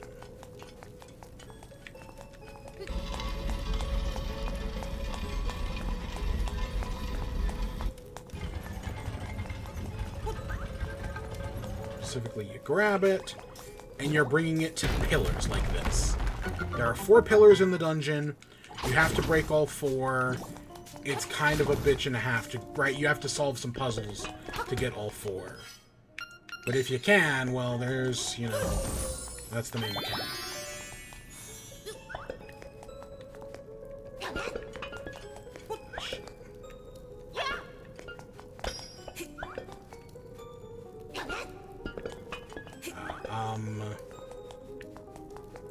Do we have to go from this way? This is either the map or the compass or the beak or something. Yeah.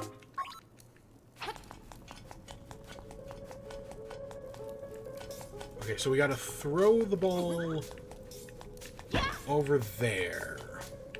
We can then make a diagonal jump to get down here.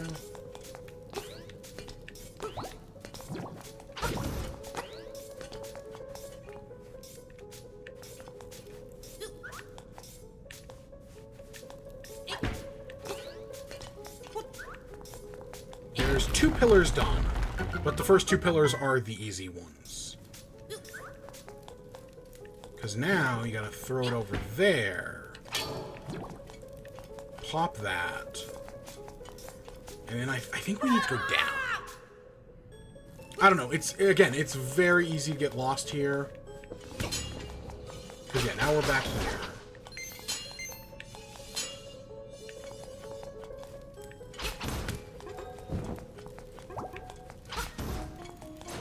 I know this is the one dungeon with a secret seashell in it. We'll get to it eventually. This is the mirror shield, or the magic shield. Okay, it's the mirror shield. We need it for one specific thing. We wanna hook that up. We wanna kill this guy. I don't think we need to break these pots, but I'm going to anyways. That's just a shortcut if we had a key. That's to the next floor, the 3rd floor.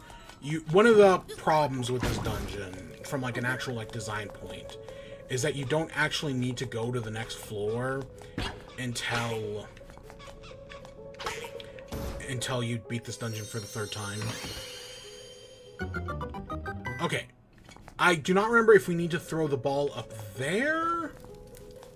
Oh, shit. Or if we need to bring it over here. Look how easy that is. I'm gonna move. We're gonna look around a little bit. And then we'll go grab the ball again.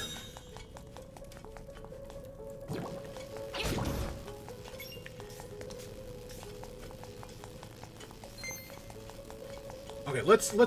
Okay, I think I know what I'm gonna throw the ball through there. We may have to go back and get the ball later. Right, we may have to bring it back because we need to get it to that bombable wall over there. But I think for the moment we gotta go through it like this. Because is there anything down here? No, that's definitely the beak. And that chest right there, I'm like 90% sure that's the beak.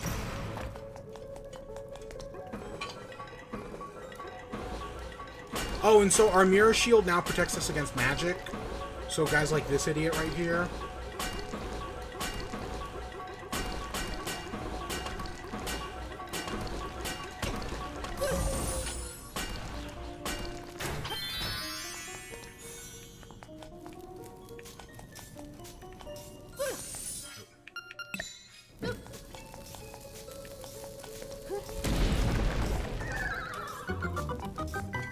That's important for something later.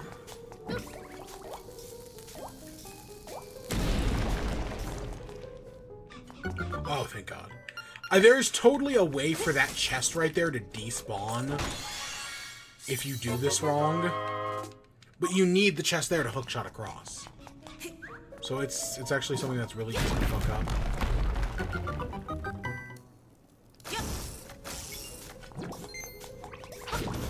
Okay, I'm pretty sure at this point we have to reset. We might have to reset the ball. Because there's no way to get across, there's no way to get down. Maybe we just fall down to the bottom floor.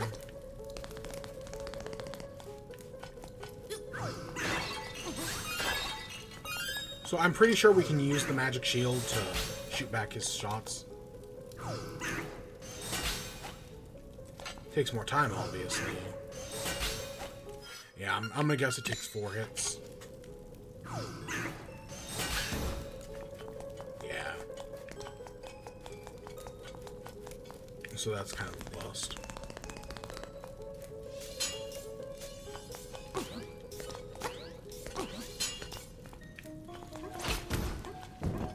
Yeah, I don't remember how we did it.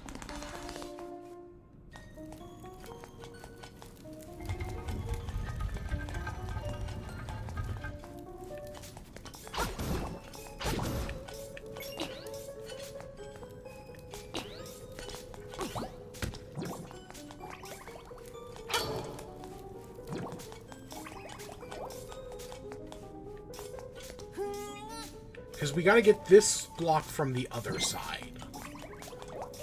Maybe that's it. We reset the ball, get that block from the other side, and then... Oh, shit. Maybe that's what I'm thinking of. Okay, maybe we should have reset the ball there. I knew we needed to at some point. I just didn't remember where.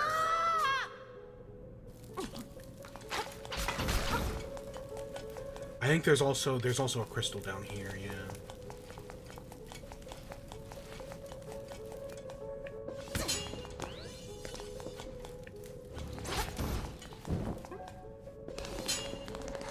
Alright, real quick, let's go in this hole over here. Because this drops us off up here. Which there is a chest all the way back here. Hey, look, there's Kirby. And yeah, here's a key.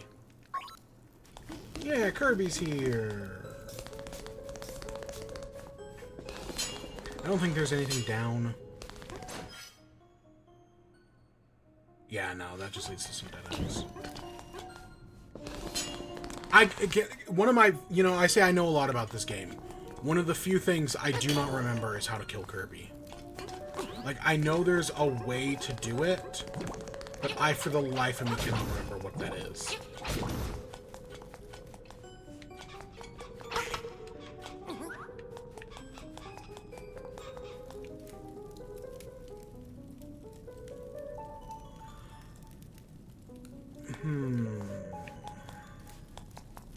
We can open that keyhole, take the ball, bring it in there.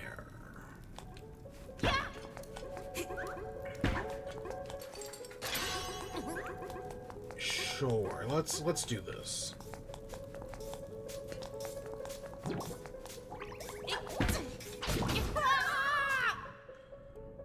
That's not actually exactly what I wanted to do. That actually makes my life a little bit more complicated.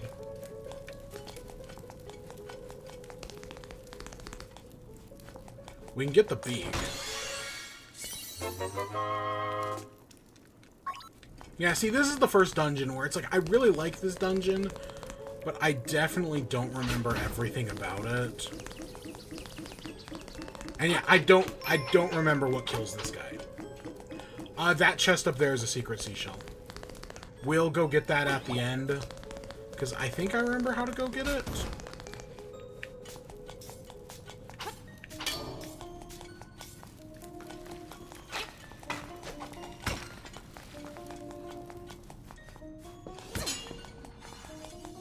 Okay, we gotta go up.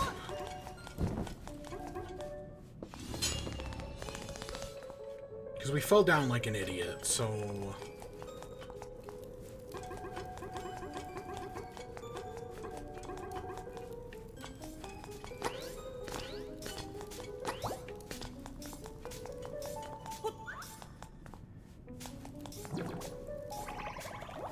I'm gonna leave the ball right there.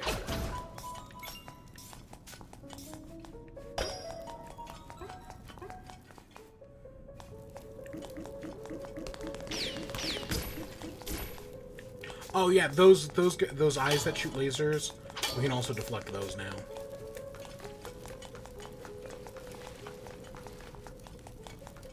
Very nice and convenient. And I think once you hit them once, they break.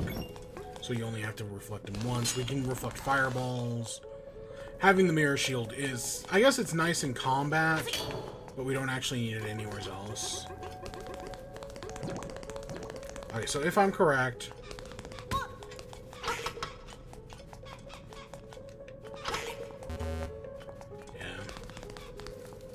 If you can get all those guys at the same time, it's really nice.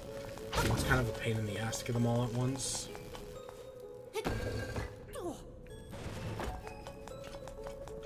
So we go over here.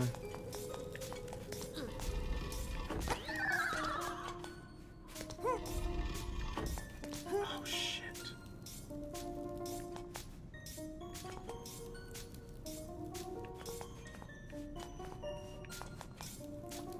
Fuck.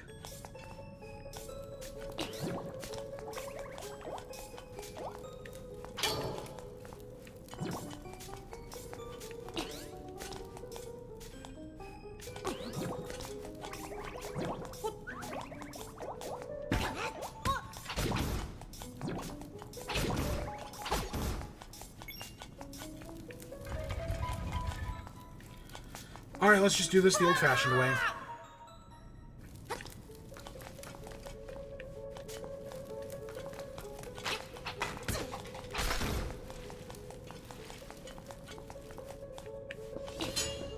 See, the problem is, depending on the blocks we hit, we get stuck in a loop. And depending on our loop, we're kind of in trouble. I also don't think the like-likes can...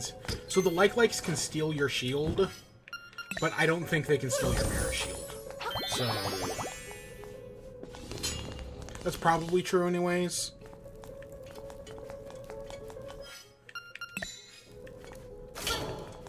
Wait. Okay, because now we've lifted this, we don't want to change that. Because we used that key. Which again, it looks like, I'm pretty sure you can do this without the key. Or, right, without opening that keyhole. But they give you multiple keys, you might as well.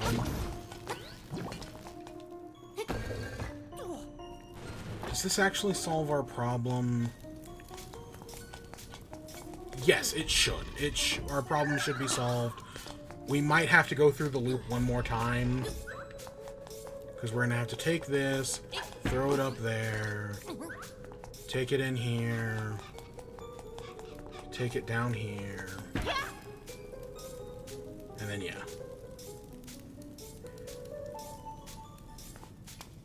Okay, that should work.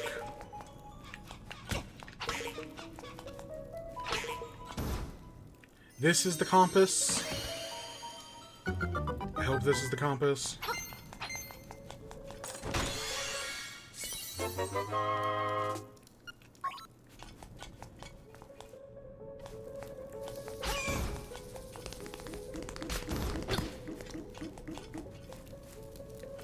Okay, let's take the Kirby path, I guess.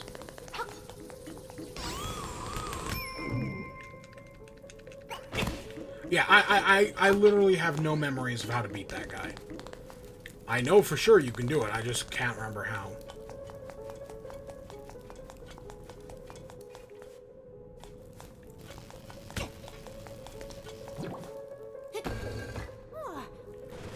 While we're here, and because we know we have a path back up, fall down this edge. That'll get you up here on this side. And boom, here's Secret Seashell. That makes, I think, 35? 36. Okay, we're one ahead. I cannot think for the life of me where 4 more are.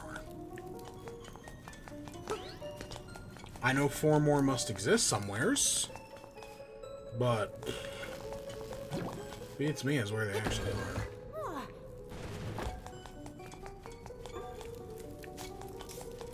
Okay, so once we break this, that's the 4 major pillars down.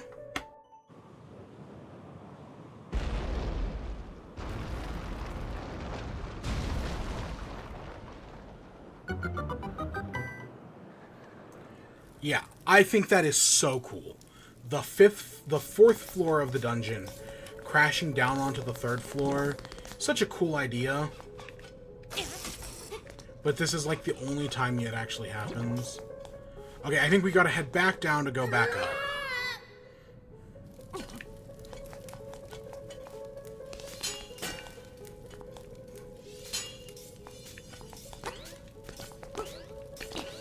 I know there's a lip balm somewhere, right? One of the Crazy Tracy secret medicines. Somewhere's around here, but beats me if I remember where it is. Okay, we break that. And now, basically, everything we need to do is on the top floor. Because, yeah, we got everything on the bottom floor, so now we just gotta go up.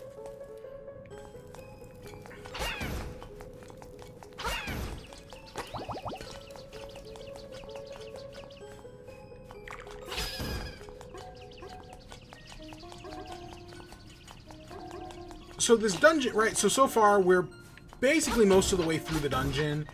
There's the boss key area, and we have yet to see a mini-boss. Because the mini-boss is basically right here at the very end of the dungeon. And I'll be honest, I don't know why. Kind of like the first dungeon, I don't know why it's so late in the dungeon. But you want to attack as fast as possible, because as long as you take out all of them, boom, mini-boss defeated. We get our portal back to the start, nothing to worry about.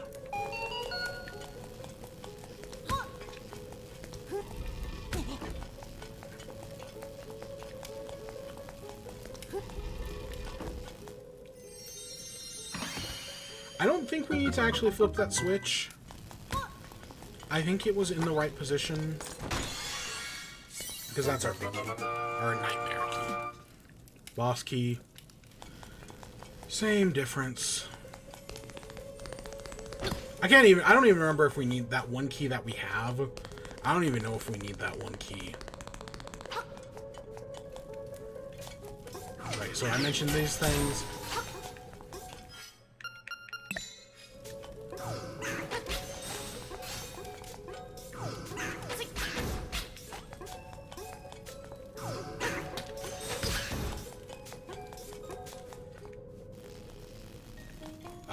You know, let's just use our nightmare key. Because it's not immediately going to take us to the boss. Unless it actually does.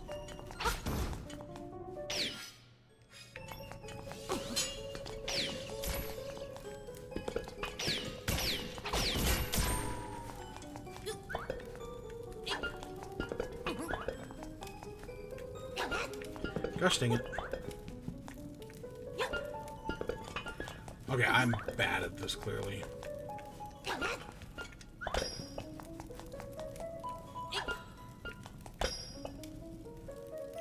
This has to be money or something. Either this is money or the medicine.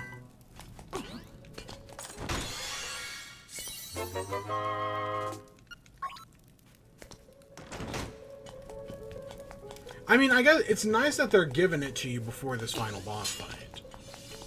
But it's not actually that useful.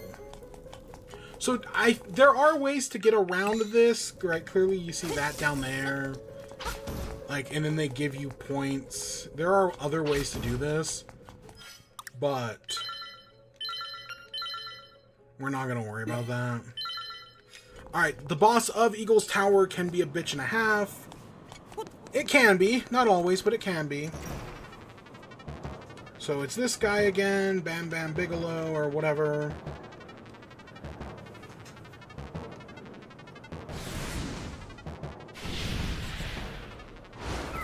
And hey, the boss of Eagle's Tower is an evil eagle. Isn't that funny? Alright, so you want to jump to hit him, or just run into him. You want to, depending on the attack, you want to use the shield. Right, the shield will block the feathers. And then when he comes at you like that, just slash him a bunch. Because you can hit him before he can hit you.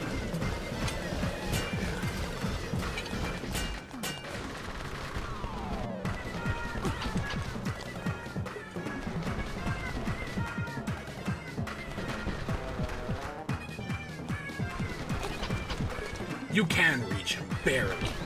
You can barely reach him like that. But I have done it.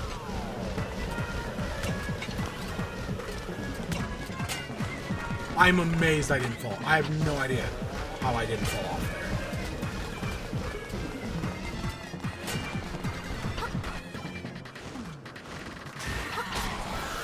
See, you can have some really unlucky patterns and get your ass kicked there, but sometimes not so bad. And like he says, right, you are in his dream, same as me.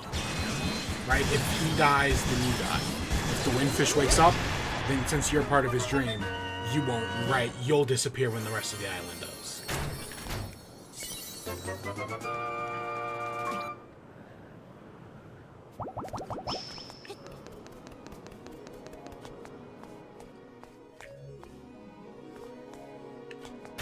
Then we can hop down here and get ourselves a piano.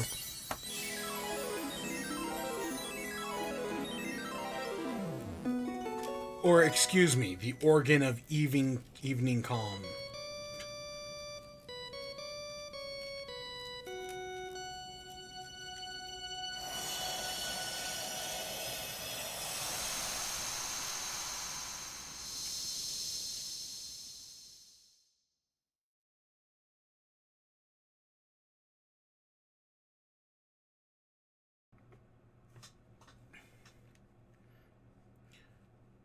Ocarina. The music of the ocarina leads. Something, something, something. Alright, so now the quick way back down. This is intentional. Boom, there's a heart piece. Oh, and that was just another heart. So we're basically the part we get from the next boss here, that puts us on parity with the bosses we've done for the rest of the dungeons. There are a few places I do want to hit up real quick. Specifically, we want to go by the castle. Because I can think of something over there. I don't know. I want to get the sword upgrade before we go into the final. Either before we go into the final dungeon or before we fight the final dungeon boss. Either one would be nice. Oh, does it reflect spears? I honestly kind of forgot it reflects spears.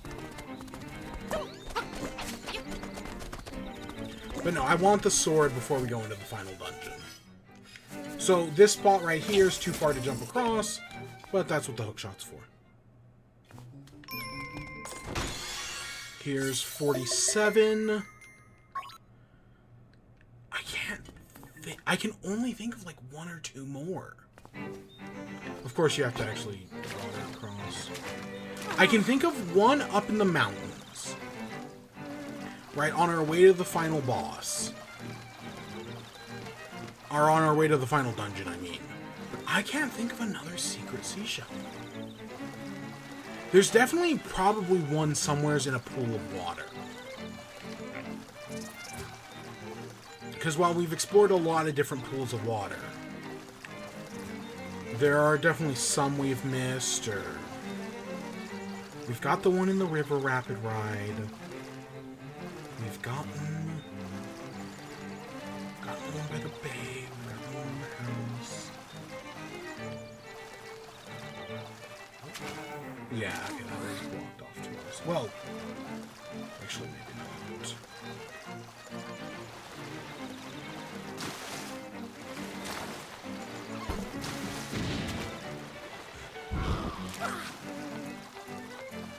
We're definitely missing something in the water.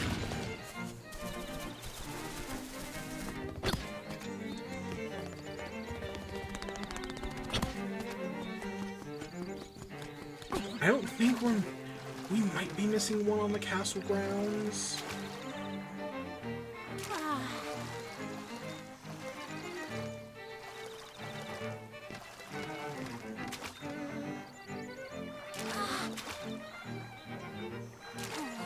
Oh no, we can make a circle of the castle grounds. I don't think we're missing one inside though. If anything, it'll be a digging spot. Because we've walked past all of these. Even though some of these trees feel like they'd be obvious hiding spots. Nothing so far. Like I said, they added 10 new secret seashells in this game. And I don't think any of them are...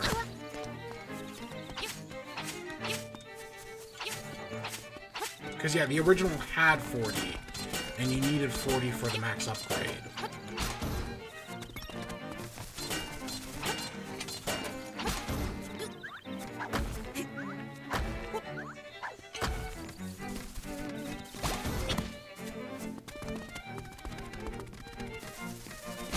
See, if there was anything, I would expect it to be back there.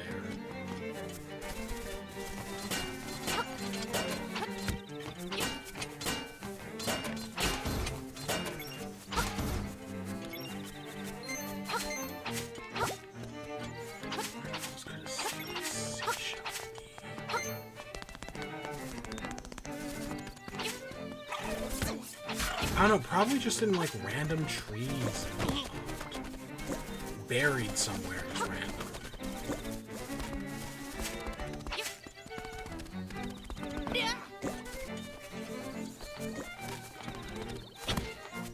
I don't know, this is the problem. I don't remember.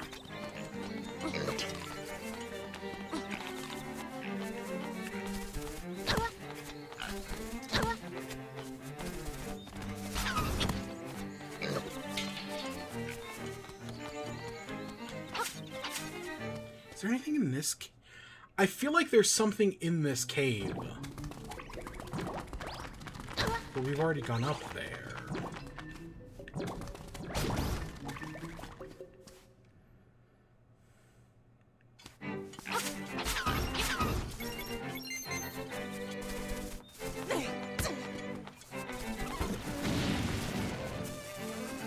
Okay, let's head up to the mountain. Through Dampé's shack. And we'll go get the one up there, but not go into the dungeon. Because I know there's a teleported point up there somewhere. I don't know, I'm sure we'll find one somewheres.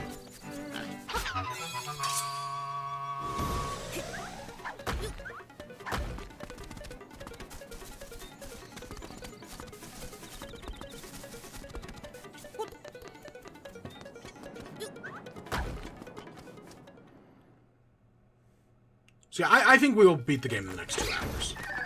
I have actually no doubts about that. Because, right, we're not doing everything.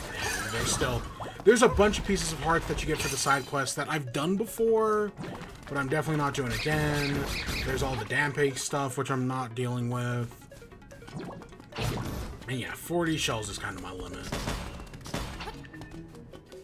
But I do want to get those 40. So if we take the ladder up...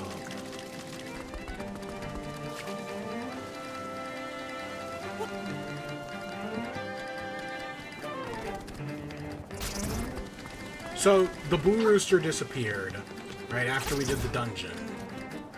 And that's because... Luigi now has it. Yeah, the Flying Rooster. Good for Luigi. So if we come over here, you see Marin on... This is where Marin disappears to after Animal Village. Somebody help. Hey, Link. Some monsters put me up here. What should I do? I'm afraid of heights. Don't worry. We'll rescue you. That was a surprise. Thanks, Link. Say, Link, I don't know how to say this, but... Hey, look, it's Mario. Boy. Marin! Tarin? Never mind. I gotta go.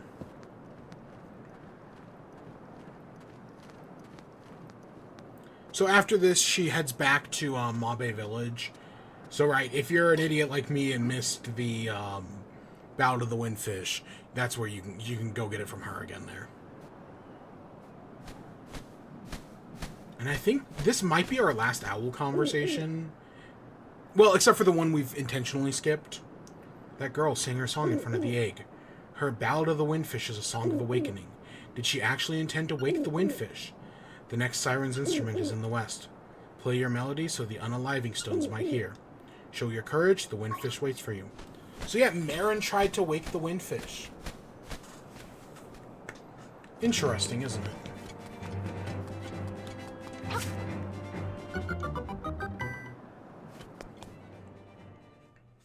Because, yeah, the windfish egg is right over there.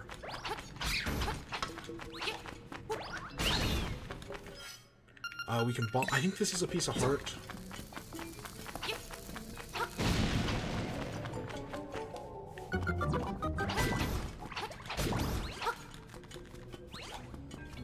Yeah. This is the one we saw way earlier, and it was just like, oh, that's cool, but we can't get to it yet.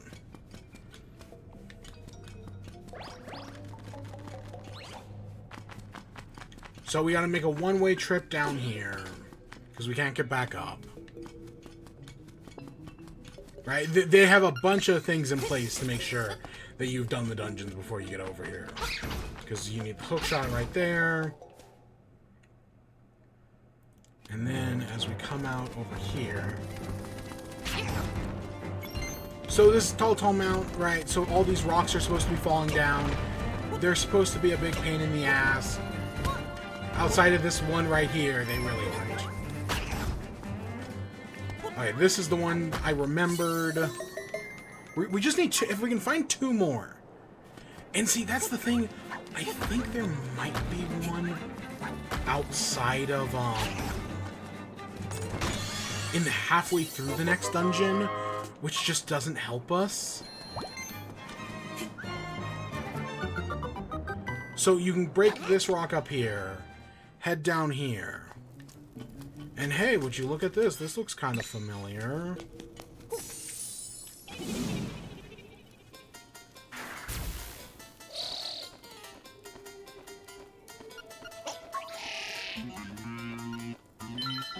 So yeah, this is how we get more arrows. Technically, you can do this before the previous dungeon. So right, if you want to get this early, you can technically come over here and grab it. But you don't actually need to. Because, yeah, now we can hold 60. So we can continue on the Tall Mountain range. We gotta jump down first. So there's a digging spot somewhere. So if you head down here, there's a heart piece. But if you jump down there, you kind of gotta come all the way back up, so don't jump down there. Because that's basically your escape route. Because when we come through here...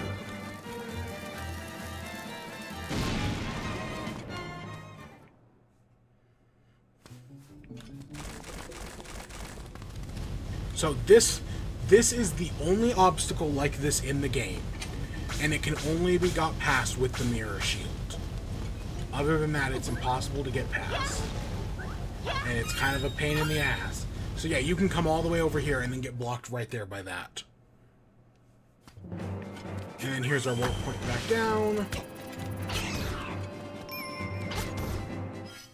Here's Secret Seashell 39. We're just missing one. And I have no idea where it is. Hey, old man, you got anything for us?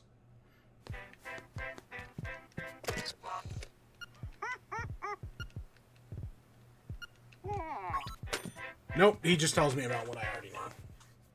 So I'm like 90... So you see up there, there's a work point up there.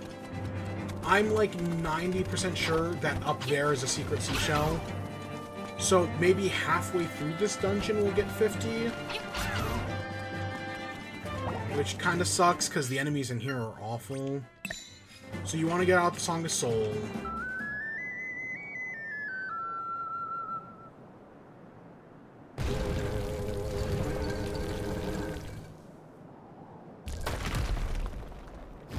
And you awaken the Turtle Soul. I think we need bombs.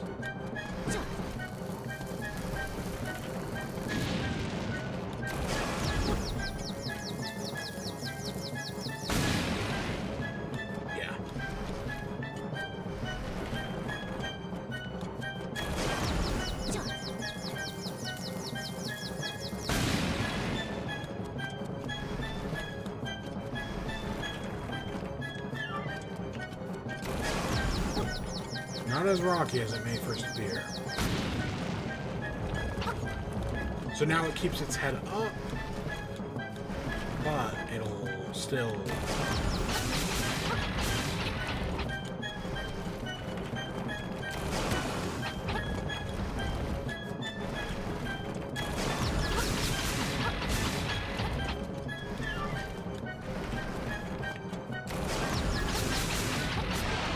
Oh, I'm surprised that took us 3 cycles.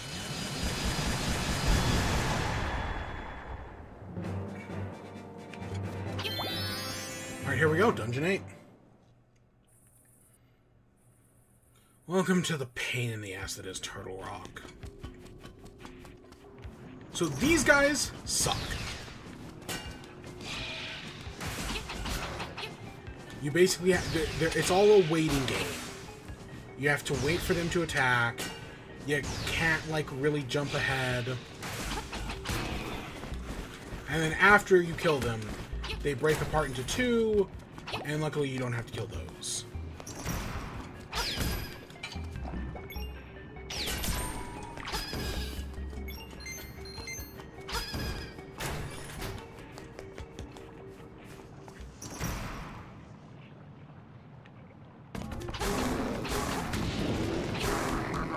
Wow, 3 hits. Holy. You know, you would think each color of those guys would get a little bit harder each time. They don't. Right? They don't get more health or anything. In fact, that one feels like it had less. So, for these things, these are robots. You can control them. They place paths. But you want to fill in the path, because when you do, it makes a chest appear. Sometimes, right, this one's a rupee. Later on, there'll be keys and whatnot. I think we want to go down first. Rupees. I know there's something important down here somewheres.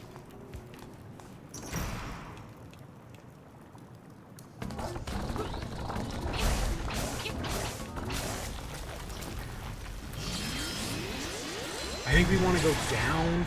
Again, I think we keep going down.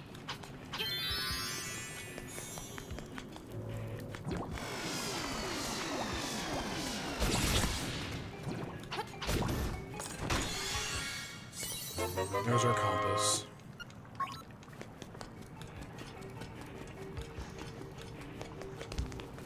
Now we go up.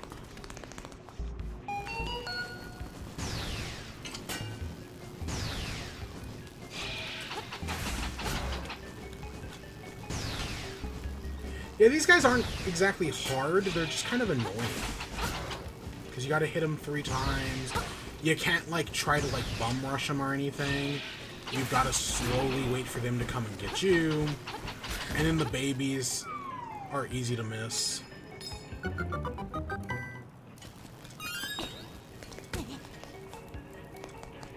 now we go back up. And we take the north path here. I think the north path is a dead end, but I'd rather take it than not take it. Yeah, it's a dead end. We can't do anything here. We'll come back to it later. It'll be important later.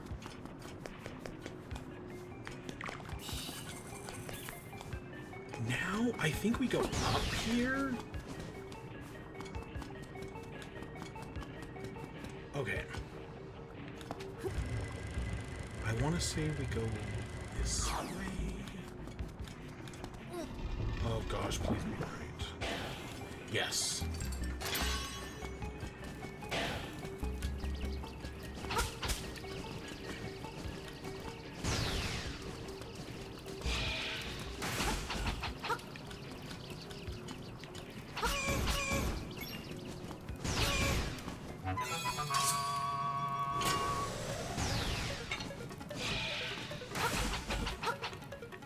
Okay.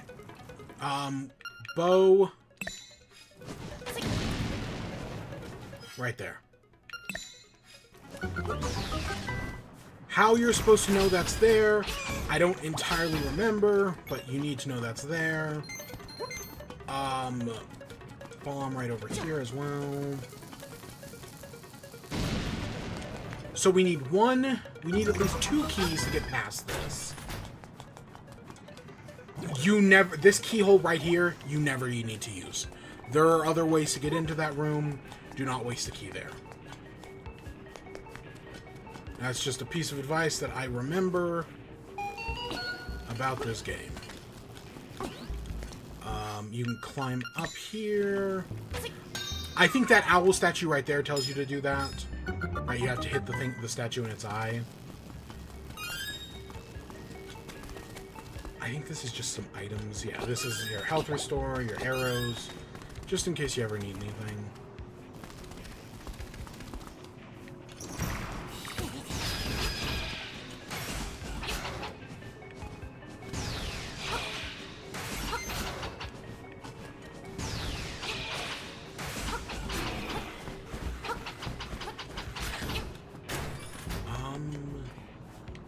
Okay, we can get up onto this chest.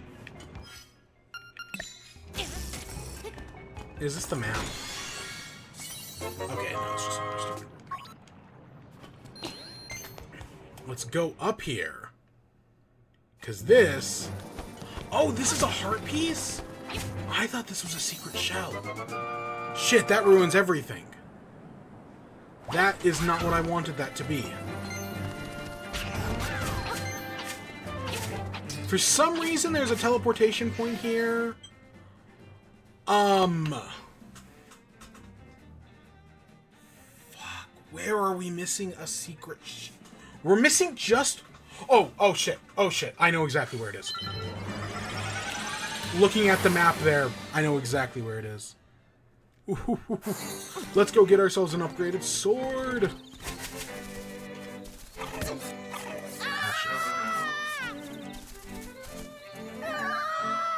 Oh yeah, eventually I'll stop falling in these holes.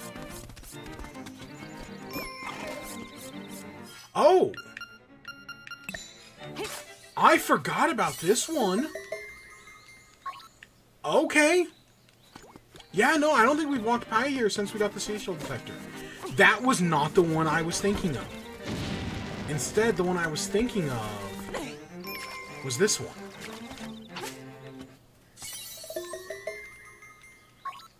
Okay.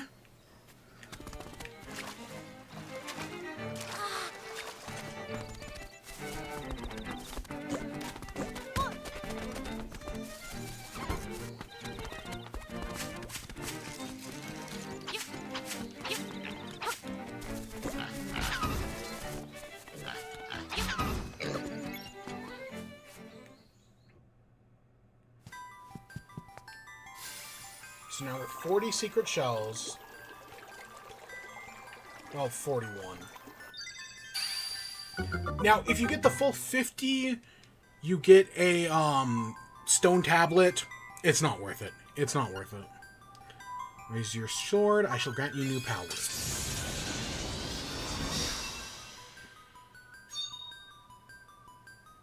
And there we go. You got the covalent sword. You should put your name on it right away. So, as far as I am aware, we are now doing 4 times the damage. I mean, if red armor gives us double damage, that gives us 8. That gives us 4. I don't know. And then a piece of power gives us 8? Question mark? Potentially.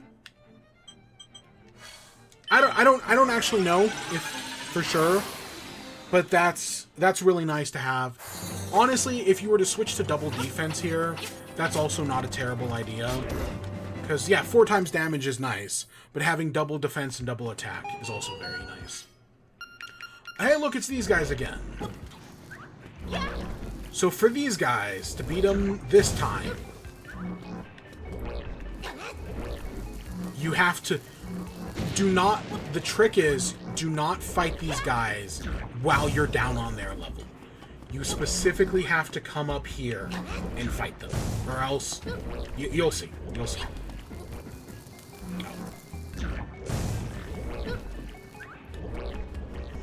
There is a specific method to my madness here.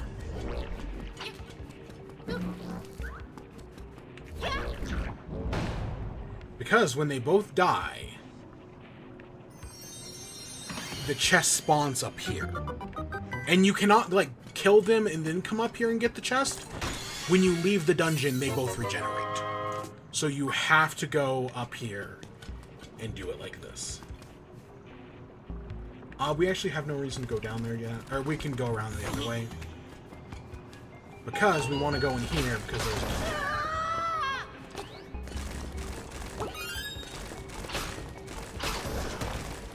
yeah, that's 4 times. Those enemies took us more than 2 hits last time.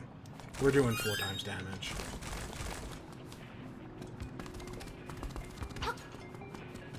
I don't know, we're doing this dungeon in a very weird order, admittedly. Like, I feel like I'm kind of, like, ahead on the loop. Okay. I'm, like, not... That's the secret medicine across from us. And I'm, like, pretty sure we don't need to go over there. I mean, we'll do it anyways, I guess. Because we can't go back. Yeah, what did I say? Secret medicine. Because this takes us to some place... This takes us to earlier in the dungeon. We do have to go back to earlier in the dungeon at some point. Like, this is something we do have to do. Surprisingly, we have never seen these hooks yet. In the dungeon where we got the hook shot, Catfish's Maw, these things appear, and we just completely skipped that room. But yeah, you can hook shot to those weird things. We just completely skipped it. Oh! Oh, we can now break pots with our sword? Oh, hell yeah. I kind of completely forgot about that. That must be an upgraded sword thing. Alright, we're taking the one-way path up here. Is there... Can you break this with 2 bombs?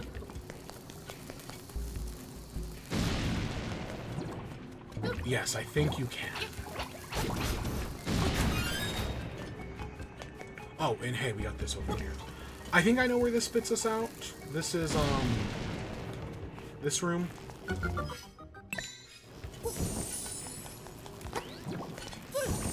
Again, you can use a key right there. There's no reason to use a key down there. There's nothing here. That's literally just a shortcut back. And there are more valuable places to use keys. And hey, this took us back here. These guys have respawned, but because we killed them once before and got their treasure, we don't need to kill them again.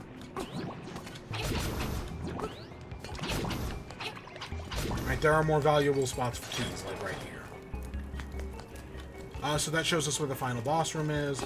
I know exactly where to go for the final boss room. I'm not stressed about that.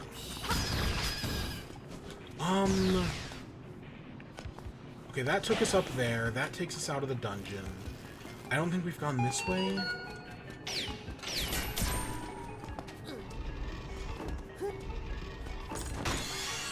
This is a key. I think... Does this take us down to that fire room? Let's... Okay, we're gonna exit the dungeon once again. Or... Actually, what's the easiest way to do this?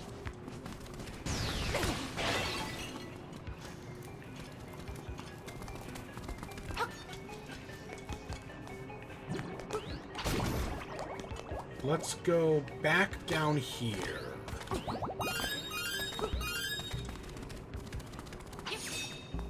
Oh yeah, and now that we have the upgraded sword, when we have full health, we shoot sword beams. I kind of completely forgot about that. Because it doesn't really come up. It is cool, but I rarely am ever at full health. Okay, there's no way to go down, but we can go over this way, and that's where I want to go. Oh, this did not take me out where I was expecting it to. Okay, this takes us back out over here. Oops. Which I want to go down here. Oh, okay, never mind. Shit.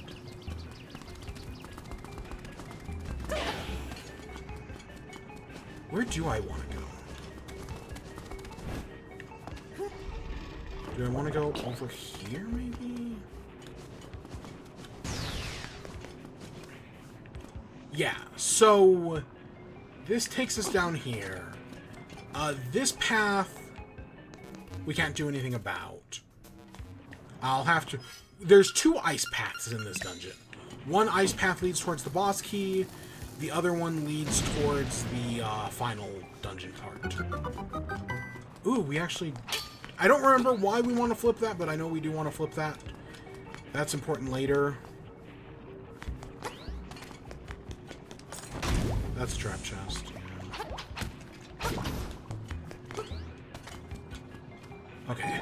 Ooh, actually, we cannot... Can we do this? No, I don't think we can. Okay, well, we'll have to come back and do that from the other side. How we get to there from the other side, I don't exactly remember. God, it is so nice to just be able to break these swords with our sword.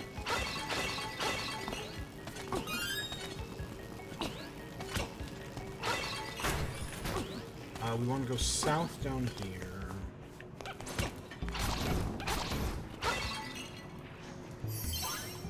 Okay, that's important, probably.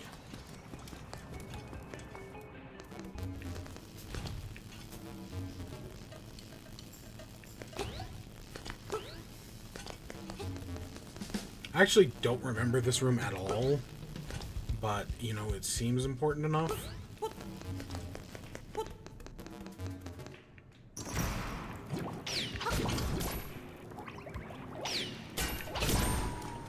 Okay, so with this piece of power, I think we are doing 8 times damage. Of course, this is a bad boss to test it on, because this guy can only be hurt by his circle.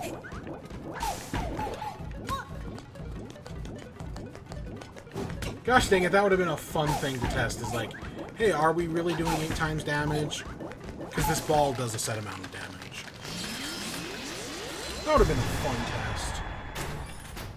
test. Alright, let's go down first. Yeah, I'm totally doing this backwards. Ooh, yeah. Because normally, I'm so used to coming up here from, right, this part down below. Admittedly, I don't remember... Let's keep going forwards, because I think I know where this spits us out. I just know we're doing this backwards. Or at least backwards to how I typically do it. Okay, this thing sucks. I completely fucked it up. We have to fill in every slot, and I'm really bad at it.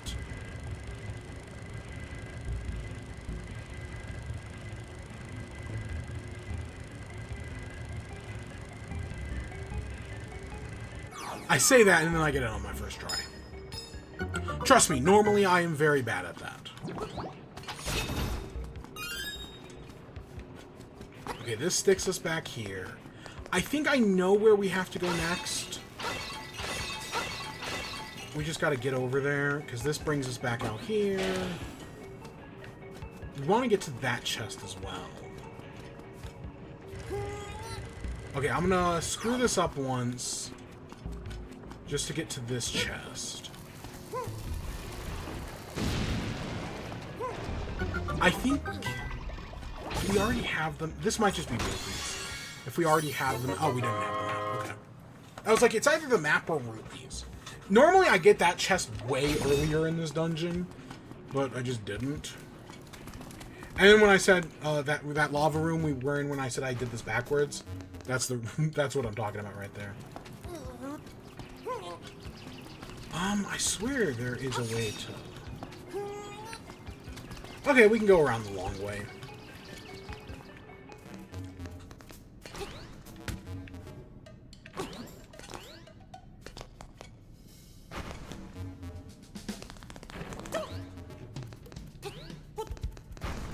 Yeah, this is that's what's going backwards. Or this is going forwards on the right way. Yeah, God, the last time I did this dungeon, I got the upgraded sword after. Ooh, does it just take a lot longer. Alright, being able to breeze through pots and enemies, that is so nice. Because normally I get the upgraded sword right before the final boss, and, like, it helps a lot, but... Actually, does it really help that much? because you'll see. Okay. We're going up here, over here. We're going through this. This key. And then we gotta take it across to this key.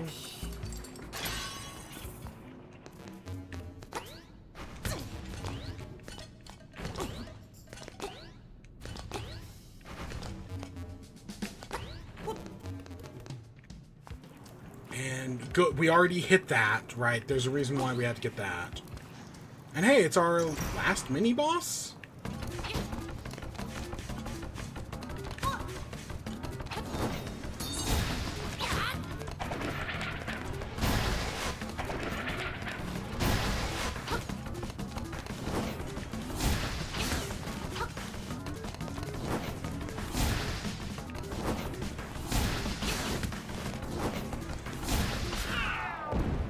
Not bad. Yeah, you just gotta hit him with that. So yeah, you gotta make sure to find that secret switch, or else you can't get up there. And that gets us the magic rod! Okay, so there are two things we gotta do with the magic rod. Not go back there, at least... It's easier to go back to the entrance.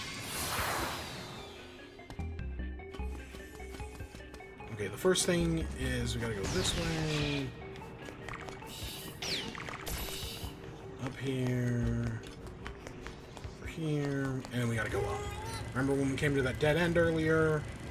Well, there's a reason for that. Because, yeah, we couldn't light those... So you can use the magic rod to shoot fire. It does magic stuff, like... So those, you know those weird plants in the swamp that we could kill with Bow Wow? Up to this point, we have not been able to defeat them. They can be destroyed by the magic rod. So, like, there are some things that only the magic rod can do. But yeah, it shoots fireballs, you know, you can use it to light fires. It's pretty nice. But yeah, we're almost done with the dungeon, right? Getting the magic rod is the hard part. And then we just gotta go through the 2 ice rooms. If I remember correctly, it's this one first. And then it's the other one.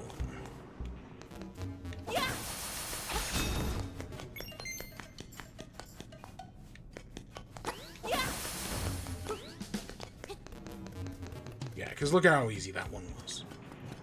This spits us out here, which we can then use this key and fight this guy. We cannot cheat this guy the same way we did before. I don't think so anyways. So instead we gotta kind of do it the old-fashioned way.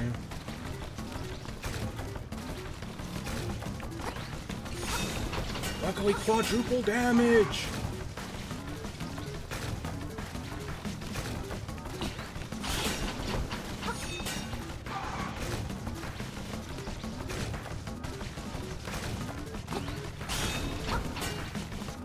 Still takes a bunch of hits.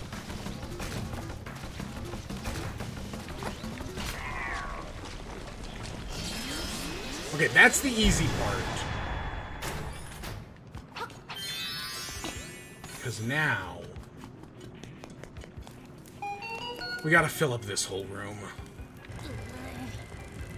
God, do I remember how to do this?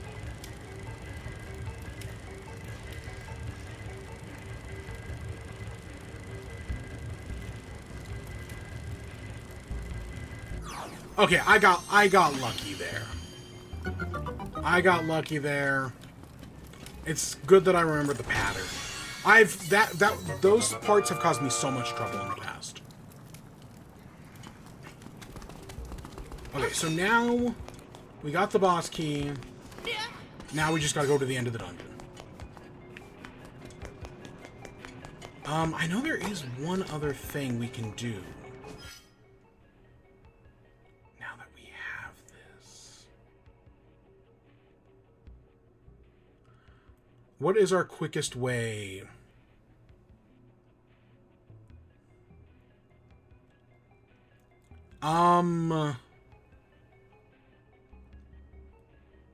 Okay, I think I remember.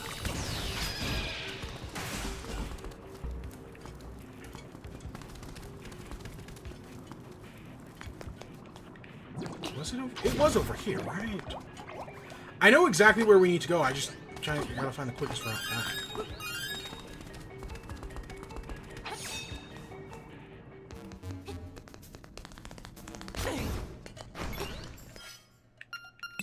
And I don't know, I guess there is a third bottle?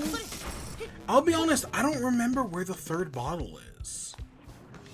Okay, oops.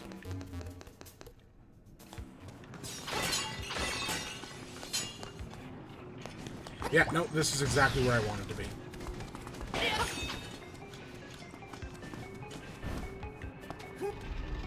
Because if we push this down, go up here, around here, that staircase right there leads us to the end.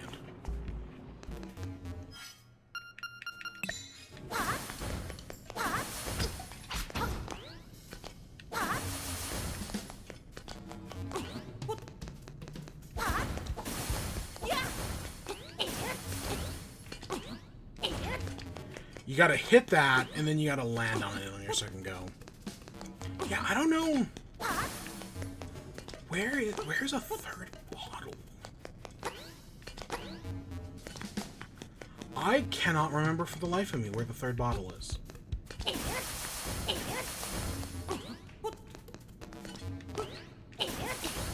Of course, assuming there's not something else, but I think it's a third bottle. And here we go. Been a while since we saved.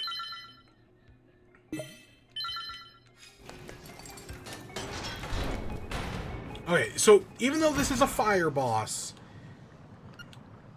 I'll never let you play the instruments and the sirens. So this is a fire boss. I think it's called Hothead. And we got a magic rod that shoots fire. So you wouldn't think fire would be effective against fire. No, this guy is weak to the magic rod. It's all about timing. Yeah, I don't know why fire boss is weak to... Admittedly, the fire here looks more purple, I will admit. I don't remember if it was purple in the original. But still, I just find it kind of weird that the fire boss is weak to fire.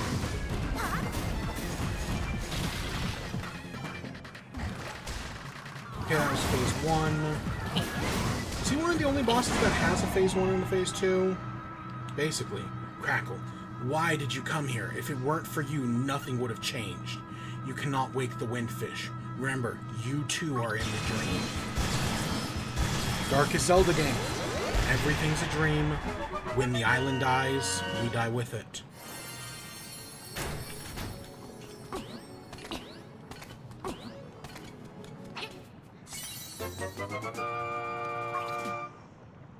And there we go. That's... Again, there are more hearts to get, but I don't want to do any of the dumb heart mini games. So that's basically how many hearts we're taking into the final boss.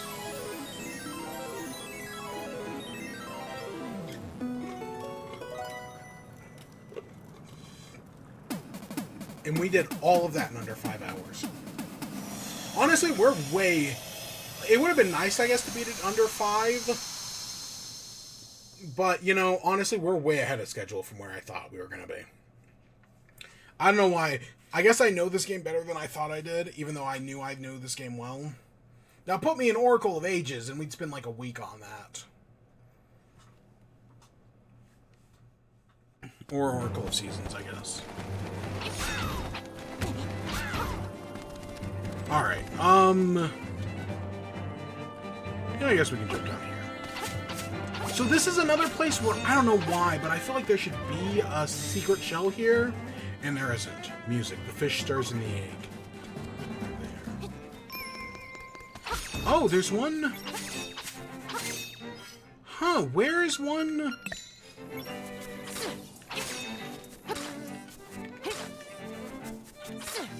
Huh. Didn't know that one was there. That is not one I remember.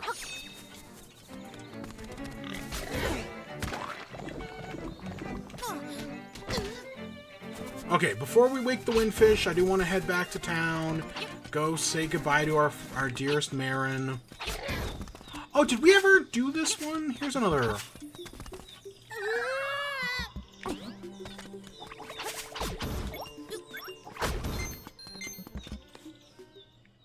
I don't think we ever came back here.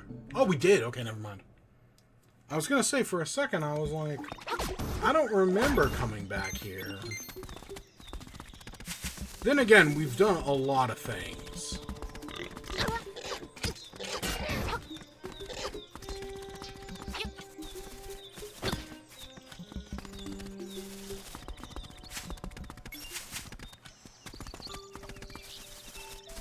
Anything in the fish? Oh! You see that glowing bit?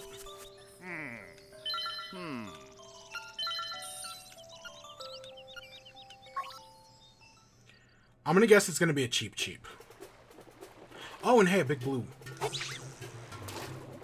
Okay, so I suck at getting the cheap.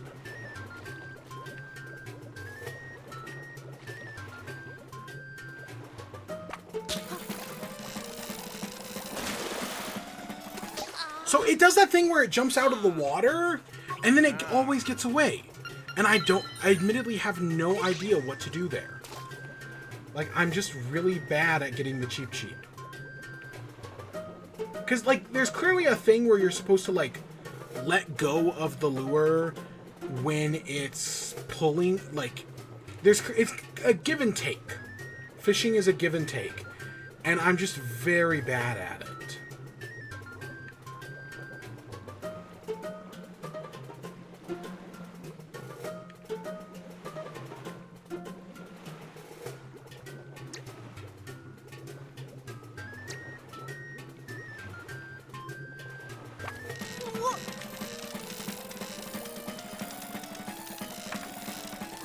See, like, look how it pulls too much and then it just gets away.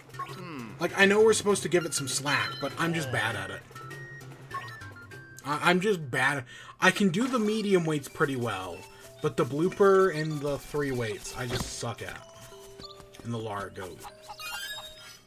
Because that would have been a full heart. If I can find one more heart piece, that's another heart container. Hey, Marin. Thank you for everything, Link. You are the kindest boy I know. One day I made a wish to the windfish. What was that wish? It was... No, it's a secret. Are there any heart pieces around? I'm not going to do the Dampe stuff. I cannot be... I'm sure there are heart pieces in the Dampe dungeon. I can't be bothered. Like, honestly, I can't be bothered. I know there's the Crane Game quest that I also can't be bothered to do. Because, yeah, that's just a stamp in the thing. The easiest one was the fishing one, and we screwed that up, so...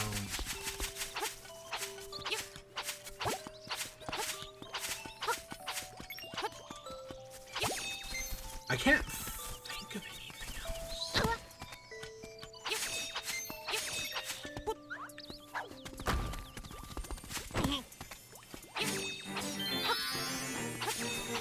No, I got nothing. I'm sure there are heart pieces somewheres, but none that I can think of. Because, yeah, we've explored the entire island, except for this part, and that's intentional. Gone by the ruins, we've done the rapid race. I mean, we could do the quick rapid race, but that's... Ugh, that sounds so boring.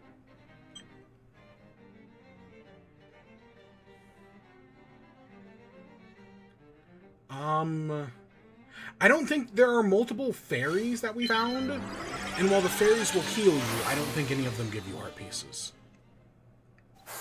So yeah, at 5 hours in, let's go beat the dang game.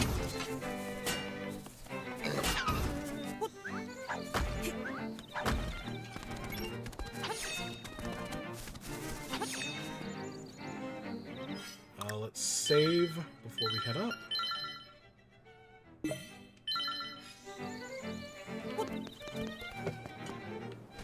This should be...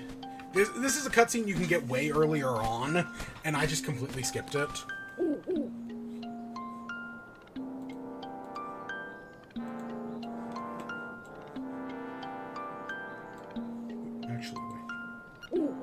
Windfish. When you play the 8 instruments of the sirens in front of the egg, he will awaken. This, my friend, is the only way to leave the island.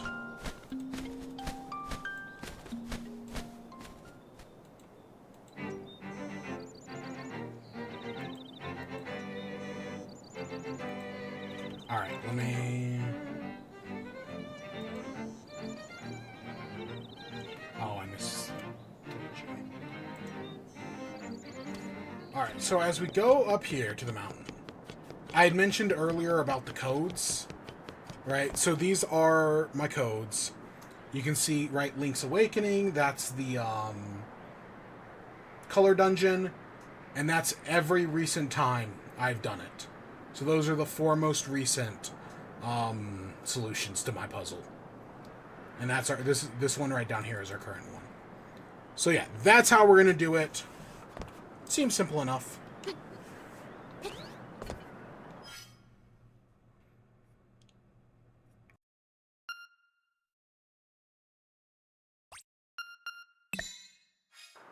Alright, let's play the Ballad of the Windfish, and let's get into the end.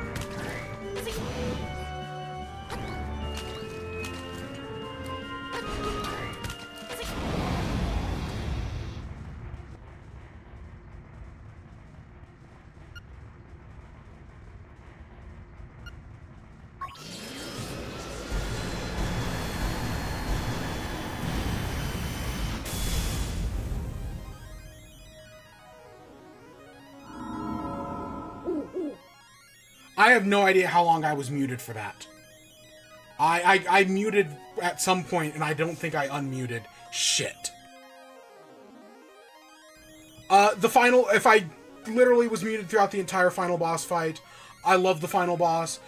The magic powder stuff is weird, but I think it's really cool that we were fighting Link's nightmares, right? Fighting Agnim and Ganon again, because this is the Link to the Past Link. That's really cool. Yeah, I like the final boss. I also, if it didn't get captured, one of the things I like about the final boss, and some of the few bosses leading up to the final boss, is the fact that Link, right, when fighting these bosses, they are begging for their lives. They're basically taking one final step to kill Link, because, right, whether they fail or not, they're going to die, right? If Link wins, they die. If Link defeats them here, they die. So they've got to give it their all, because if they defeat Link, then they continue to live. Because, right, if the Windfish wakes up, they die. It's really interesting. It's just another element that makes this the darkest Zelda game. But we've beaten the nightmare, and now we get to climb the stairs.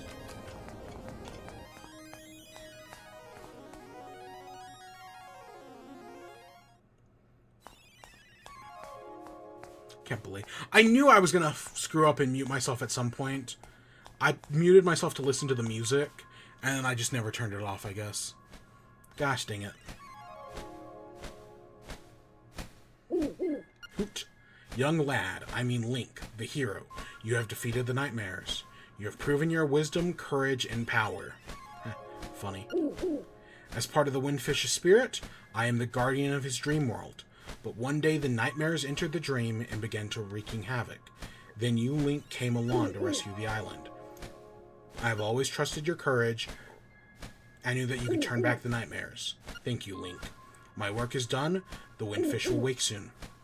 Goodbye. Hoot hoot.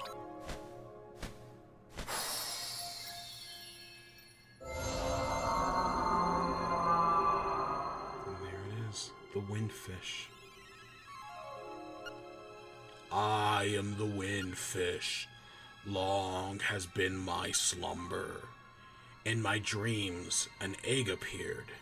It was surrounded by an island with people, animals, an entire world. But verily, it be the nature of dreams to end.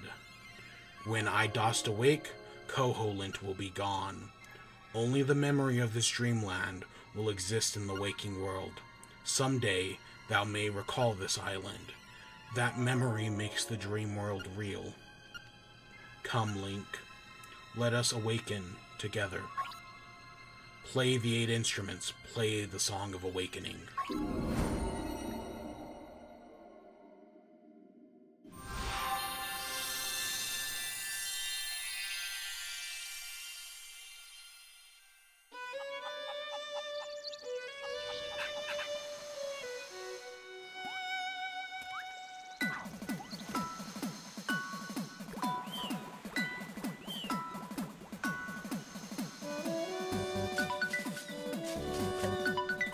That everything we've known is all going to the Windfish.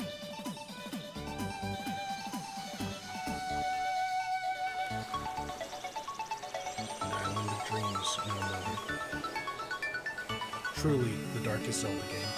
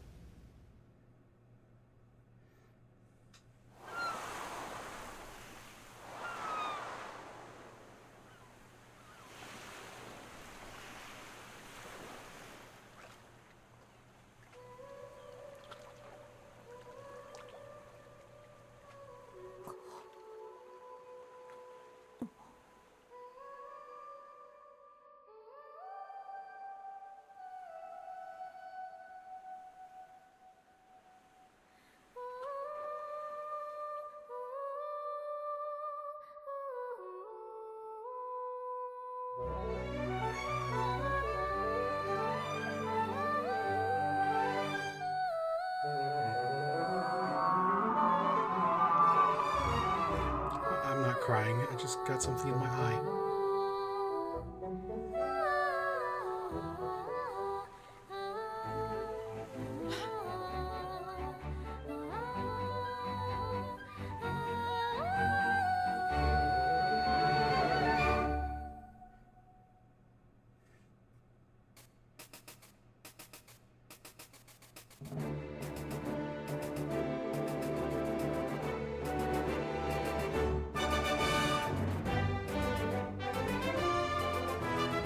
Split it right there. Yeah, there we go. Link's Awakening. For some reason, yeah, it just makes me cry. I don't know what it is, but something about the ending, you know, waking up from the dream, the final speech by the Windfish, it just gets me, man. Didn't always, but, like, specifically in the past, like, year or two, yeah, it's gotten to me. Probably has something to do with death and mortality and whatnot. I don't know. I should go to a therapist. But no, I love this game.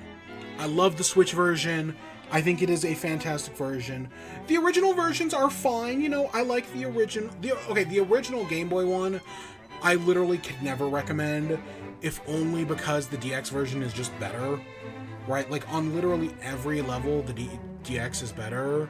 And, right, there's a reason why DX is online, is on Nintendo Switch Online, and the original isn't. So yeah, right, if you're curious at all, right, as someone who has played all 3 versions within the past year and a half, I would definitely this is the version I would recommend the first.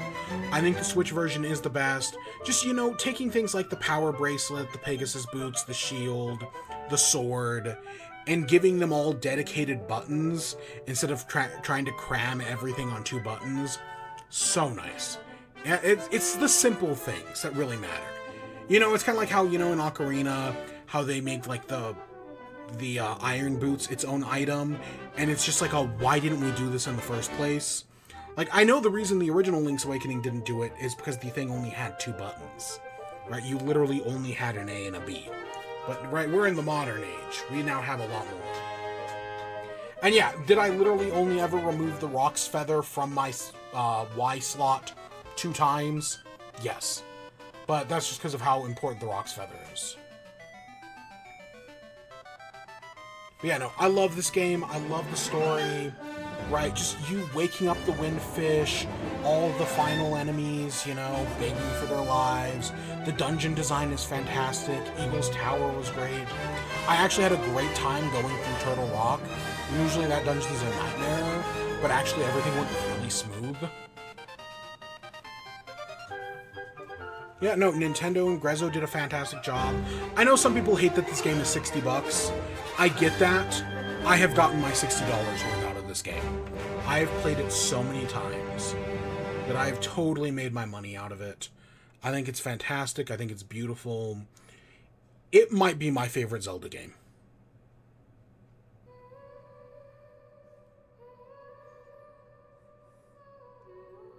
And yeah, if you beat the game... oh god. I don't know why that choked me up. If you beat the game with no deaths, you get to see Mare in there at the end. And yep, she potentially, probably, maybe, got her wish to be a sequel. It's very wholesome. But yeah, you only get that if you do it on no deaths. Why is that the requirement? I have no idea. But that is.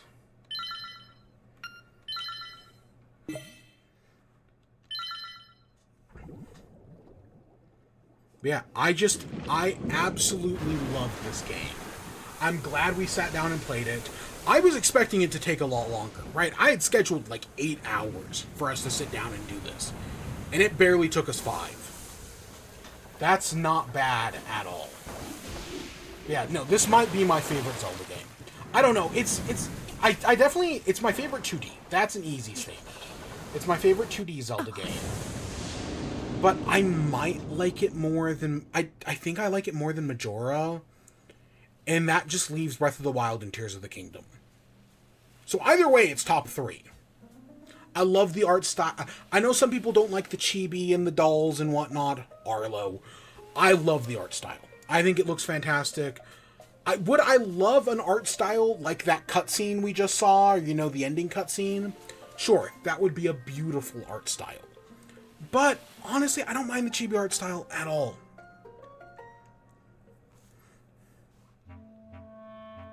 Yeah, is it the darkest Zelda game? No. Does the darkest Zelda game matter? Also no. Again, go watch the... Is it Austin John Plays? I don't remember. Someone made a video on the darkest Zelda game. It's like an hour-long video. Highly recommended. But yeah, debating the darkest Zelda game is kind of pointless. It's one of the few Zelda games without Zelda in it. Like, at all. Like, she gets mentioned at the very beginning, and that's it. Yeah, no, I've beaten it. Because, yeah, this was my original playthrough when the game came out. Around this time, you know, back in 2019. And then I've played it another... You saw all my lists, right? of how many times I've done it. And then I did a hero mode run, which, yeah, I died a few more times in that one, because, no heart spawn. You take double damage and no heart spawn. It really sucks. Hero mode's a pain. But no, it's a good... I also don't think I got all the secret seashells in this playthrough. I'm not going to look, but I don't think I did. I think I only got like 20 or 30. So that probably also caused some problems. But no, I love this game. I'm glad we got a chance to replay it. I'm going to go help my mother finish it sometime in the next 2 weeks. But yeah, I personally think it's one of the best. Right? If you've got a different favorite Zelda game, totally understand. There are a lot of great ones. But just the more time that goes on, the more I appreciate it. And every time I replay it, I like it a little bit more. Which is kind of crazy, because most games it's the opposite. Right? Like, every time I replay Breath of the Wild, I like it a little less. But no, every time I replay Link's Awakening, I like it a little bit more. And this game came out in the 92 on a handheld Game Boy. And I think that's amazing, what they did. Because this is the Zelda game that makes Zelda. I know the first two games are kind of, experimental and new. Link to the Past is more, traditional Zelda formula. But this is the first one where I'm like, they figured it out. Nintendo, they've described this one as Nintendo making a parody of a Zelda game. And while that's kind of weird, I think somewheres along the way, they just found the Zelda formula that, every game has used up until Breath of the Wild. Because it just works so well in this one. Truly a masterpiece. But yeah, that's where I'm going to end off for today. We will be back at some point in the near future with Splatoon. I'm not doing Echoes of Wisdom on stream. I've said that multiple times before. I have no interest in doing Echoes of Wisdom on stream. I'll do it off stream, and we'll talk about it on stream. But no, I have no intention of talking about that playing that on stream. That's just maybe in like a year, maybe after some time has been between it. But yeah, no, I'm not doing that again. But yeah, with that, I think that's where we're gonna end off. So I hope you all enjoyed. Stay tuned for more. Until next time, peace.